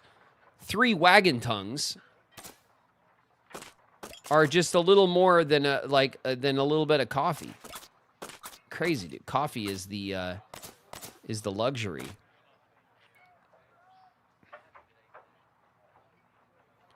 Meat is out of stock.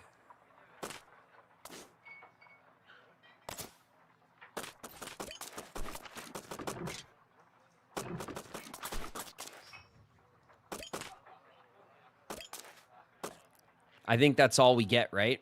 We can't go spending all our money.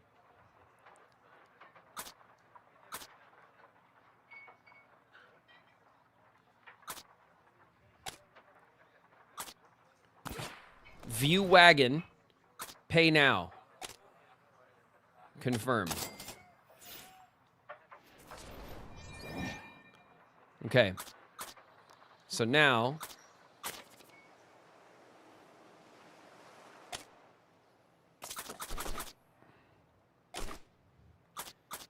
So Ada gets a shirt. So now Helen, so Ruby was $5 for a 5. Ruby and Helen got 5 hygiene for like, what was it, 7 and 11 or something, or 5 and 11. So for the price of less than 2 shirts, they got more than 2 shirts worth of whatever. So we min-maxed on the barber pretty well. Lulu is going to have a little bit of stank. Just a little bit left over. And everyone's stamina. Helen needs some stamina, but we're going to rest.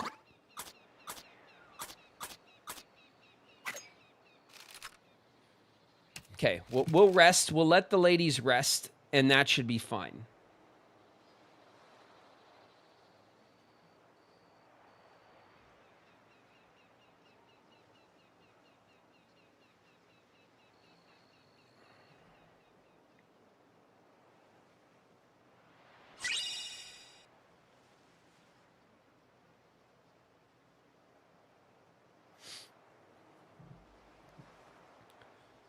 Lodging, $8.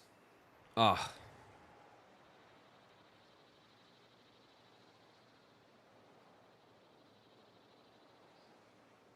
Yeah, I'll do $8 for lodging. Let's do it. We'll get extra stamina and morale.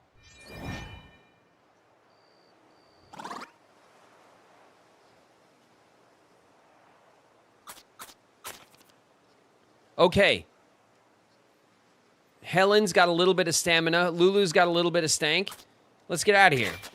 I'd call that a fat win, right?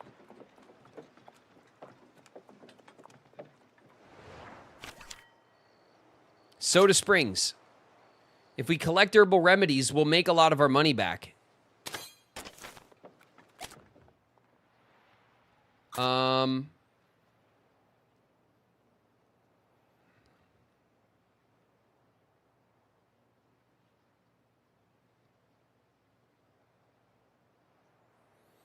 All right, if we go to this guy, we can make it to 2 of these guys. What the hell does this mean? A nondescript trail. If we go to this guy, then we can get to the 2 question marks, but not to the second guy.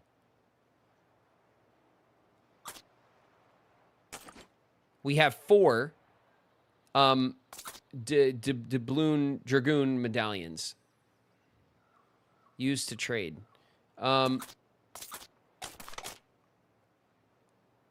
Resume. And then if I go to our quests and then to this, we agreed to help gather 9 missing dragoons. So there are 9 dragoons. We have collected 4, which means we're missing 5. So do we want to prioritize the dragoons so we can get all 9 of them? Or do we want to prioritize these mystery marks and we'll get one of them instead of 2 on this next leg?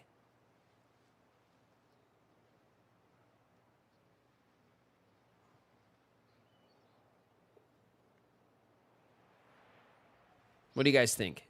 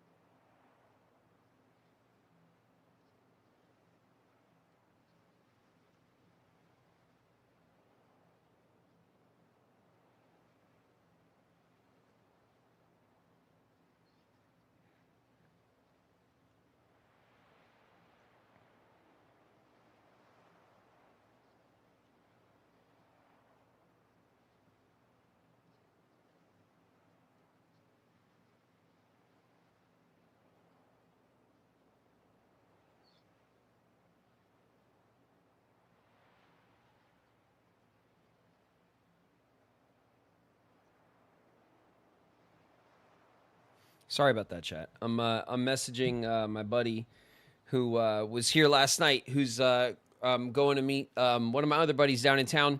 I want to meet up with them maybe for dinner tonight and stuff. So I'm just answering messages that I've been ignoring. Dragoon maxing, more dragoons. Okay. Dragoon maxing. I hear you. I think that's pretty smart because, like, I don't know how long that quest is going to be active for. I'd rather make sure we get it than like miss it.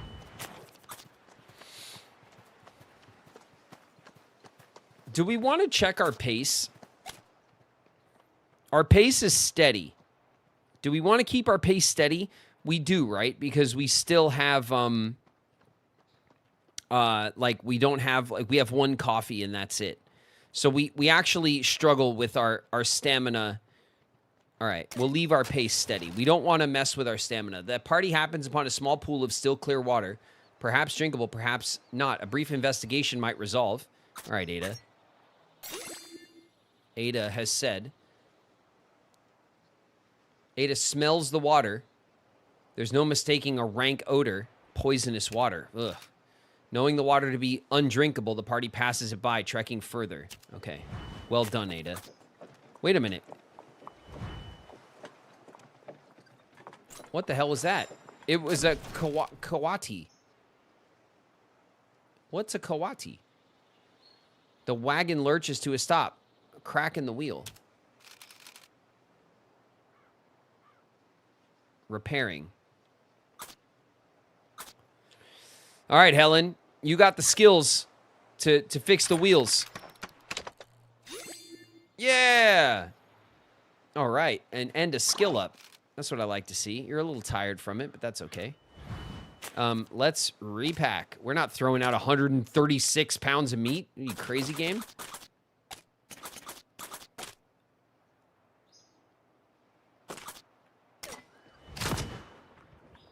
Okay.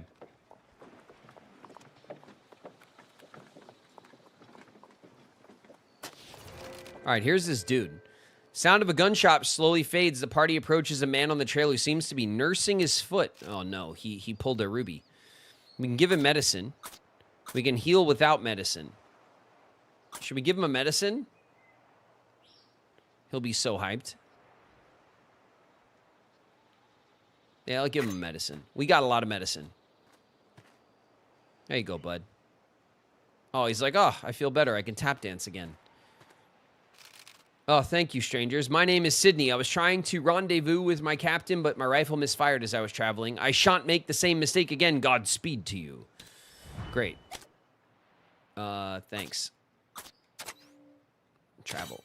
Okay, let's go to the fishing spot. We haven't fished in a long time.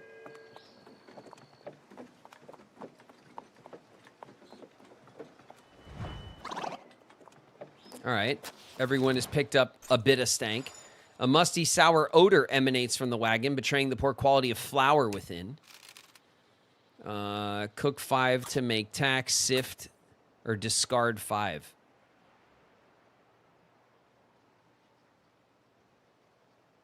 The cost of time and effort to sift, or we just throw it out.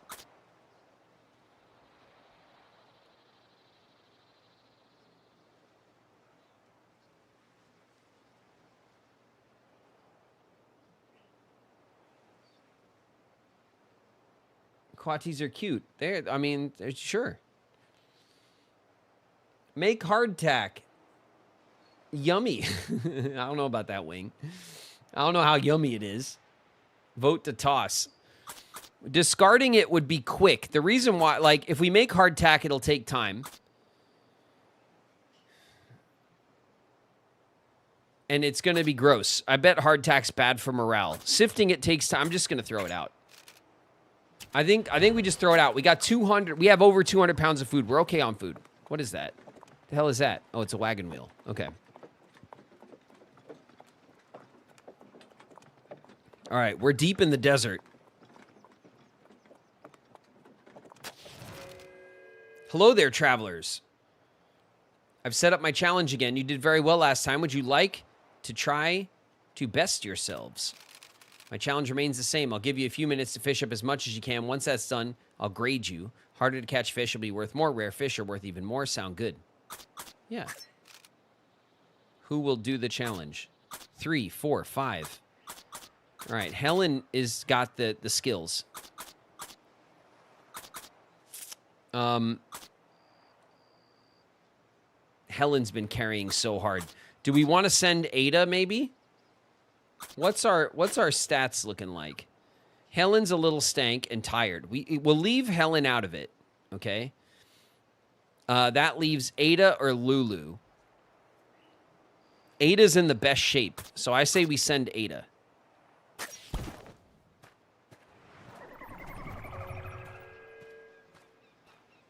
Okay. Wow, there's not a lot of fish here in the desert.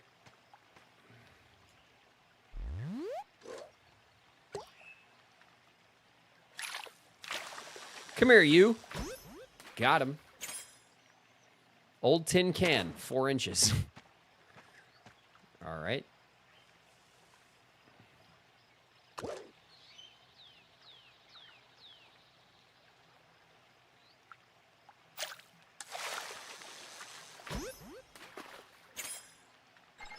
A bluegill.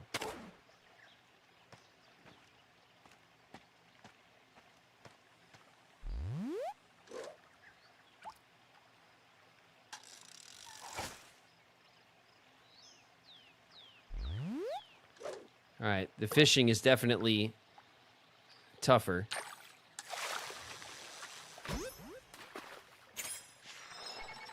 Common shiner. Oh, it's a trophy. We got a trophy quality common shiner. It's 6 inches. What a trophy.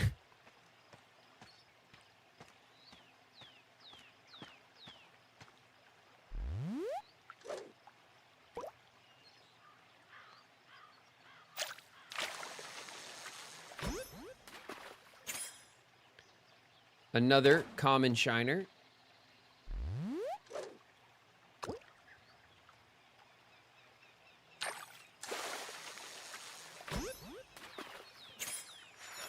A green sunfish. A trophy quality green sunfish. Hey.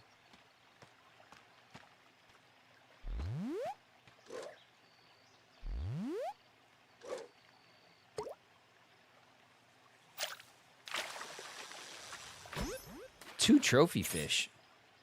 A northern leather-side chub.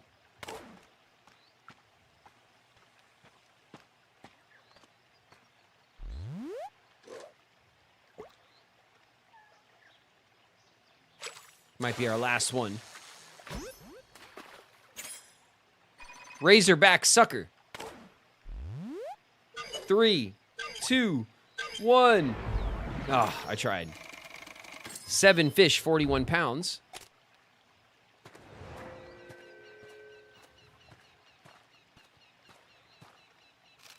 Welcome back. Let me see what you caught. I'll let you know how you did. In the meantime, I'm interested to hear how you thought it went. It went okay.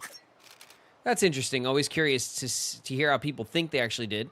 Makes the next part more suspenseful. Let's see. With the fish you caught, you got a score of 6,500. That ended up being a grade of great. Excellent work.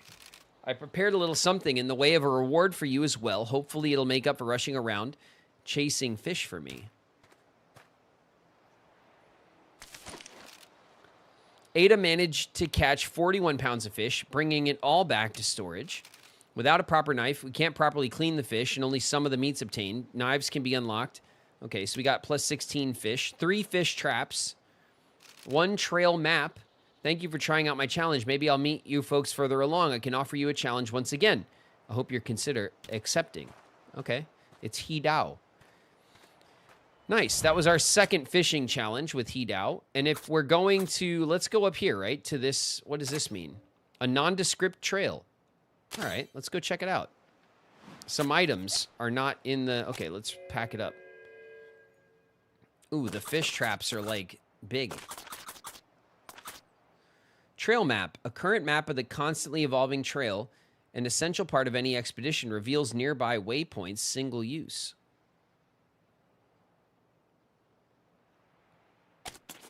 I don't think we can use that at the moment, honestly. We can repair. Okay, that clears us up some space. So now if I do this and that, right? Bam. There we go. All right. We fixed up the wagon. We caught some fish. Winter's 121 days away. It's an age away. We saw a coyote. The group notices the flour supplies are getting low. We should bake hardtack. Everyone groans. No, we're pushing. We got meat for days.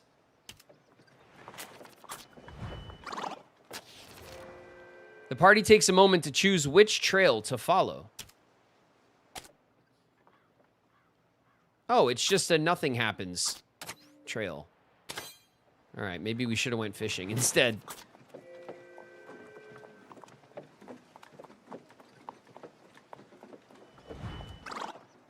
They never want hardtack. No, nobody wants hardtack.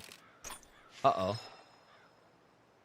We saw coyotes. A sudden cry rings out across the trail. Ruby's foot's been crushed under the wheel of the wagon. Toes may be broken. Oh, Ruby, please.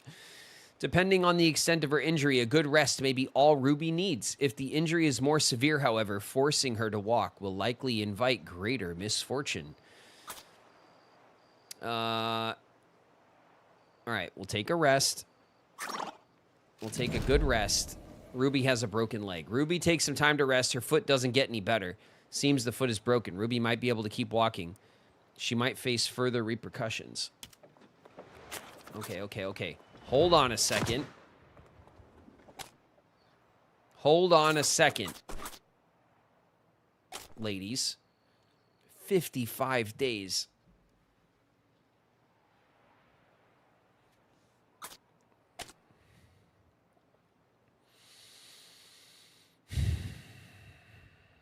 Permanently reduces max health, reduces max stamina, reduces wayfinding. Treatment will slightly reduce. 55 days, Ruby. All right. At least one medicine. 55 to 43 days. Oof.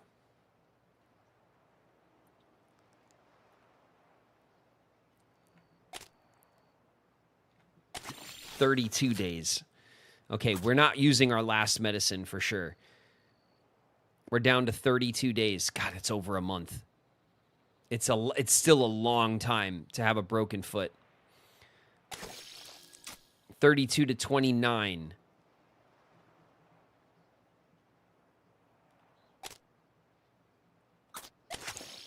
$26.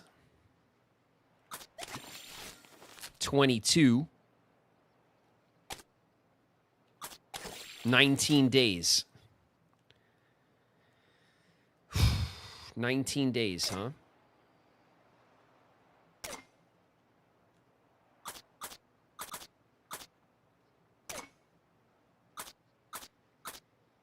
No, why does it keep forcing me to...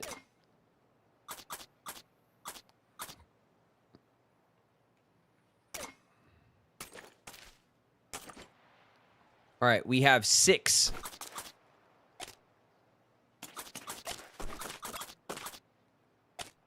Where did we get all of this bait? Why do we have like mountains of fish bait? Oh, from the fisher lady, right? She gave us a ton, I guess. All right, hold on. 19 days left. How's everybody doing? Lulu needs a shirt. Helen needs... Excuse me. Helen needs a shirt. Okay. Let's do some maintenance on our ladies here. Lulu, change your shirt. Helen, you please change your shirt. Okay. Ruby has got two stanks, and Ada's got 2 stanks. Helen's got 1 stank. Not too bad. It's not as bad as it's been, right? Historically. It could be worse. Let's check this, right? No, resume like that. There we go. That clears that out. Let's go here to see our rewards. We found a location, it seems. Forts. That'll be Fort Bridger, right? Established in 1842, Fort Bridger was a vital resupply point for the Westward Trail. The modern-day town of Fort Bridger, Wyoming, was built near and named for the fort.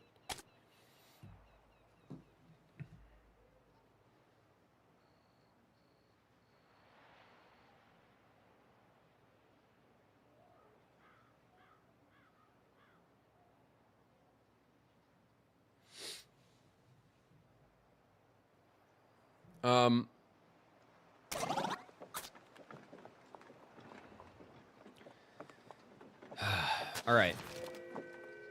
Unbelievably, Sydney can be seen ahead, once again nursing his foot. It seems he had another near-fatal accident. It's clear he's badly injured. Without medical attention, he may not survive. Heal him without medicine this time, sorry. Who should attempt to heal the man? Helen, apparently. We don't have the medicine for you, sorry. We also have a broken foot. Helen manages to utilize her medical skills to staunch the bleeding and save the man's life. Oh, good job, Helen. Shit. Hell yeah. Thank you again, travelers. We got another medallion. I'm not sure how it happened again, but I think perhaps it's best I simply travel unarmed. Please take my medallion for your help. Godspeed. We will. Thank you very much. We were going to rob you for it if you didn't give it to us.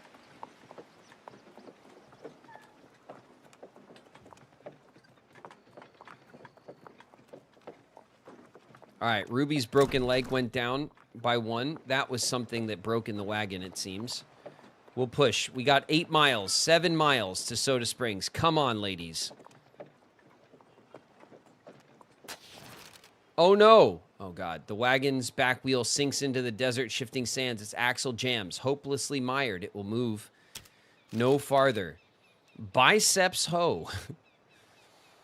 As things stand, pushing the wagon free will strain the party, or worse, one might unpack its cargo to lighten it first, which would be tolerably safer, but the more cargo is unloaded, the longer the process will take. Unpack the whole thing. It'll have to be done. Great. Everybody stanks. Bereft of supplies, the much-lightened wagon is pulled free from the rut by the oxen. Okay. Cargo's repacked.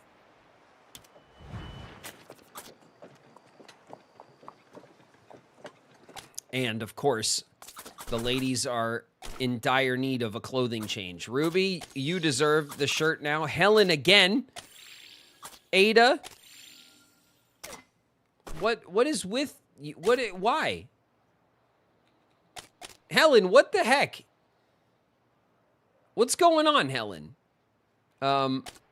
Morale, let's see. Morale 1. Morale missing 2, missing 2, missing 2.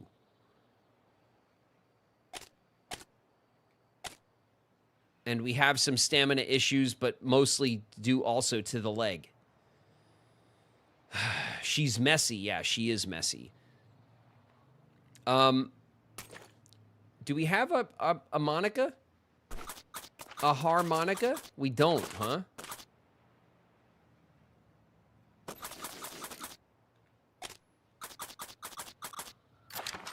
We'll fix the wagon. All right. It's as good as it's going to get. Soda Springs, we made it.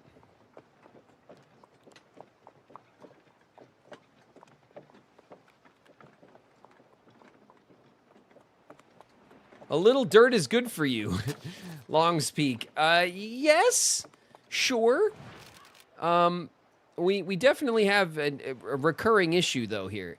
Even from yards away, hissing pools of naturally carbonated water can be seen bubbling forth. This is Soda Springs, a notable landmark for travelers and tourists alike.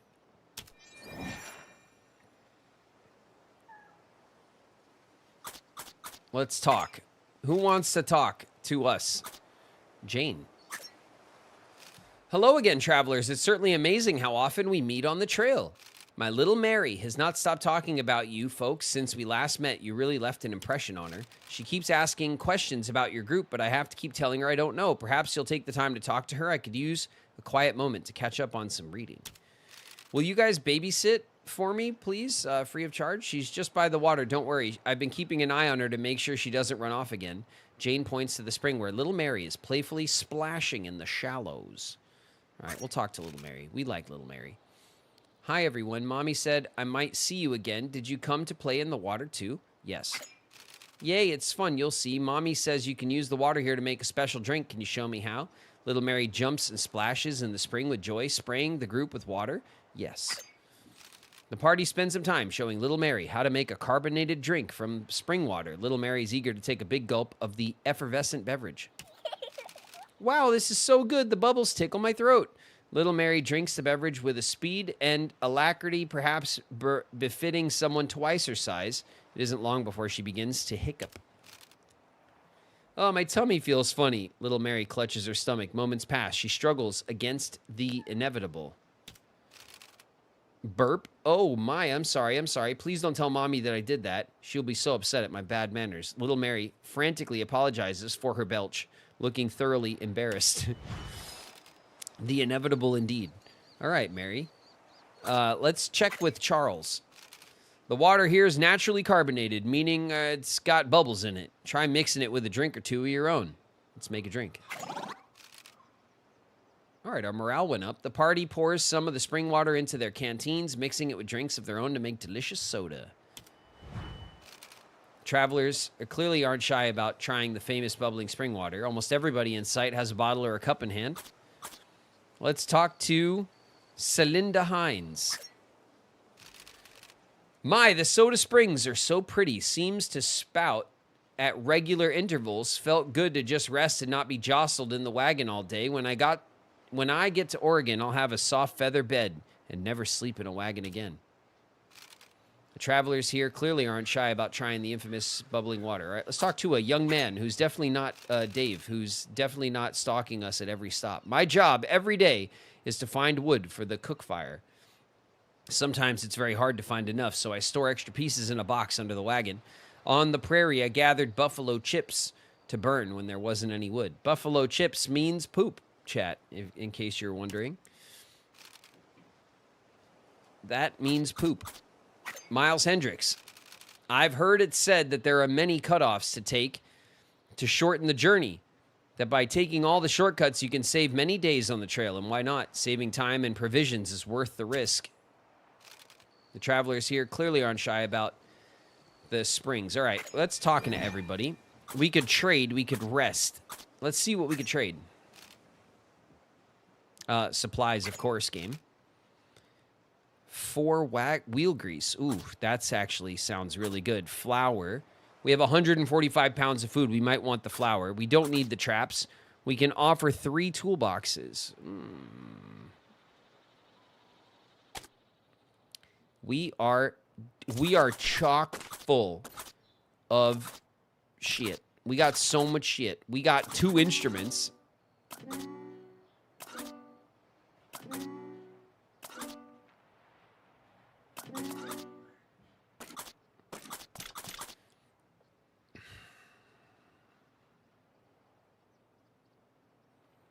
I mean, we're in the desert. Maybe we could sell our pelts and we could just try to go for pelts again later before we come across another river or something.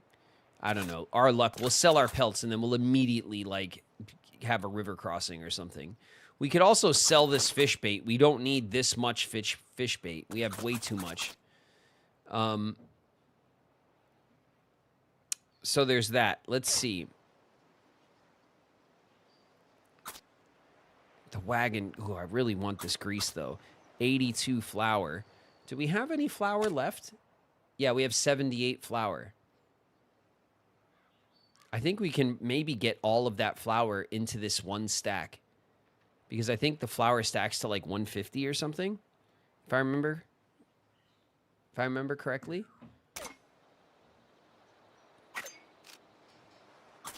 We'll haggle. Let's get all our haggling out the way. Lulu, haggle for the flour. Nice.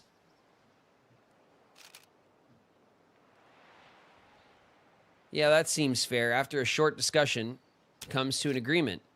5 pelts. Or 19 bait. Shit, we could trade him the fish bait. 13 bullets. No, we're not trading our bullets. We could trade the 19 bait, though. Yeah. Yeah, let's trade the bait, right?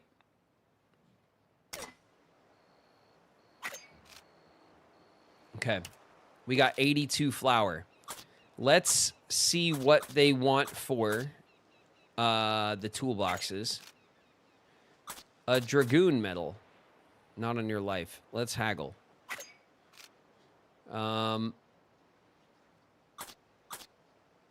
Helen? Yeah, there you go, Helen. That seems fair. After a short discussion, the pair comes to an agreement. The price slightly improves. Still 1 medal or 3 pelts. 3 pelts for 3 toolboxes. I like that. Okay, we'll leave that trade on the table. Let's see what they want for the grease.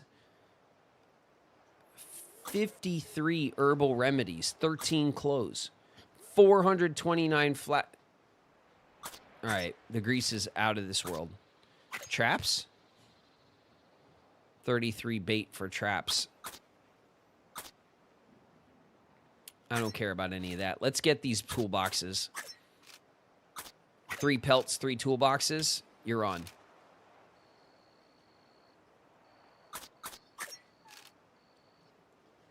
Okay, let's make sure we got... Okay, so 160 is all still here. 1 stack. That's good. We have our 3 toolboxes. We have 5 toolboxes total now, which is nice. And then we have 5, 6, 7, 8. We still have 8 pelts. We have a much more reasonable supply of bait, which is good. I think we should...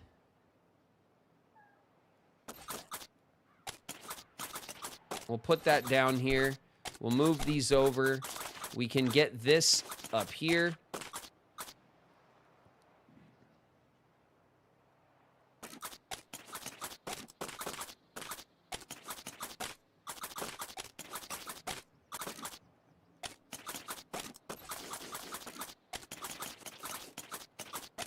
Okay. That makes sense to me. We have 5 Dragoon medallions. We need 4 more. All right. Let's check our book of quests. We have to probably... Oh, yeah. Here, the Dragoon quest. We rescued Signy twice. And then this is Mary's quest, right? We played with Mary at Soda Springs. And we helped her drink. And then she burped. But we didn't... But don't tell anyone. Okay. And then here, we'll have what? Natural landmarks. That'll be Soda Springs, right? Courthouse Rock, Independence Rock, Soda Springs. Soda Springs, with its naturally occurring pools of carbonated water, was an extremely popular tourist destination. The water is most frequently mixed in with other beverages, but was also used to wash clothes, bake bread, as well as for medicinal purposes. Okay. Let's rest. How are we doing? Helen could use some rest. So, Helen, it's your lucky day. Helen should get maybe 1, right? Maybe 2, but probably 1.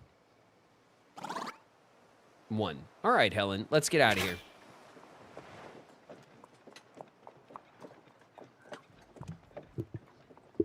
Okay. We're heading to Fort Hall. A popular trading post for mountain men, immigrants, and Shoshone alike, built on the banks of the Snake River. Oh, God, we do have a river crossing coming up.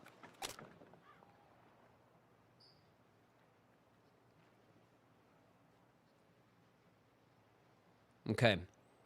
We can get 1 more doubloon. So I guess we'll... You know what? We could do this, right? Reveals nearby waypoints, single use.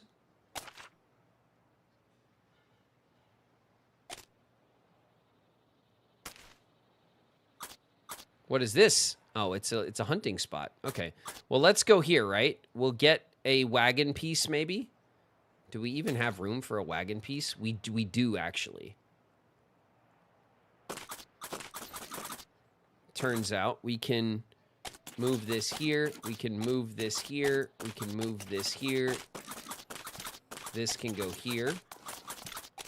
And now we have space for a wagon wheel.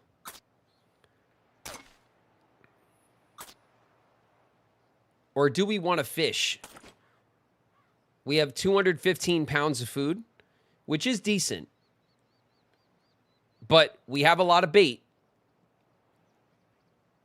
We do have a lot of bait.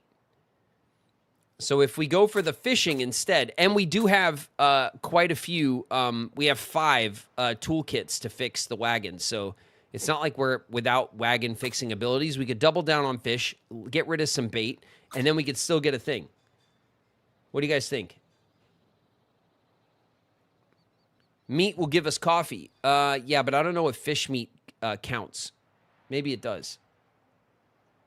I think it's meat and fish. You know what I mean?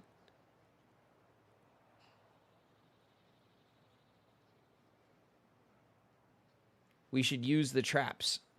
Oh, yeah, we could do fish traps. Let's try that.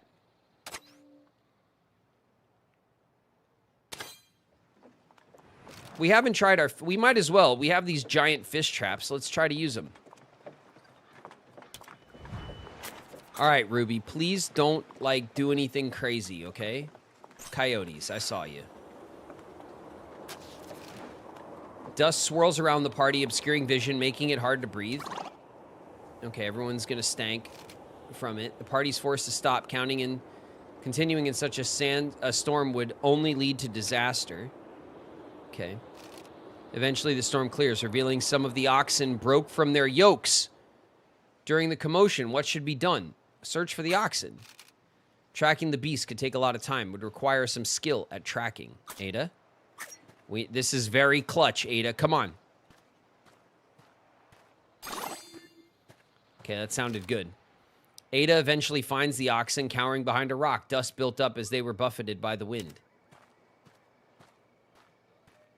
Dude, we had 3 oxen.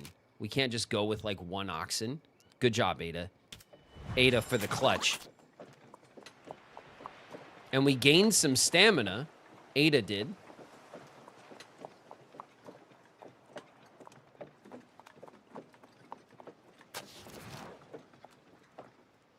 Helen spies a wounded jackrabbit limping amidst the grass off the trail.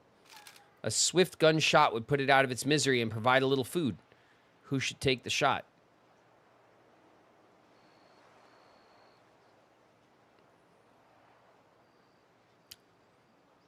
Lulu. Yeah, Ruby's injured. Usually we have Ruby do this, but maybe Lulu?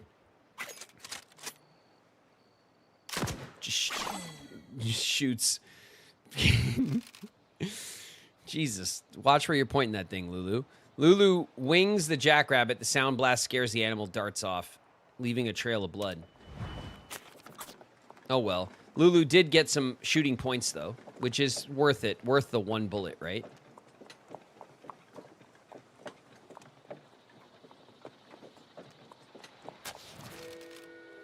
Fish team in the water nearby. Prime location to cast a line. Try to catch a bite. Bait is required. The party could craft some. The party has 47 bait. Craft bait.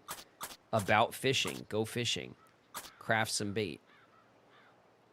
About fishing. After you selected a fisher, you'll play a brief mini game.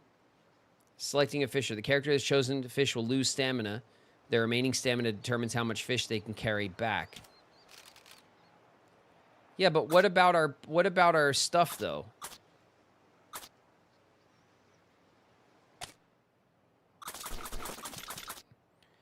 Fish trap. A construction woven of wood and string catches fish when left unattended for a time. Increases fish gained from fishing. Consumed automatically.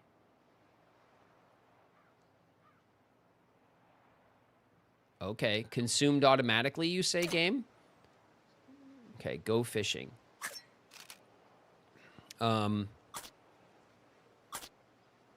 Helen.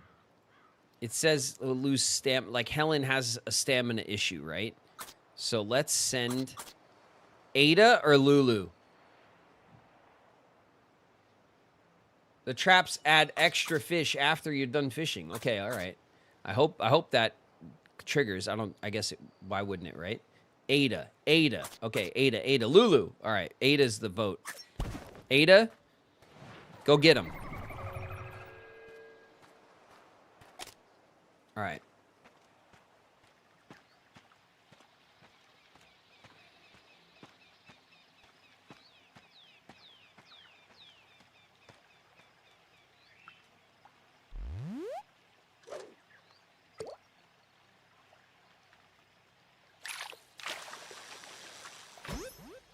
Got him. A Great Plains toad.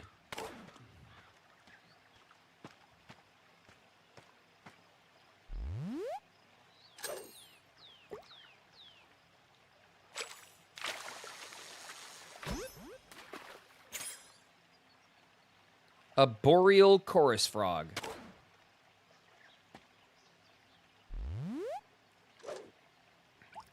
No.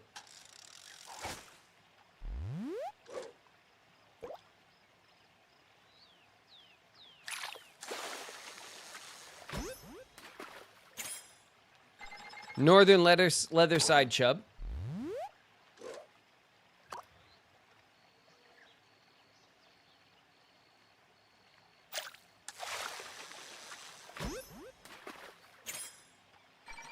A cutthroat trout.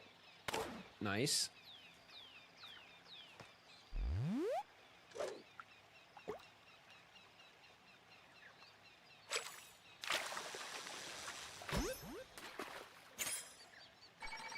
Another cutthroat trout.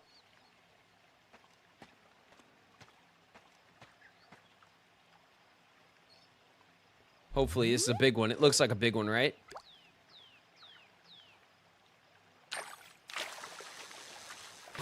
What do we got? A Colorado pike minnow.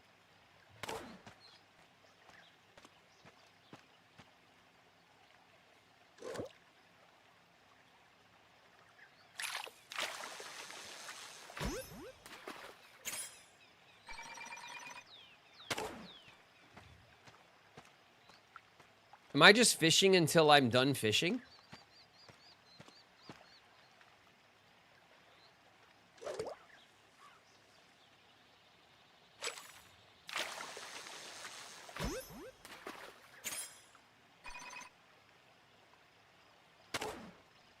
$10 fish limit.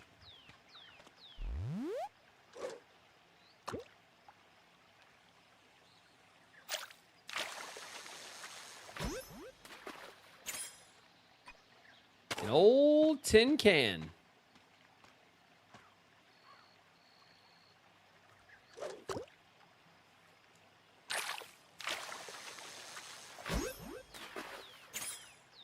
A green sunfish. And a tin can. 88 pounds of fish. All right. It's going pretty good. Let's catch you by the rock here.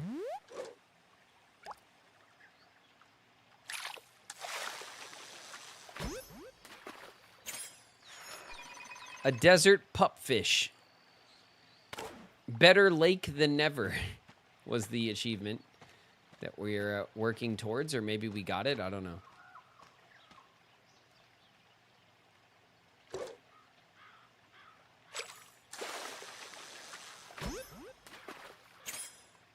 A desert pupfish.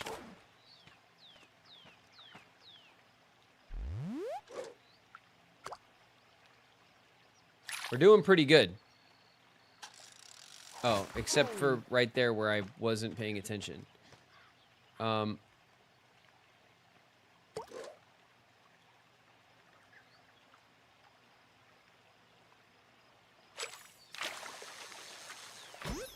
Oh, yeah. Rainbow trout. All right, we're at 112 pounds.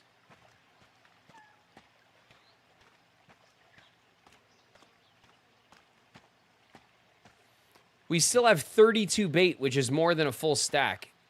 I guess we should go until we have the full stack of bait left or done with, right? An old leather boot. Thanks, game.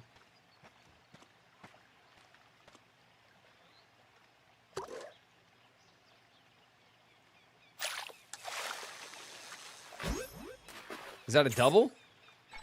Desert pupfish. And an American bullfrog.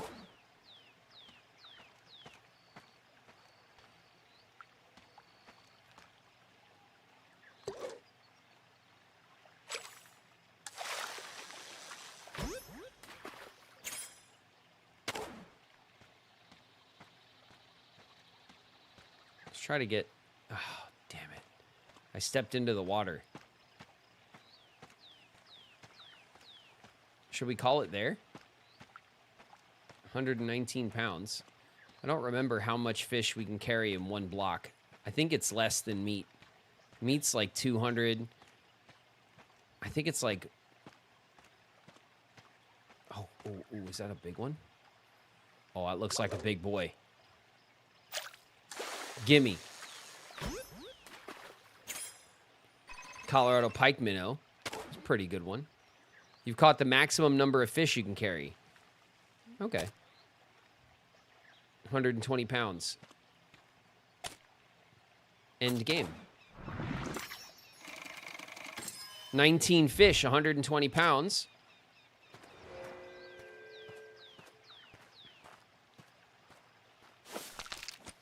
Ada manages to catch 120 pounds of fish, brings it all back. Thanks to a trap in the water, Ada also managed to capture an additional 20 pounds.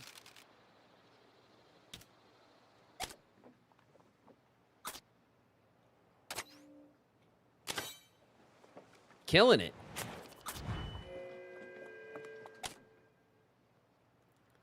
£146 of meat.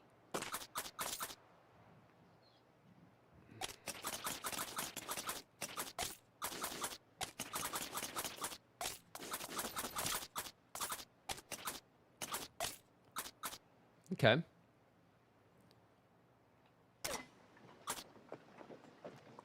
Yeah, fish. That's right.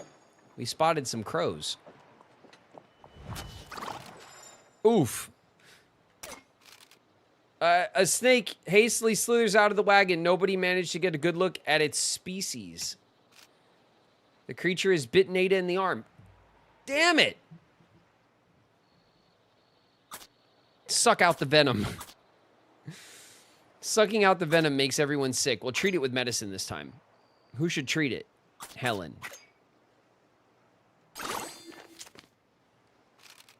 Helen treats Ada's wound, applying medicine and a clean bandage. It looks like she'll make a full recovery. Oh, don't you dare. Don't you dare. Don't you dare, Helen. Helen, you get 2 shirts that you need to wear right now. And also Lulu. All right, we're out of shirts again. God, these ladies. These ladies sometimes. Let's see. Morale is down to by 2. Full morale. Down by 1. That's fine. We can do some health. Everyone needs a bit of health. So let's do that real quick.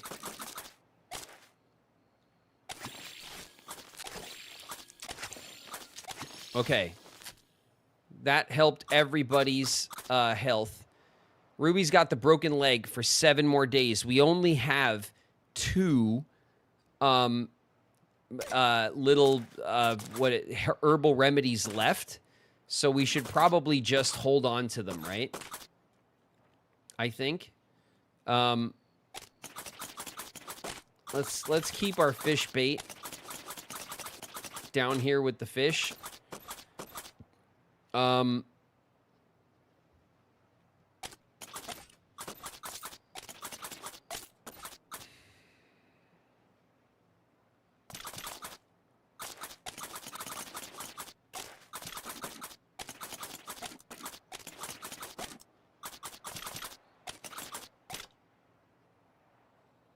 Okay. Okay. Our morale is like not in terrible shape. Our stamina, Ruby's hurt. So there's that. Stamina's good. Stamina's good. Stamina's good. Hygiene down by 2. Down by 2. It's as good as it's going to get right now. It's been worse. Greetings, strangers. You must be my ride. I knew the captain would come through for me. Just drop me off at Fort Hall, if you please. Let's go. What the... What? Hup. The strange, annoying man crams himself into the wagon as comfortably as he can. Excuse me? Look at this! Look at this asshole! What do you think this is? What is this pose? What are you doing with your kicking your feet up?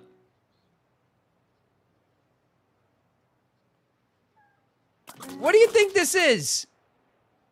Sir? Excuse me, sir. What the hell?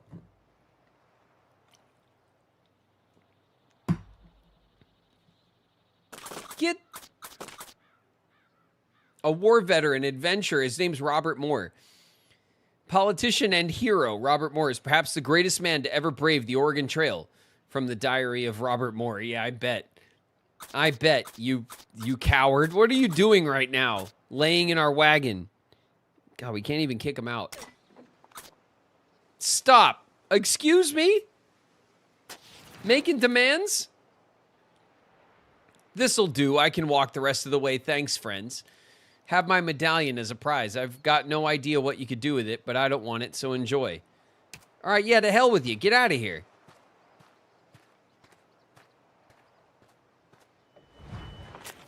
We took like 1 step, yeah, and then we yelled at him and he got out and gave us his medallion. Oh? Good to see you again. Ads are starting in a sec. I see you. We've been listening to this bass player perform. He's quite good, isn't he? More importantly, did you manage to bring our instruments? I'd quite like to get a move on.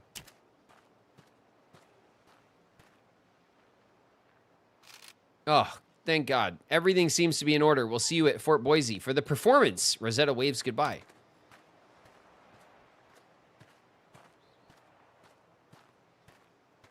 What's your deal, bud? It's Raymond. Hi there. The name's Raymond. I don't suppose you could spare some change for this old performer, could you? I'm just a few dollars short on some new boots. Then I'm out of here for good. Raymond seems skilled at playing the double bass. He'd be a perfect fit for Lewis Southworth's band, but he looks to be dressed for winter, not a concert hall. What should the party do? Invite to the band, offer him $5, ask about fiddle. Let's ask about a fiddle. You're looking to buy a fiddle, are you? I hear there's a salesman who went south to Snake River. I'm going to meet with him myself, see how much I can get for my double bass. I bet it's worth a lot. Raymond seems skilled. Yeah, let's invite him to the band. Join a band at Fort Boise? Sorry, no can do. I'm giving up on music just as soon as I've earned a bit of money. I'm going to go live in the mountains and start trapping furs. Then I'll be sure to make a real fortune. Raymond doesn't seem interested in joining Lewis Southworth's band. What should we do? All right, we're in ads. We're in ads. Don't worry, we're chilling.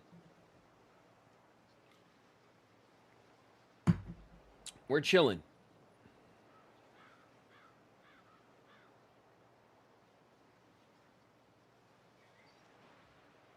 Shadow, it's me, the devil. I'm here to convince you to do sin.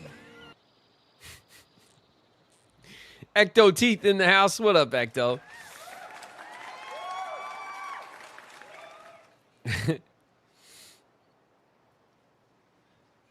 An unwanted man. Thanks very much for the clip. Oh, man. The clip farm continues.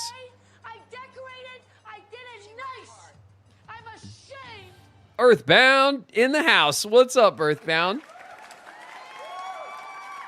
I did it nice. Hey, Earthbound.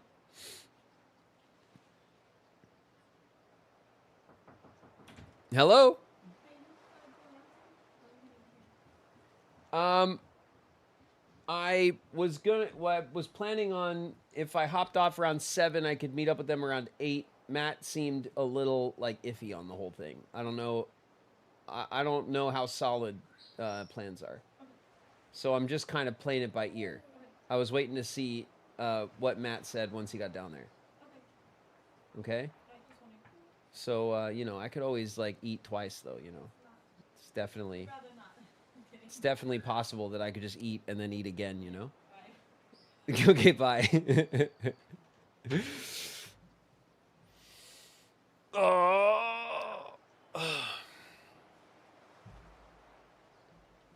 Sorry about that. Matt. Yeah, my buddy Matt. My buddy Matt is the one who came down from Central Valley. He's in town this weekend. We're going to see my other buddy. I could always eat twice. What a guy thing to say. I mean, it's true, right? It's true. But I'm not lying. I could eat twice, and I would survive the endeavor. Let me see what is going on.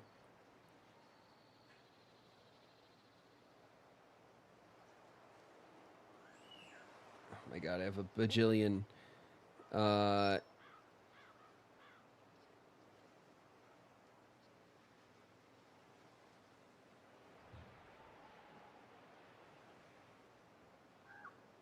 Okay, that should be fine. I was gonna give it another minute, and then I was gonna reach out to the boys and see what they're doing, what their plans are and stuff. I just don't know if they're going to. How far is he from Oregon? I don't know. I mean, I'm in the desert, so I can't be that close, right? I still have to get into Boise. We want to go to Fort Boise where we're gonna play instruments. Let's compliment this guy's playing, right? We could discuss mountain life, but I don't know how that's going to. I guess we could discuss mountain life and make it sound really bad, right?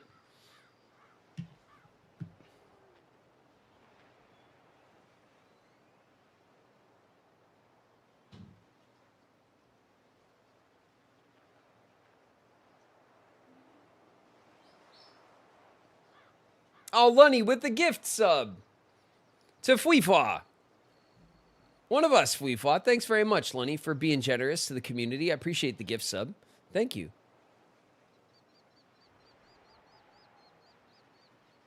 He could stock up on potatoes. I don't know if Idaho was known for potatoes back then. Maybe it was already known for potatoes. I don't know.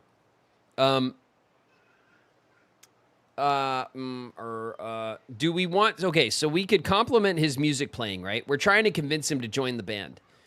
So we can compliment his music. Or we could discuss mountain life and maybe be like, oh, mountain life is terrible.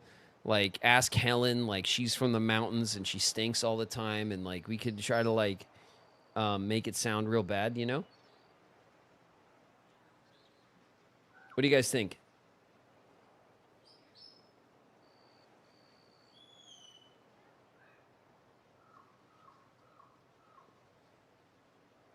Idaho potatoes. You guys are just obsessed with Idaho potatoes right now. He looks like a man who enjoys the mountains. Subtly neg him. We could, yeah. God forbid a woman be a little stinky. What do you mean, Ecto? We got a crew of stinky women here, okay? And we're doing it. We're making stinky women look real strong right now, okay? Don't make our party less than, okay? Don't you dare. Stop bullying Helen. I'm not bullying Helen. I'm clothing Helen constantly, okay? Do we have the option to badmouth mountain living? Well, it says discuss mountain life. I mean, I don't know what else. Let's try it. Or do you think it's just an obvious dumb thing to do, to not just compliment his playing? He already said he's going to, like, sell his shit.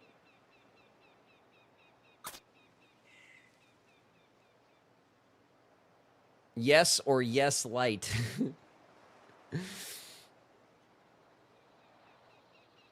Men like to be complimented. Everyone likes to be complimented, Gabby. That's not a man-woman distinction. That's a people thing. You could compliment anyone, and you know, it's always a good strat. More bees with honey, right?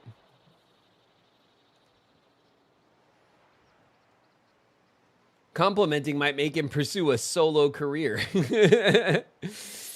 Let's discuss mountain life. I feel like maybe this is like we could reverse psychology him a little bit. Life in the mountains terribly exhausting, sir. See? Go Lulu. All right. Early mornings and late nights, long hours, no time to enjoy a hot cup of coffee. Why, I'm exhausted just thinking about it. I'm afraid my mind's made up. Sure, life would be hard, but the rewards are probably worth it. Just think of the clean and fresh air. Despite his words, Raymond seems unsure of himself. Raymond is persistent, but the party still believes he can be convinced. We could mention the cold.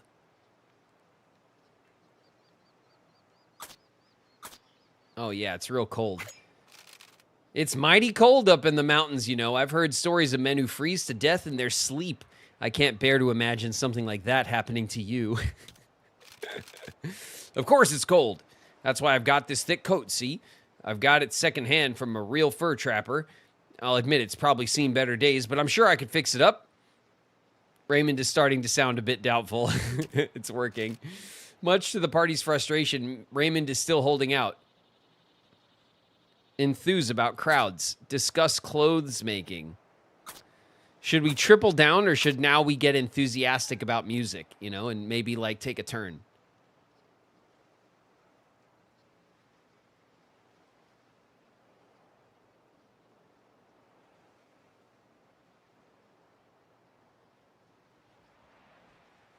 He's getting doubtful. The clothes. The crowds? Discuss clothes. All right. You'll be able to take care of that coat for many winters, I'm sure. Mountaineers are very experienced at hunting deer, skinning them, tanning hides, but you already know about all that. Well, it's not exactly something I've done before, but I'm sure I could ask my friend to teach me. When Raymond mentioned his friends, the party senses weakness in his facade. Who should attempt to take advantage of it? Oh my God, Lulu or Helen? Helen for the clutch, right? Helen? Lulu.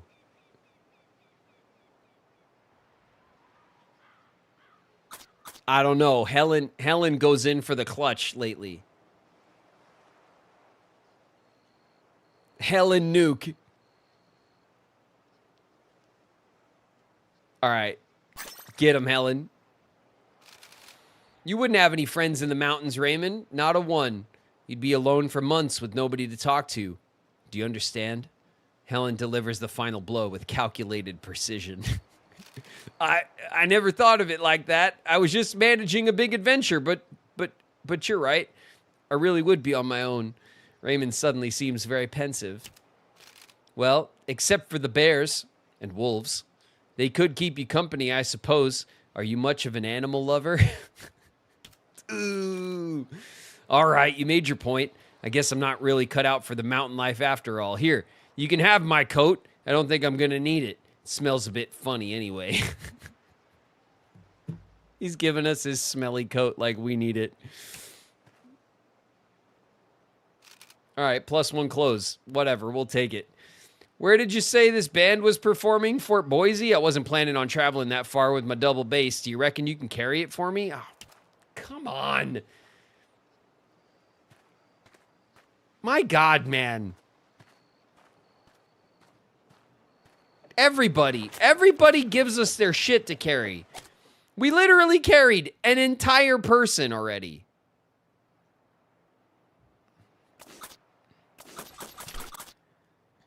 All right, who's stanking right now? Hygiene -2, full -2. Okay, we have one stanky man coat to give to one of the ladies in a pinch, which is probably coming up quick. Actually, hold on, we have some,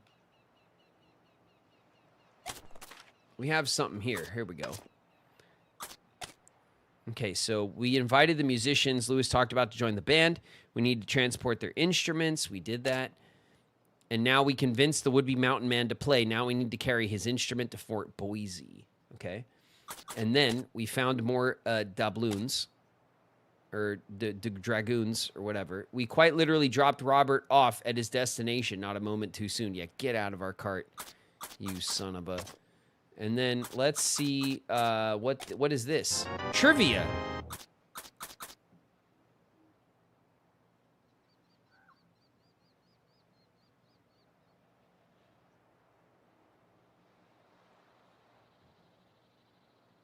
Lunny. Is that another gift? Yes. To Longspeak. Thanks, Lunny. Thank you very much for giving the gift to sub. Again, thank you very much, Lunny. All right, trail food. Consume 1,000 pounds of food. Food on the trail had to be hearty and long-lasting. Beans, rice, dried fruit, and meat, salted bacon, crackers were all common comestibles.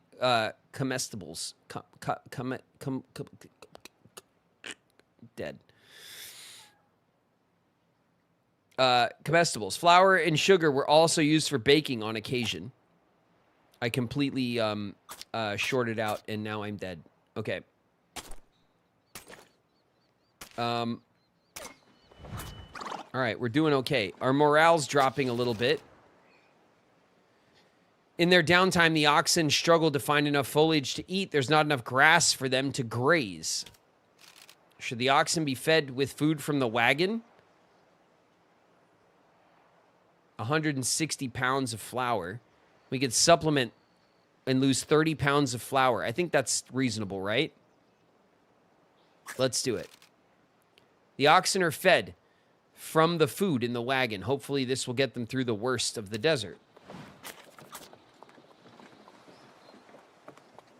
All right, we're coming up on the fort right now. We're 1 mile away. This is the longest mile I've ever seen in this game. Okay, here we go. Jeez, that was like a literal mile.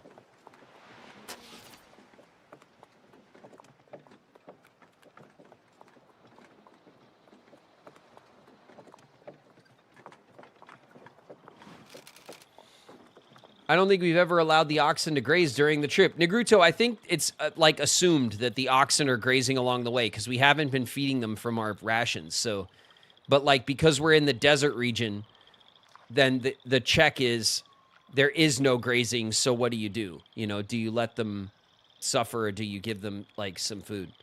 As the imposing white-gray walls of Fort Hall rise into view, the clamor and hubbub of trade is already evident. Several tents surround the fort, many of which, no doubt, belong to hopeful fur traders. What are all these fur traders doing in the desert? You arrived at a fort. Who would you like to heal? Ruby?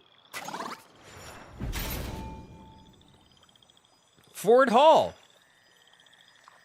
Guide now available. You've unlocked a new journey, Bitter Winter. There's the winter journey for the knives. Brave the harsh mountain weather to help Thompson find his companions in this brutal winter-themed challenge. Successful completion unlocks the hunting knife item and Mountain Man class. Hey, that's cool, right?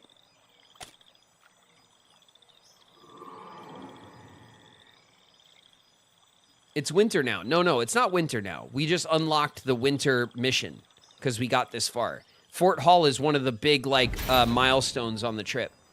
Congratulations, your party's reached Fort Hall.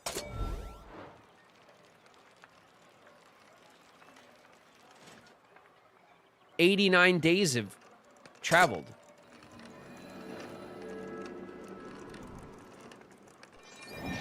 We have been going at a slower pace because we've been struggling with our stamina. All right, let's check our ladies. Let's see our services.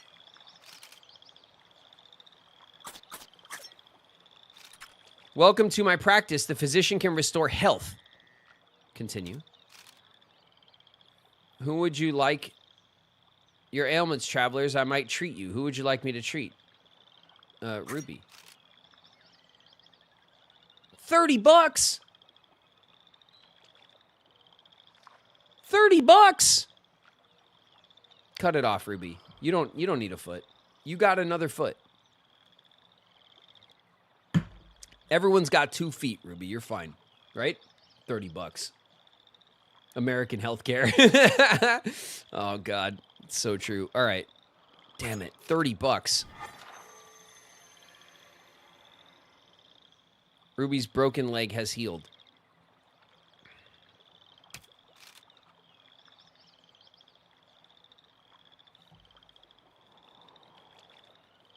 He can get rid of the health debuff. That's why I did it, because she was only a couple of days away from healing. That's not why we bothered. 2 health for 15? Nah, bro. Nah. Let's leave. We have a couple of remedies. Let's see. Let's see what the barber can do. Barber can restore hygiene. $5. All right, let's check the shop. We got to manage very carefully right now. Let's go back. That's the services. Let's see who wants to talk. We'll do the bullshit first. Aunt Rebecca Sims is here. Again. Here, there's a mountain sheep around here. Enough water, too. Hardly a stick of wood. Thank heaven for Fort Hall, but I'm real sorry to be saying goodbye to my cousin Miles and all the folk heading for California. An overlander who's definitely not Dave, who's been following us the whole time, creepily in the distance. Fort Hall is a busy fort. The wide stretches of meadow grass here are just what our tired animals need. As for me, I'll fix up the wagon leaks. Amanda's real anxious to wash all the clothes and linens in one of these clear streams.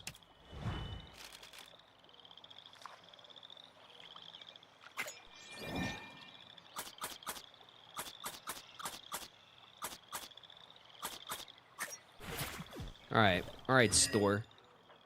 What kind of bullshit prices you got in here? $124 we got. $14 for 10 remedies. And $70 for 10 clothings. 21 bucks for coffee. The prices are a little bit better here, but not by much. Shit, we're gonna go broke before we hit the freaking crazy, like, mountain pass, aren't we?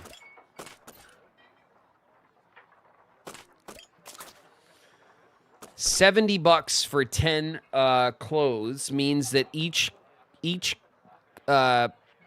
shirt is $7. So the barber is worth it for one person, which is fine because only one of us needs clothes right now. I think we have a coffee, but it might be worth buying a second one given how bad we are at stamina. And then $14 used to treat disease, cheaper but less effective than the artificial alternative. Health plus 1. This one's health plus 6. We definitely don't have the money to blow on a bottle of pills, right? Or bullets.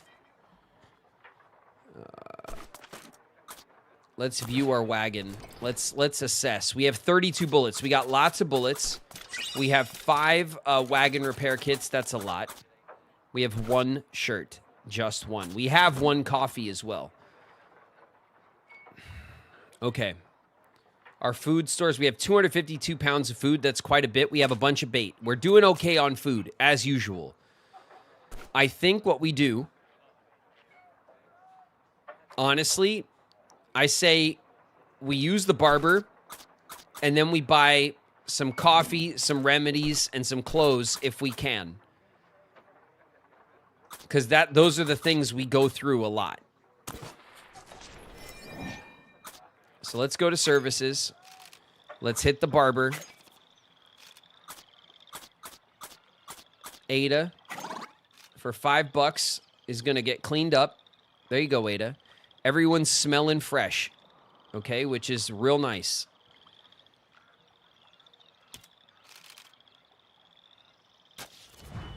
The physician will heal Ruby 2 points for $15.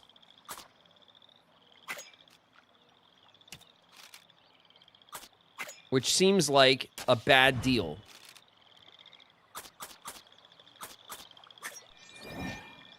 Because if we go to the store, for $14, which is less money, we'll get 10 herbal remedies, which heals 10 and not 2. So the doctor is a quack. He is not worth it. Not even a little bit is he worth it. So we need this. We need this. Oof, 84.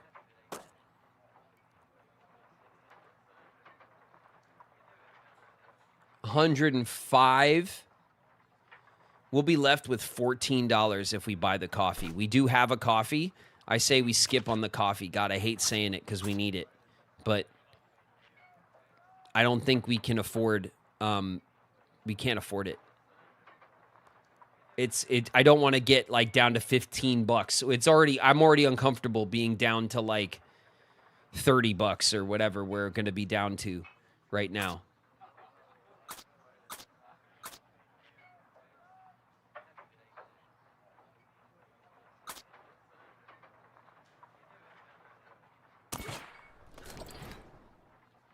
Do we sell any yet? We have so much fish. Well, we have 252 pounds of food, which is like we have like a good store of food. Pay now. We're going to pay. We'll pay this. We're going to pay for that because I think it's necessary what we just bought. We could see about trade. Let's quickly all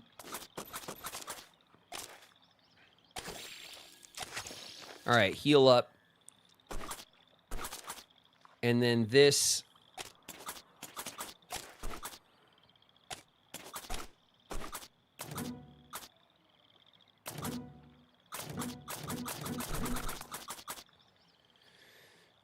Okay. We have some clothes. We have some... Okay, so we can combat hygiene. We can combat health issues. We have some coffee for stamina. We have good food stores. We have some heals for the wagon. I think it's as good a deal as we're going to get. We can see about some trading, which maybe we should have checked first. And we could sell fish and we can sell pelts, but I think we have a river crossing coming up. Let's trade supplies. 2 coffee. Oh my God. 88 flour. What on earth do you want for 2 coffee? 7 clothes. Lulu, talk sense into this man. 3 clothes. It's going to 6. 6 clothes. Ugh. We just spent all that money on clothes. We paid $7 a shirt. No, it's too much money. It's cheaper to buy the... Well, there is 2.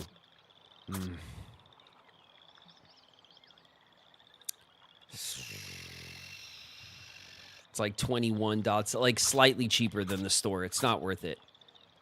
Toolboxes. Flour. What do you want for the grease?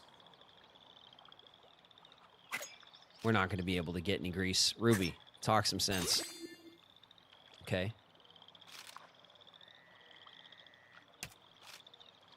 29 bullets for wagon grease. Not on your life. We need to buy the fiddle. That's right. We got to buy the fiddle. Okay. Let's get out of here. Let's talk fish. Let's see what...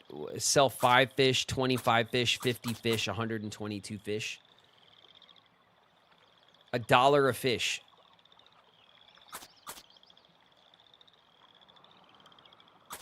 We have 252 pounds. If we sell 50 fish, we'll have just over 200 pounds. Do you think that's the move, 50 fish? Haggle. Oh, yeah. That was close. Helen, or was it Ada that was, Ada. Ada was fishing, right? Go on, Ada. Yeah, there we go. Is it $2 a fish? God, that doubled our price. 50 fish, right? That still leaves us with 200 pounds of food. 100 big ones. Incredible. Okay. Okay. Back. So far, this has been very, very good. We have 72 pounds of fish still, which is still a lot. 130 pounds of flour. We have a bunch of bait. We can always catch more fish, right? We got bullets. And we have 5, 6, 7, 8 pelts for our river crossing. All right, I think we're good. Let's rest. Let's check stamina, morale, a little stamina, a little morale, a little morale. Okay, we're doing okay. Let's rest.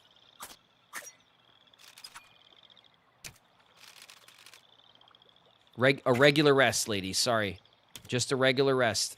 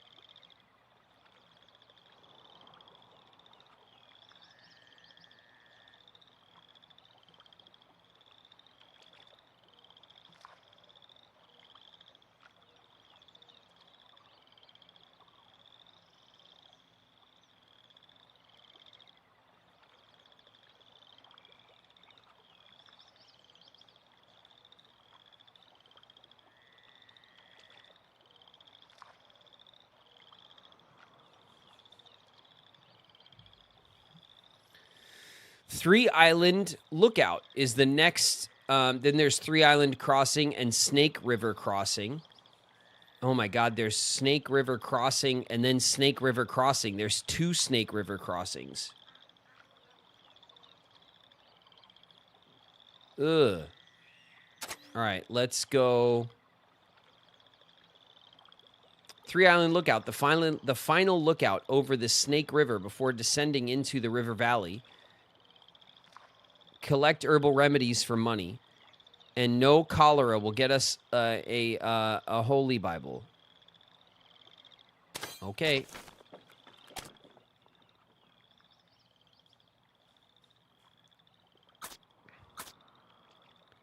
All right, there is one man here. We could go for a campfire for a chit-chat. Maybe we could share a story, and then that will get us some supplies. Then we can go get some remedies. Then we can bullshit some more. Or since we have a bullshit campsite over here, maybe we want to hit the question mark first. A bibli, yeah.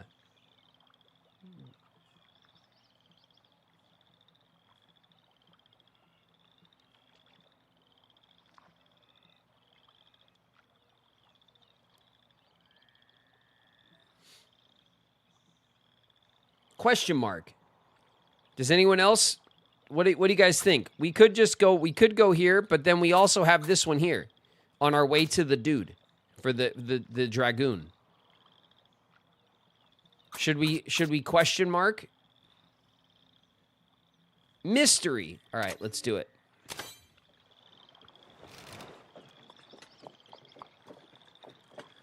The party departs Fort Hall with trepidation. One of the trail's most perilous stretches now lies between the travelers and Fort Boise.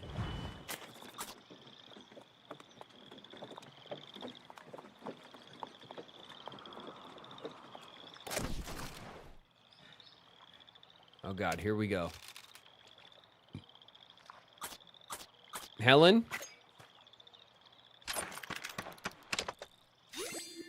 Good job, Helen. Helen's getting good with the old hammer.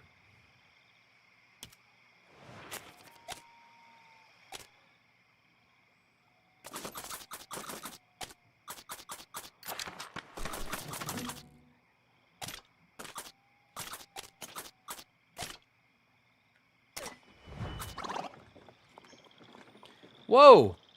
Lulu, what happened to your morale? That's a huge dunk in your morale out of nowhere.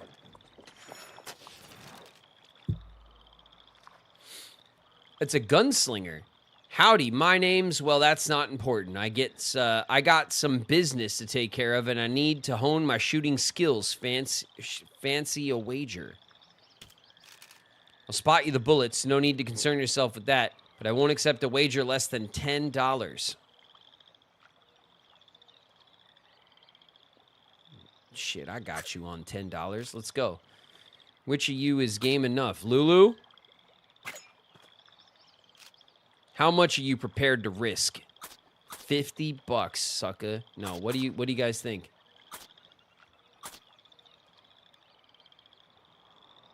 $10, just a nice easy one. All in. It's $50. It's gonna be one hell of a. All of it. 10. Lulu's low on morale. 20. All in. 10 is safe. Lulu's morale. Yeah, but maybe this will really, like, boost Lulu's spirits, you know?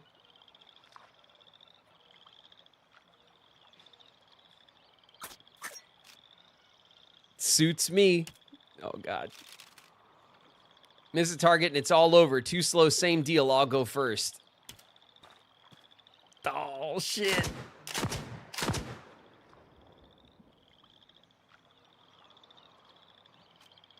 That's a hit.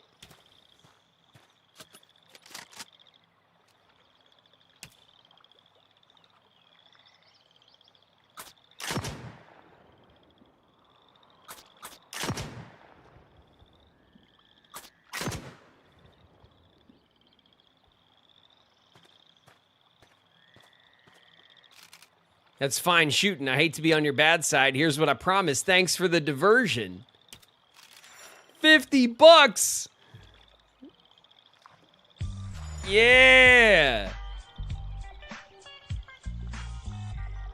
I'm heading for the Dalles by way of the 3 Island Lookout. I'm on a hunt of sorts. Maybe I'll see you there. And you can give me a chance to win back my money. So long. No, we will not do that. Just get out of here, dude.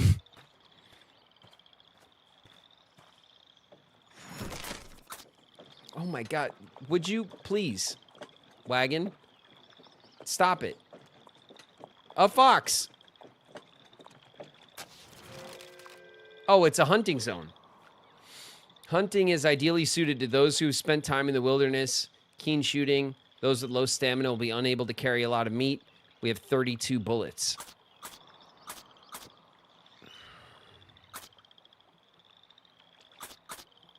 All right, Lulu. Lulu, how's our stamina, Lulu? Stamina's great. All right, Lulu, come on. This will make you feel better. Go take it out on some poor innocent animals.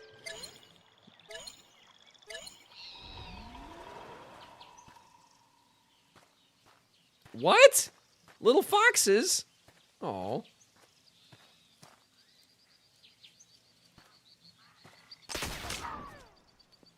That didn't feel good.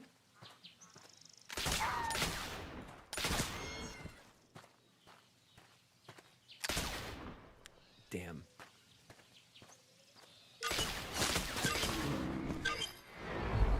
All right. A couple of bullets wasted, but 70 pounds of meat. Lulu should be able to carry it all back. You monster. The foxes. I don't know. Was I not supposed to shoot the foxes? After a successful hunt, Lulu carries 70 pounds of meat back to storage. We'll get the pelts. 4 pelts. And we're going for remedies. All right. Let's repack. Don't give me that shit, wagon. Okay, hold on.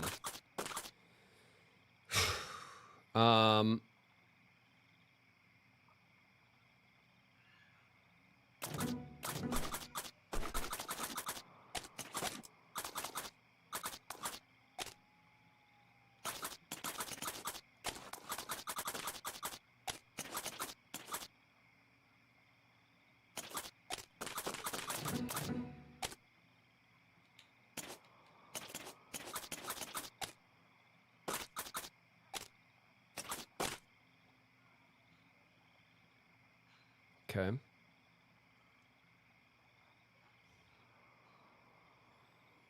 It's fine.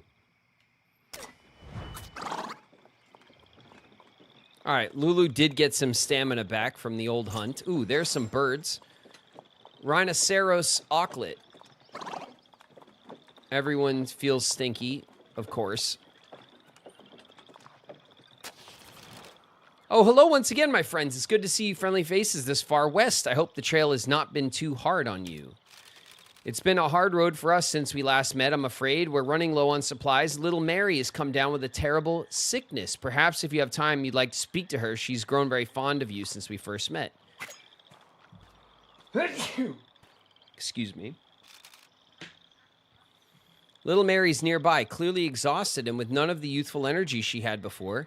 As the group approaches, wheezing coughs emanate from her little body. Hello, everyone. Little Mary coughs again. Excuse me. Are you coming to my birthday party? I'm going to be 5 soon. I asked Daddy if you can come, and he said yes. What should the party talk to Little Mary about? Let's talk to you about her birthday. Are you looking forward to your birthday, Little Mary? 5 years old is an exciting age. Yep, when I'm 5, I'll be much older so I can help Daddy carry things and I can help Mommy cook. Little Mary looks very proud of herself. Are you coming to my birthday party? I'm going to be 5 soon. Let's talk to her about dresses. That's a very sweet dress you're wearing, Little Mary. Did your mom make it for you? Yes, she made it for me out of old fabric. It's very soft and warm, so I like it. Little Mary pats the fabric of her well-worn dress. Are you coming to my birthday party? Let's talk to her about toys. What kind of toys do you like to play with, Little Mary? I used to have a little wooden horse when I was young. I like dolls. I used to have one called Sally, but I lost her. Maybe I'll get a new doll for my birthday? She looks excited. Little Mary is seized by another fit of coughing. The party decides to let her rest. Okay, we don't have medicine for Mary, which is, I mean, we have herbal remedies, but thank you for taking the time to talk to her. I'm glad she was able to make some new friends on the trail. I hope we could see you again once we finally arrive in Oregon. Farewell. Oh no, little Mary is not looking too good right now. Uh-oh.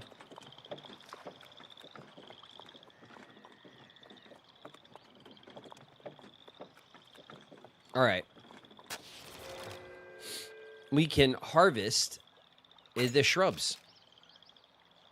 Ada, you know what to do. As Ada reaches into the shrubbery, she notices an old leather-bound book hidden among the leaves. She decides to take it. It's a guidebook. Hey. And we got 3 herbal remedies. Nice. And now we can go down this way, and we can get some rest. Okay. Let's... Okay, a little morale drop here. Ooh, are those raccoons? Yeah, raccoons. When checking the flour, Ada notices some of it's become waterlogged. It's began to clump together. Most of the flour could probably be saved if it's sifted, though it would be far more time-consuming than simply discarding the whole bag. Hi. Someone finally made us some fried chicken. Oh, nice. Just like Chick-fil-A, and we got some rice. It's just like Chick-fil-A? It's not. I would doubt it. I wouldn't say that, but thank you very much. All right, you're just creeping in here. All right, hi. Hi. Hi. Say hi. Don't sit on this, please. Not the wire. Okay. There you go. Hello. What's this? Choose your character. What was that? Hi, chat. Lily is here. Lily is here, and that gives a little... Okay. Bruh. Okay. Okay, later, bruh. Lily, everybody.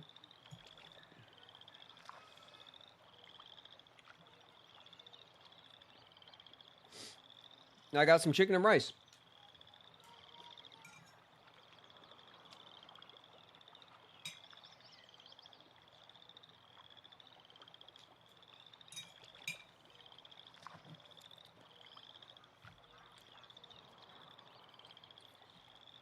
Do we discard 13 flour, or do we spend time sifting?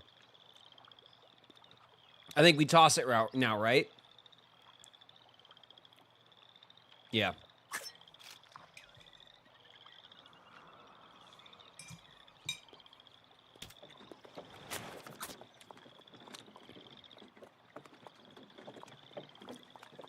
I know it's a waste, Ada.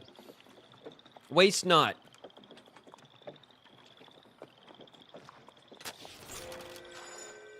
Squirrel spotted. We spotted a squirrel.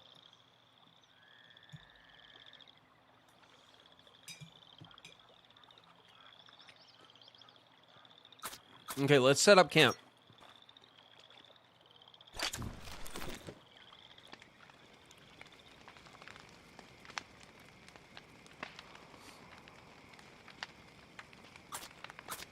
Let's share stories.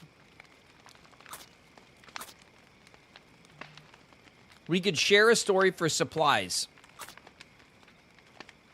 Yeah, we want to do that, right? It's getting tight. Let's share a story about fishes. Helen starts to speak in hushed tones, begins telling the story about bizarre fishes of the American waterways. As the night wears on, the stranger story becomes, and the receptive crowd is all too willing to hand over some supplies to hear how it finishes. Plus 55 fish. They gave us fish for our fish stories? All right. It's not what we had in mind.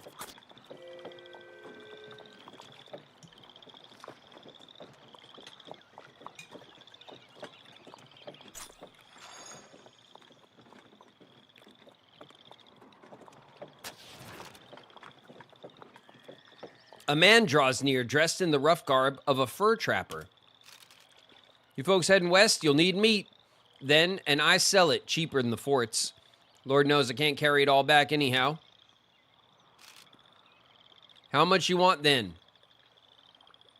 75 for 22 bucks.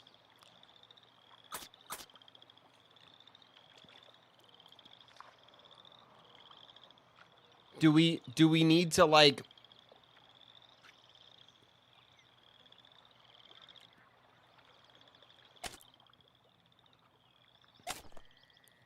hold on a second. Jeez, Lulu is sad. Okay, Lulu is real sad. Helen is Helen. Okay, hold on. We can fix up Helen real quick. Helen. There you go. That's better.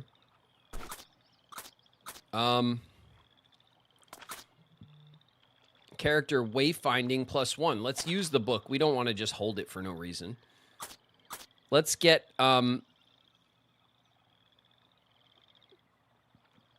should we buff like Ruby or Lulu on wayfinding, or should we get Helen up to where Ada is? You know?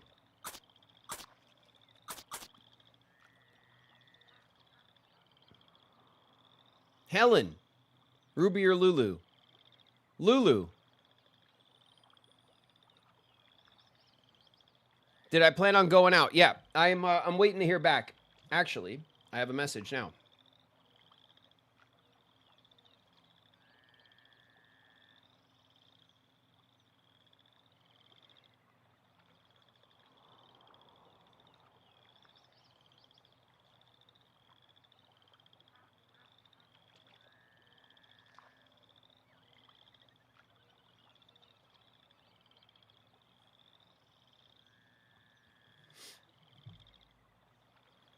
Looks like we got some time.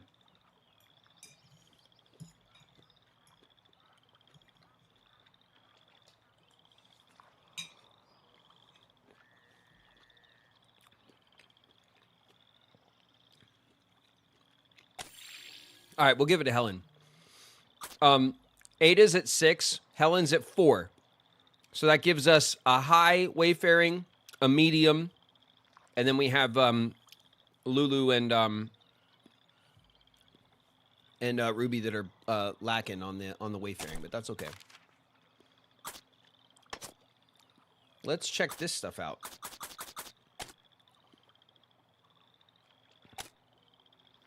We met with little Mary and her family again. The poor girl is sick. We spent some time talking to her.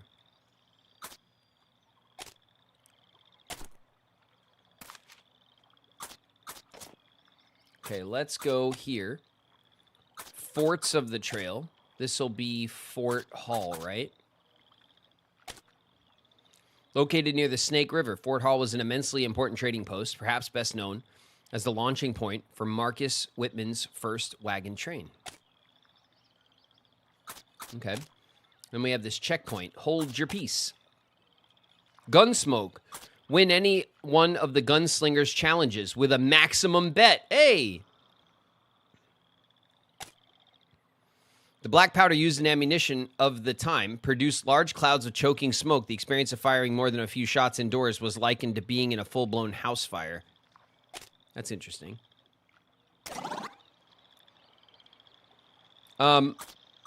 We could haggle, but this guy's prices are nuts, right? Ruby, you haggle with him.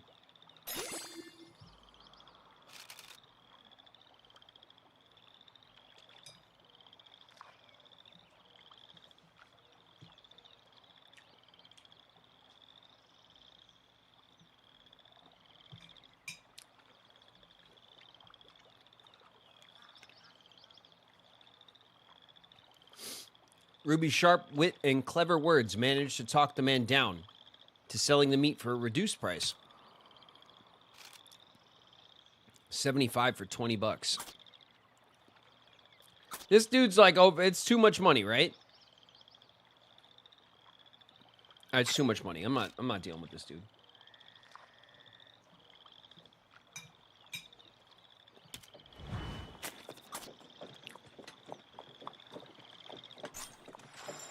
Crows.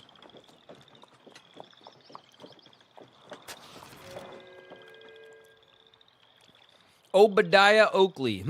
I know you. You're that group that our idiot captain sent after us. I won't lie. Traveling alone has been boring. Let's play a little game. I challenge you to a battle of wits. If you can answer a few of my questions correctly, I'll rejoin the party. Okay. Let's get started. What runs but never walks? Murmurs but never talks?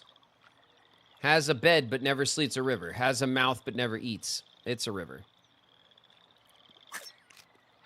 Correct. Let's try another. What is greater than God? More evil than the devil? The poor have it. The rich need it. And if you eat it, you'll die.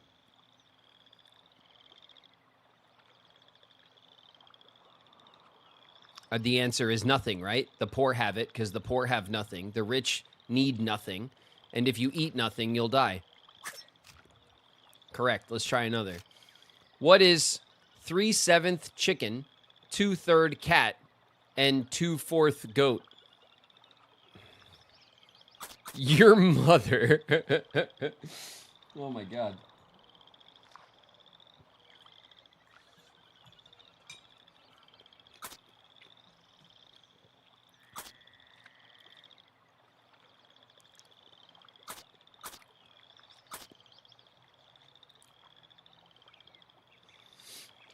It's Chicago, right?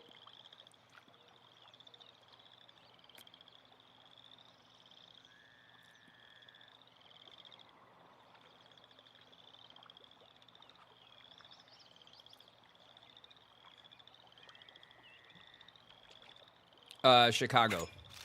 Not bad at all. Stranger's fine. I'll prepare here for a minute. I'll meet up with the captain. Take my medallion, too, as proof of your relative wit. Godspeed.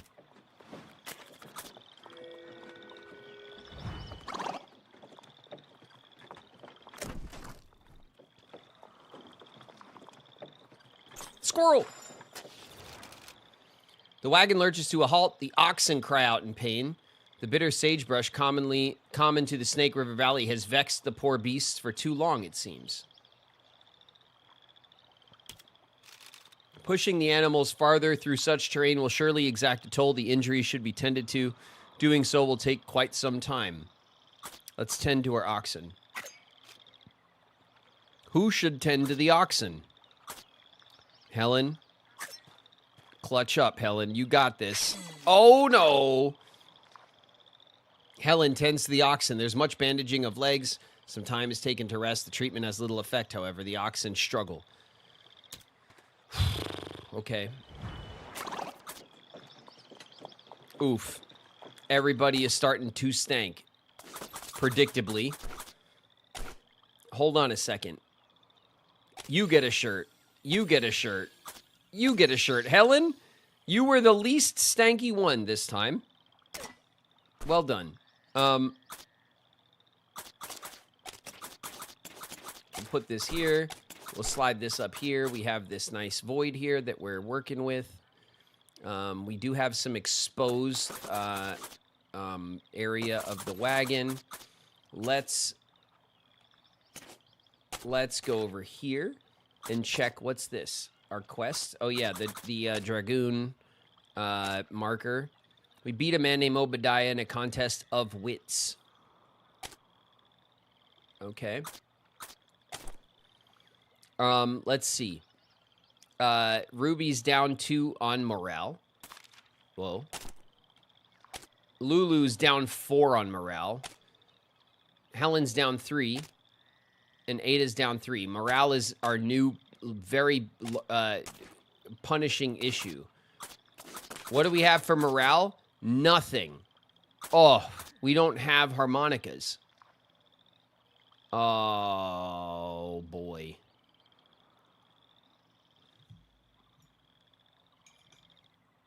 That's not good.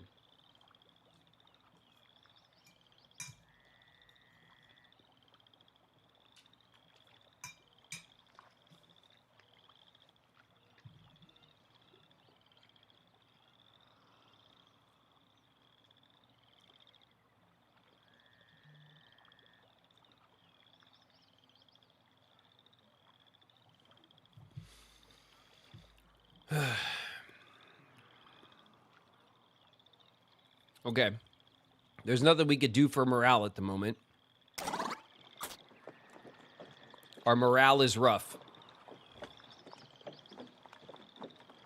Lulu is particularly pissed off. Helen and Ada are not far behind, though. Ruby's actually in good spirits, comparatively.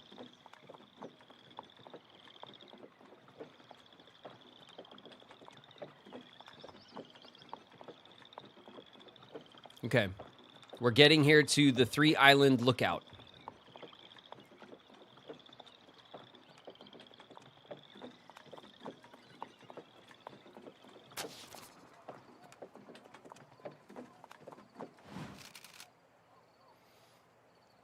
A chill wind blows from the Snake River as the party approaches. The view is astounding. And a sobering reminder of how many miles remain to be traveled. Oh, we got a Bibli? Okay. Let's check. Let's see what our rewards are. We got a Bibli. And then what else did we get? Money? We have 222. Yeah, we got some money. Let's use our Bibli.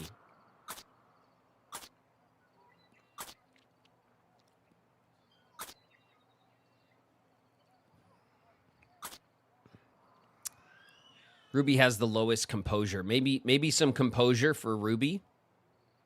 You think? Just because, like, composure seems to be something that can help us out, like, passively. I'm going to go with that.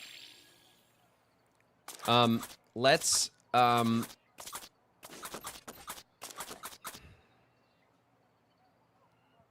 don't even know. All right. Let's see who there is to talk to. Let's talk to Andrew. Ads are going to start in a minute. Come all the way from Independence, have you? Well, you are nearly in Oregon. If you can endure a most onerous river crossing, that is, best of luck. We're very nearly in Oregon. The Snake River is a vicious hurdle, but the smattering of islands within it will at least allow you some respite between crossings. And George. Supposedly, the Shoshone around here named this place after salmon. I haven't the foggiest idea how it became known as the Snake River. Maybe on account of its shape? Okay. Interesting. We can rest. There is no store. We could see what's up for trade here. Maybe we can get lucky with some trades. All right, 1 coffee, some clothes, some grease. Okay, coffee, baby.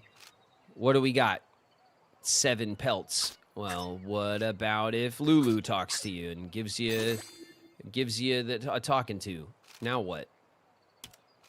6 pelts. 22 bait. 11 herbal remedies. No way, dude. We can't. All right, we'll leave it there for now. Let's see. Clothes. We're always in the market for clothes, aren't we? Let's haggle. Helen, tell them how stinky you are and how we need clothes desperately. Okay, the price is improved. 3 toolboxes, no way. 15 bait, maybe. 63 flour. We have less than 200 food. We're not trying to trade our food right now. Pelts. 4 toolboxes. Pelts, bait. All right, there are no harmonicas anywhere, which is crazy. Ad starts. The ads are starting in a sec.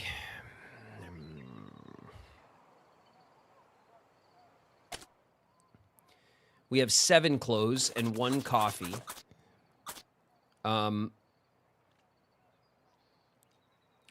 We have 10, 12 pelts. I don't know if we want to get rid of our pelts for their Snake River crossing, you know?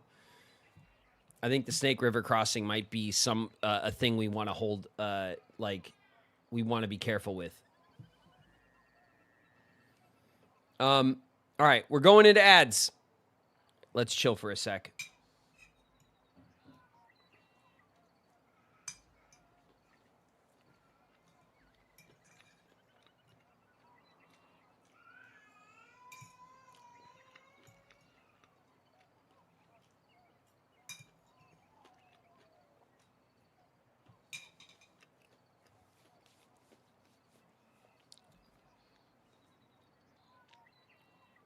We're doing okay on everything except morale. We need harmonicas. I'm hoping that when we get to the Fort Boise, that when we play instruments and stuff, when the band gets together, all that like that's a big morale boost. Hey, what are you guys doing? Why aren't you working? Why don't you like me, Kyrie? I'm cool, aren't I? My mom says I'm cool. Are you even listening to me?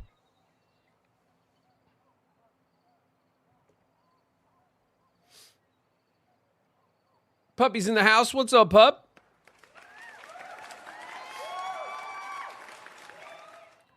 What does increased rations do, morale or stamina?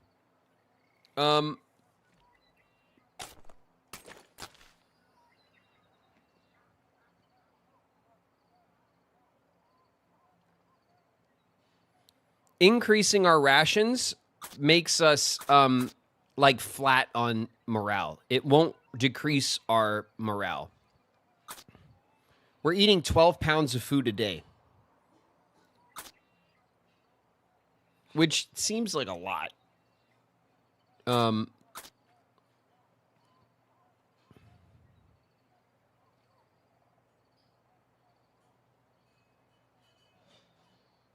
We still haven't seen the fiddle. That's true. We have not seen the fiddle. But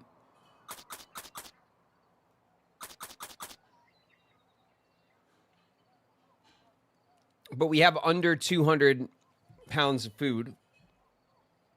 So increasing our rations might actually hurt us right now.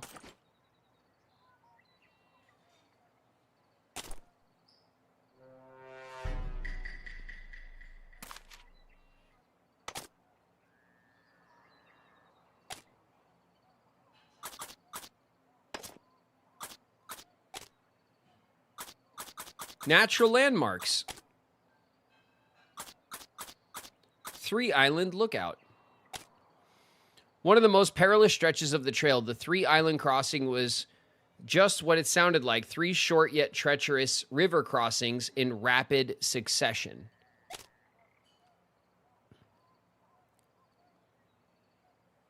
Oh boy.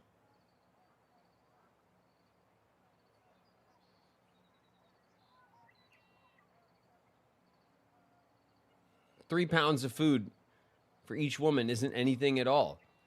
It's not? Sounds like a lot. Pounds? Maybe it's not. Not that I know. You know? I'm not speaking from authority around here, okay? I don't know.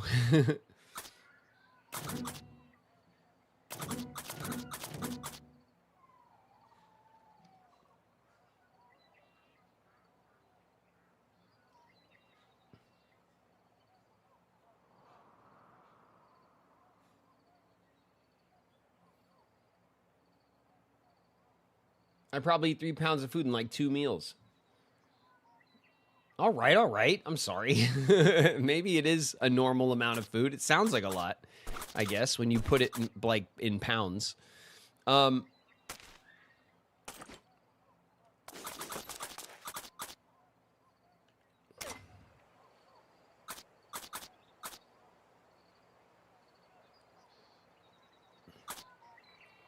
We can trade for coffee. We can trade for clothes. We would trade bait. I don't feel like these are great trades, right? Like maybe 3 pelts for 2 clothes, but I don't know. Considering all the river crossings we have in front of us, I don't think we want to give up any of our pelts. You know? I think we might have to just not trade at the moment.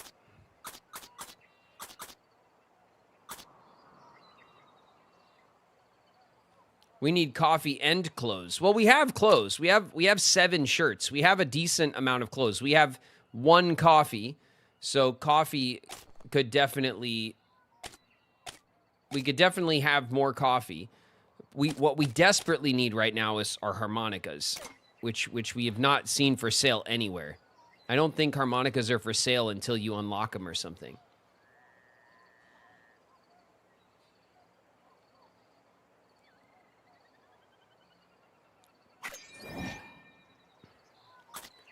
Let's let them rest. Hopefully rest will fix some morale, maybe.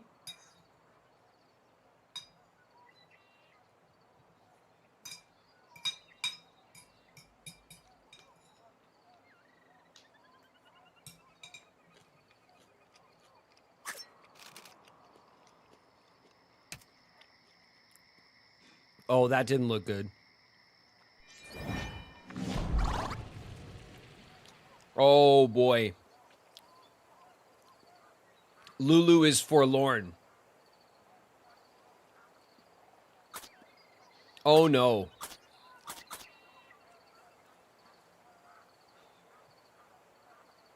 Oh, shit. This is where shit's gonna hit the fan.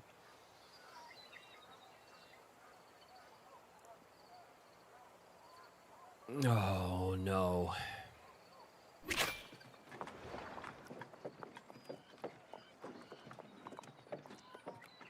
Shit's about to get real.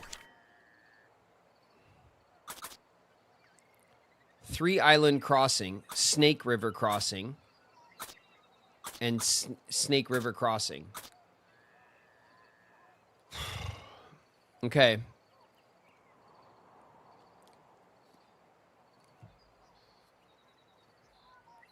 The 3 Island Crossing are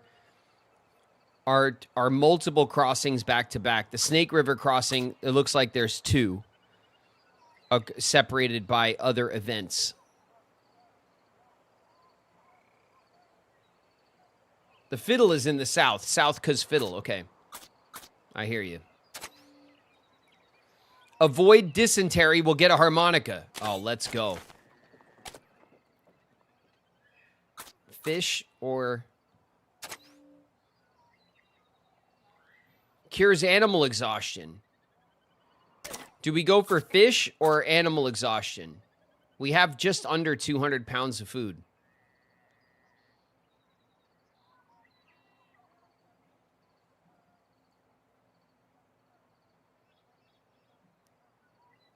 Grazing.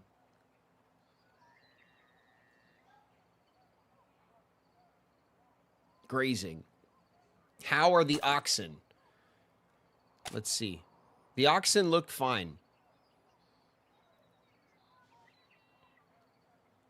The oxen are fine. We have not prioritized them ever, though. We could use a bit of fish, you know? Like, we have 182 pounds of food. Fish, then. I agree. I think we have to prioritize our food at the moment. All right, no dysentery. Cloud breaks. Rain pelts the trail. Water gathers in the myriad wagon ruts. Oh, God. Lulu's gonna... Come on, Lulu. Hold it together. As the mud builds up, the oxen slips and slides, and the wagon becomes bogged down. The rain pours in through the exposed wagon canopy, damaging supplies. Oh, my God. 59 flour.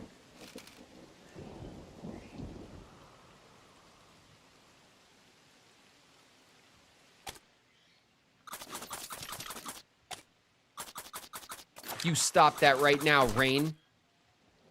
Oh, I can't believe I let that happen.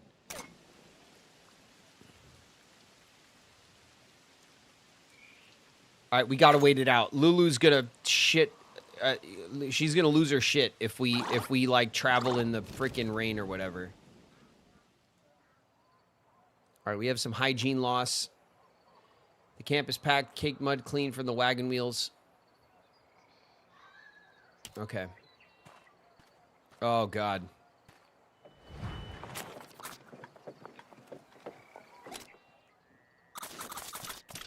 Okay, close.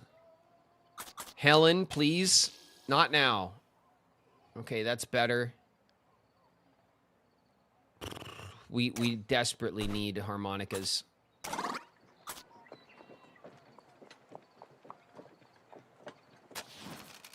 Oh my God, it's the gunslinger.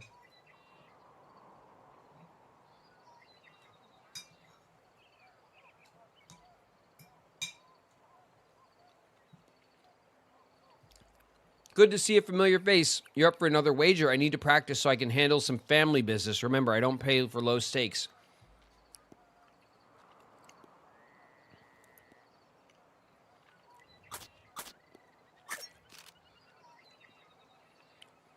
You may have beat me before, but I'll show you this time around.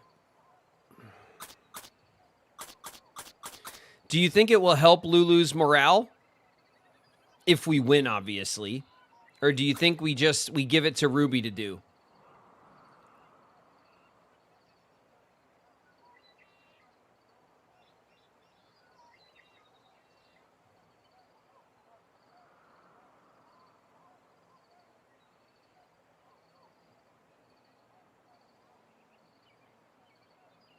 All right, we'll give it to Ruby. We're not going to wager high this time. What, 20 bucks? We'll go middle of the road. Sounds fair. Line yourself up and shoot, but wait until George here says so. If you fire before George says go, or you take too long to fire after, you lose. 3 rounds. I'll go first. Ready? Steady. Wait for it. Oh, he's going to be a pain in the ass about it, isn't he? Go.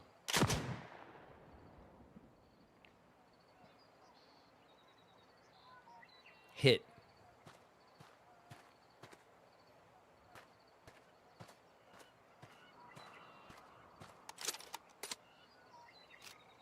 Let me know when you're ready. Wait for it. Go.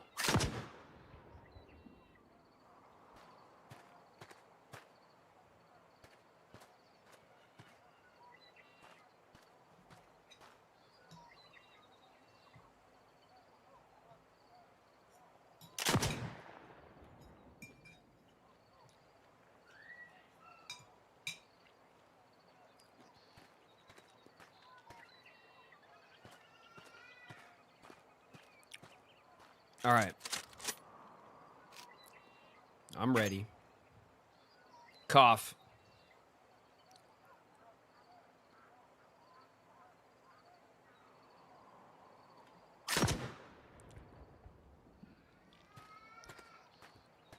Is there going to be a trick to the last one? Like, I'm going to have to move and then fire?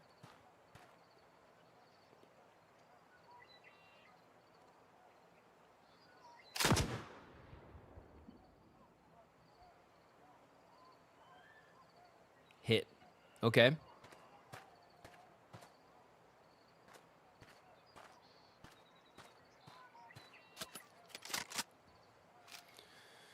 Okay, I'm ready.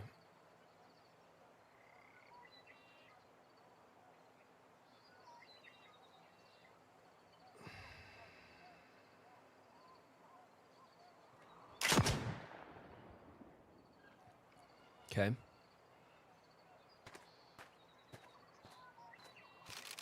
That was some fine shooting, the kind of cool hand and cool head that will serve you well out in the frontier. Here's your money. Thanks for taking my mind off my troubles for a while. Headed to Fort Boise up the trail looking for a man who might not want me to find him, but I will. Maybe I'll see you there too. And you can give me a chance to win back my money. So long. Not in your life, buddy. We're going to spend all that money on harmonicas. Every damn harmonica in Fort Boise is mine. Okay, someone said we should increase our rations. Do we agree? We increase rations. We're about to pull up on some fishing. Yes. All right, we'll do it. We'll increase rations. Look at those foxes. I saw them. Oh, shit. Ada's foot's been crushed under the wagon wheel. Come on, Ada, no. A sudden cry, no. Toes may be broken, no. Oh, no. All right, we'll inspect.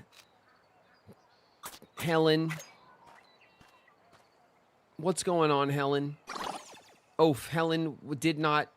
Oh, God. Helen examines the injured foot, cannot determine the extent of the injury nor the proper course of treatment. When Ada tries to put her weight on the foot, the pain is nearly too much to bear. Depending on the extent of her injury, a good rest may be all Ada needs. If the injury's More severe, however, forcing her to walk will likely invite greater misfortune. We'll rest. Ada has a broken leg. Take some time to rest. Her foot doesn't get any better. It seems the foot is broken. She might be able to keep walking, but there could be further repercussions. Fish team in the water nearby. Oh my God. All right, we're going to go fishing. Hold on a second. Before we go fishing, for Christ's sake, Helen, change your clothes. Okay. What else can we do? We have these 55 days. 51 days. Oh my God. 44 days. I mean, we need proper medicine for an injury like this. It's not enough.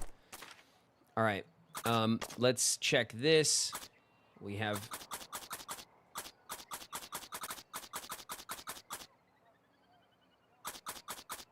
Oh yes, the gunslinger. He's up here at the top. Okay. The gunslinger. Let's go fishing. Patience and a good attitude. Helen, you're up.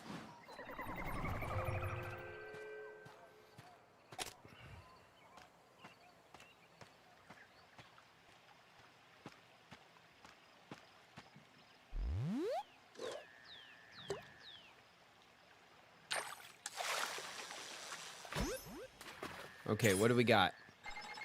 Red side shiner. All right, the old red side shiner.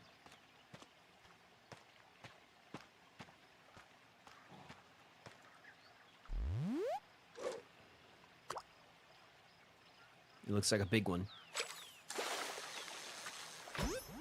What do we got? A boot. Are you kidding me? Big ass boot in the water? All right, come on. What do we got? A lake chub. A good sized one as well.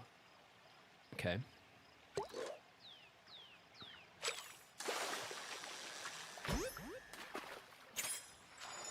A mountain whitefish caught.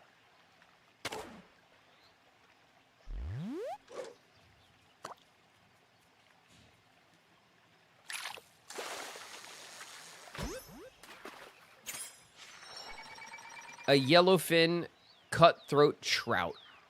Okay.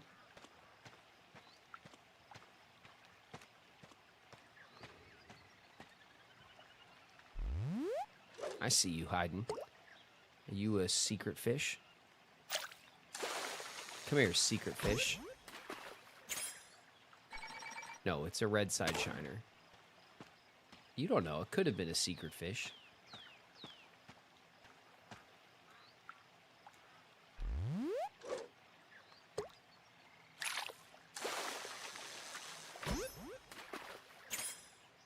Utah chub. Okay.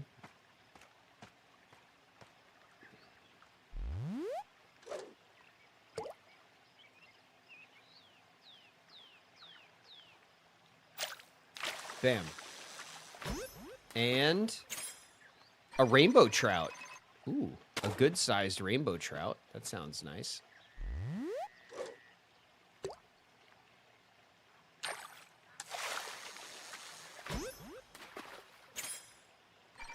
Lake chub.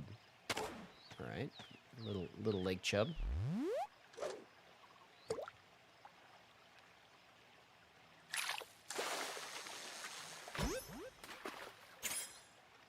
Mountain whitefish.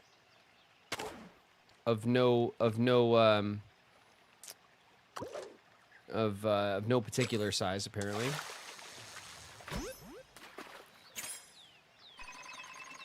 A red side shiner. Okay, we have 17 bait left. What are you doing over here? Come here, you.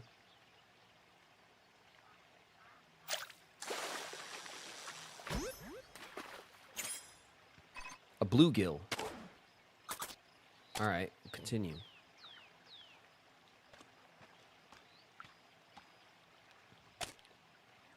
End game. There we go.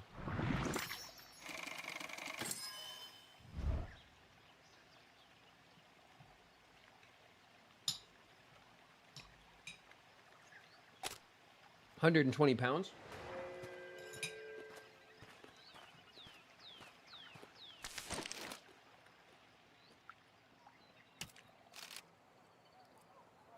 An additional £20.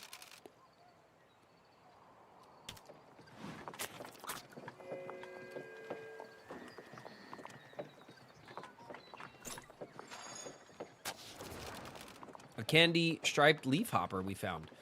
Party hears the unmistakable sound of an accordion. Comes across a young woman playing the instrument on her own. Her unique sound might be exactly what Lewis Southworth needs for his band to stand out. Hi, my name is Cleo. I see you enjoy my music, strangers. If only I could play for everyone who traveled through these parts. Alas, my parents insist I must give up my accordion before we cross the mountains. The young woman looks dejected, stops playing. Should the party try to invite her to join Lewis Southworth's band or ask about something else? We should invite her to the band, right?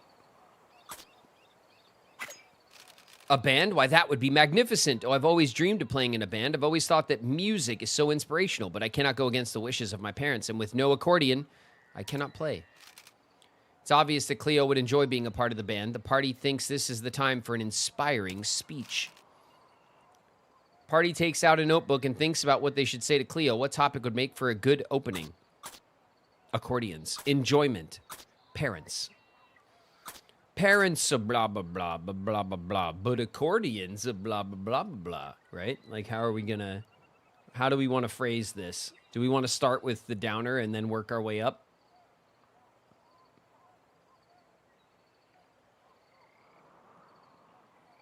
You out of here, Hash Brown. We'll see you later.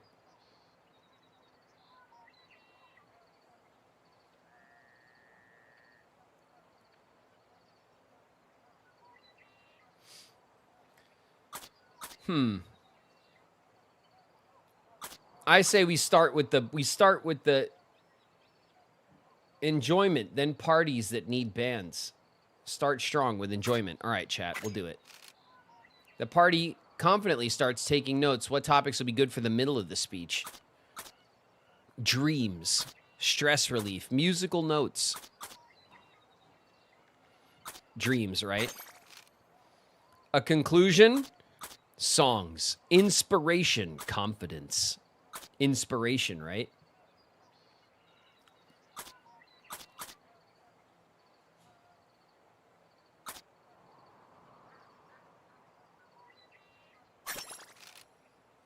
Who should deliver the speech?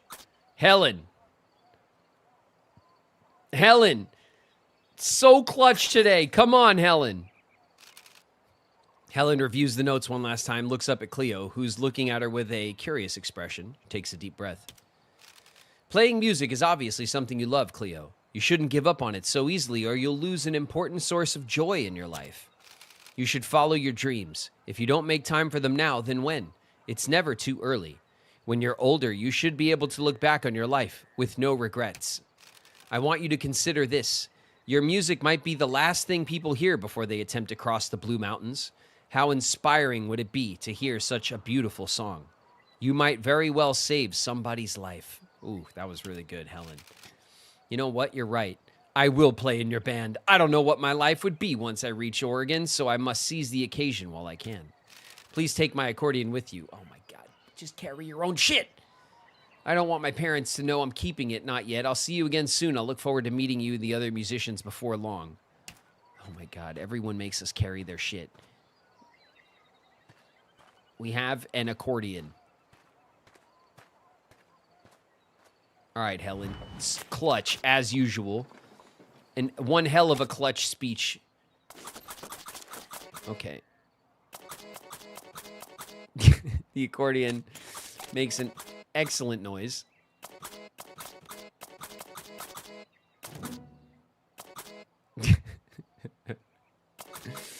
That's like funnier to me than it has any reason to be. Okay, we have this void here. All right. Let's see what we got in Questland. We invited the musicians. We're able to recruit an accordion player. Okay, and then if we go here to our animal, there's a rare fish chasing rainbows. Presumed extinct as early as 1903, the yellowfin's demise came about by the introduction of the rainbow trout to its only habitat, known today as Twin Lakes, Colorado. The yellowfin.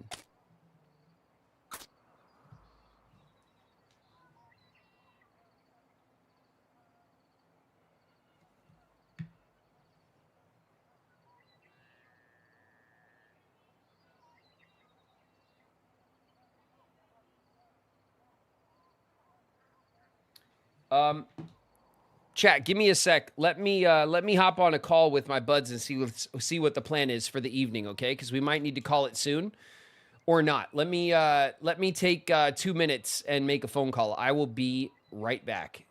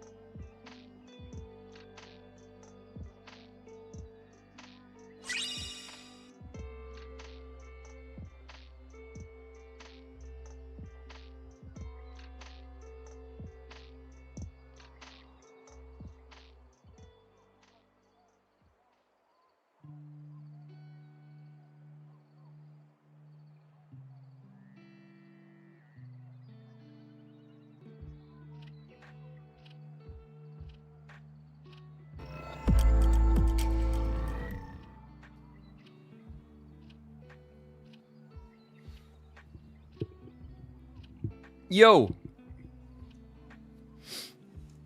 What's up, you guys? Can you see me? Can you hear me?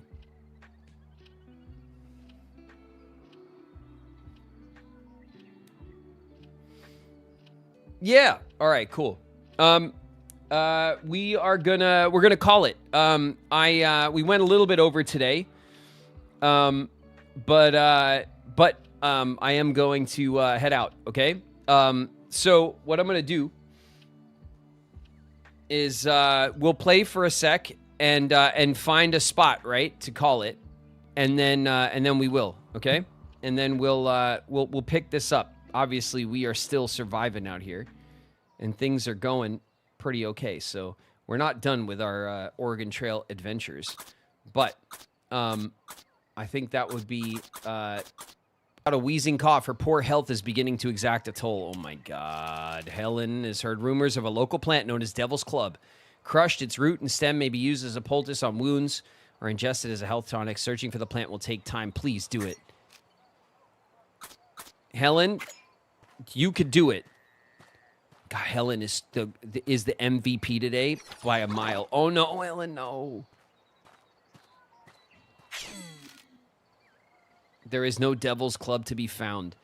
Ada will need to seek healing elsewhere. Oof. Ooh.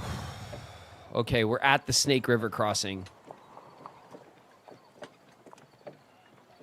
Man, we're a little beat up. We're a little beat up, but we're at Snake River Crossing.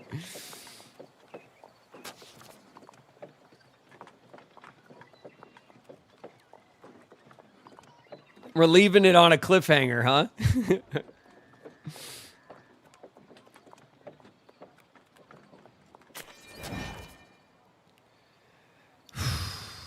All right.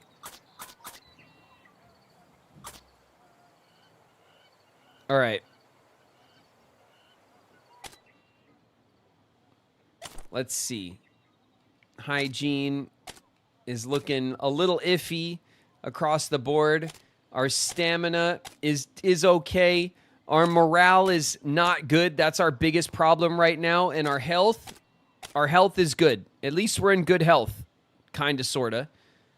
That being said, Ada's got a broken leg, and Lulu is forlorn. Use a harmonica, stop at celebration campsites, play music at campsites with a musician, increase. Oh my God, if we had a musician class, we could play music on the trail. Oh, that would be like, we need a bard. We need a bard. So this is why someone always needs to be a bard when you D&D. Okay? I know it's like, you know, passe or whatever. There's always a bard. It's annoying. It's not. It is. This is why. Okay? This is what happens when you go bardless. All right? Let this be a lesson to everybody. All right? We're desperate. Desperate for a bard. Okay. Let's get here. Quit journey. That it just doesn't sound like it saves, does it? It does save, right? Let's quit journey.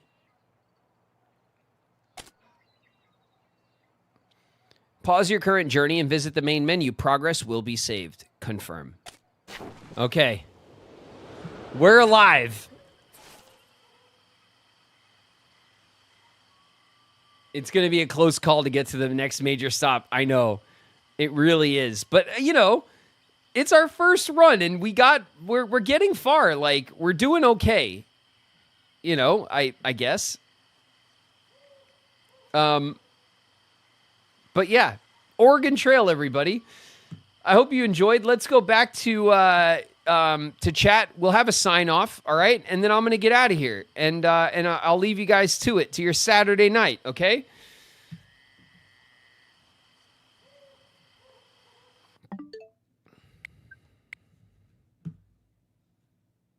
Stars on high. Fall is ready.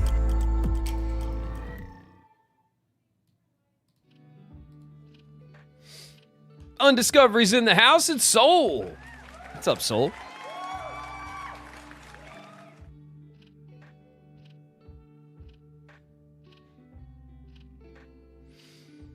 I was hoping for some kind of event to play, but alas. Well, I mean, I think we've done a damn good job given the circumstances, okay? Our ladies are strong, our ladies are resilient, our ladies are pro gamers, okay? And they're gonna make it. Where Can You Go is in the house. Dub CYG, what's up? It was a lot of fun. Have a great evening, everyone. Thanks, you Farion.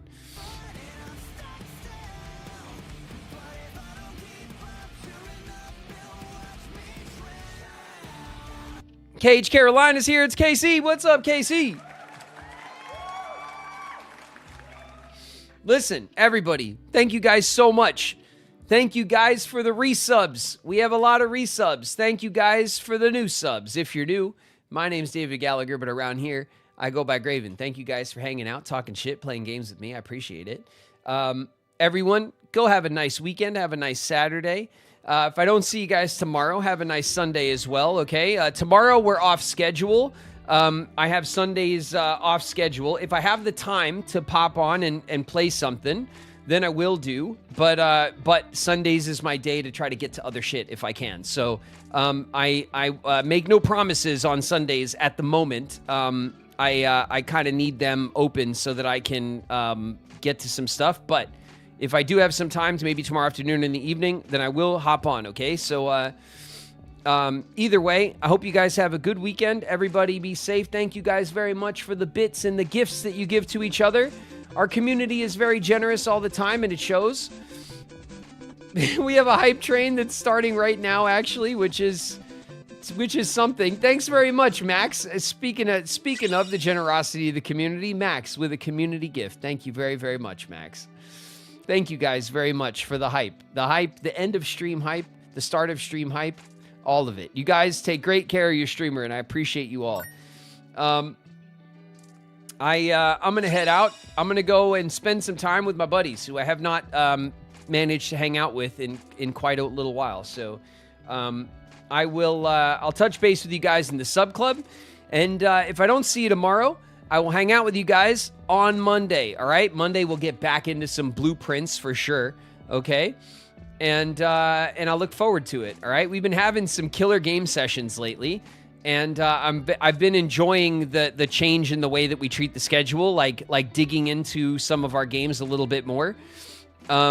So I hope you guys have enjoyed it too. You know, we've changed a little bit, but I still think it's going great. All right, and soon we're gonna have our Kingdom Hearts 2 time. All right, that's Wednesday the 21st. Next weekend, week from today, I am going to be in Albuquerque, New Mexico at Albuquerque Comic-Con. So I hope I get to see some of you guys there.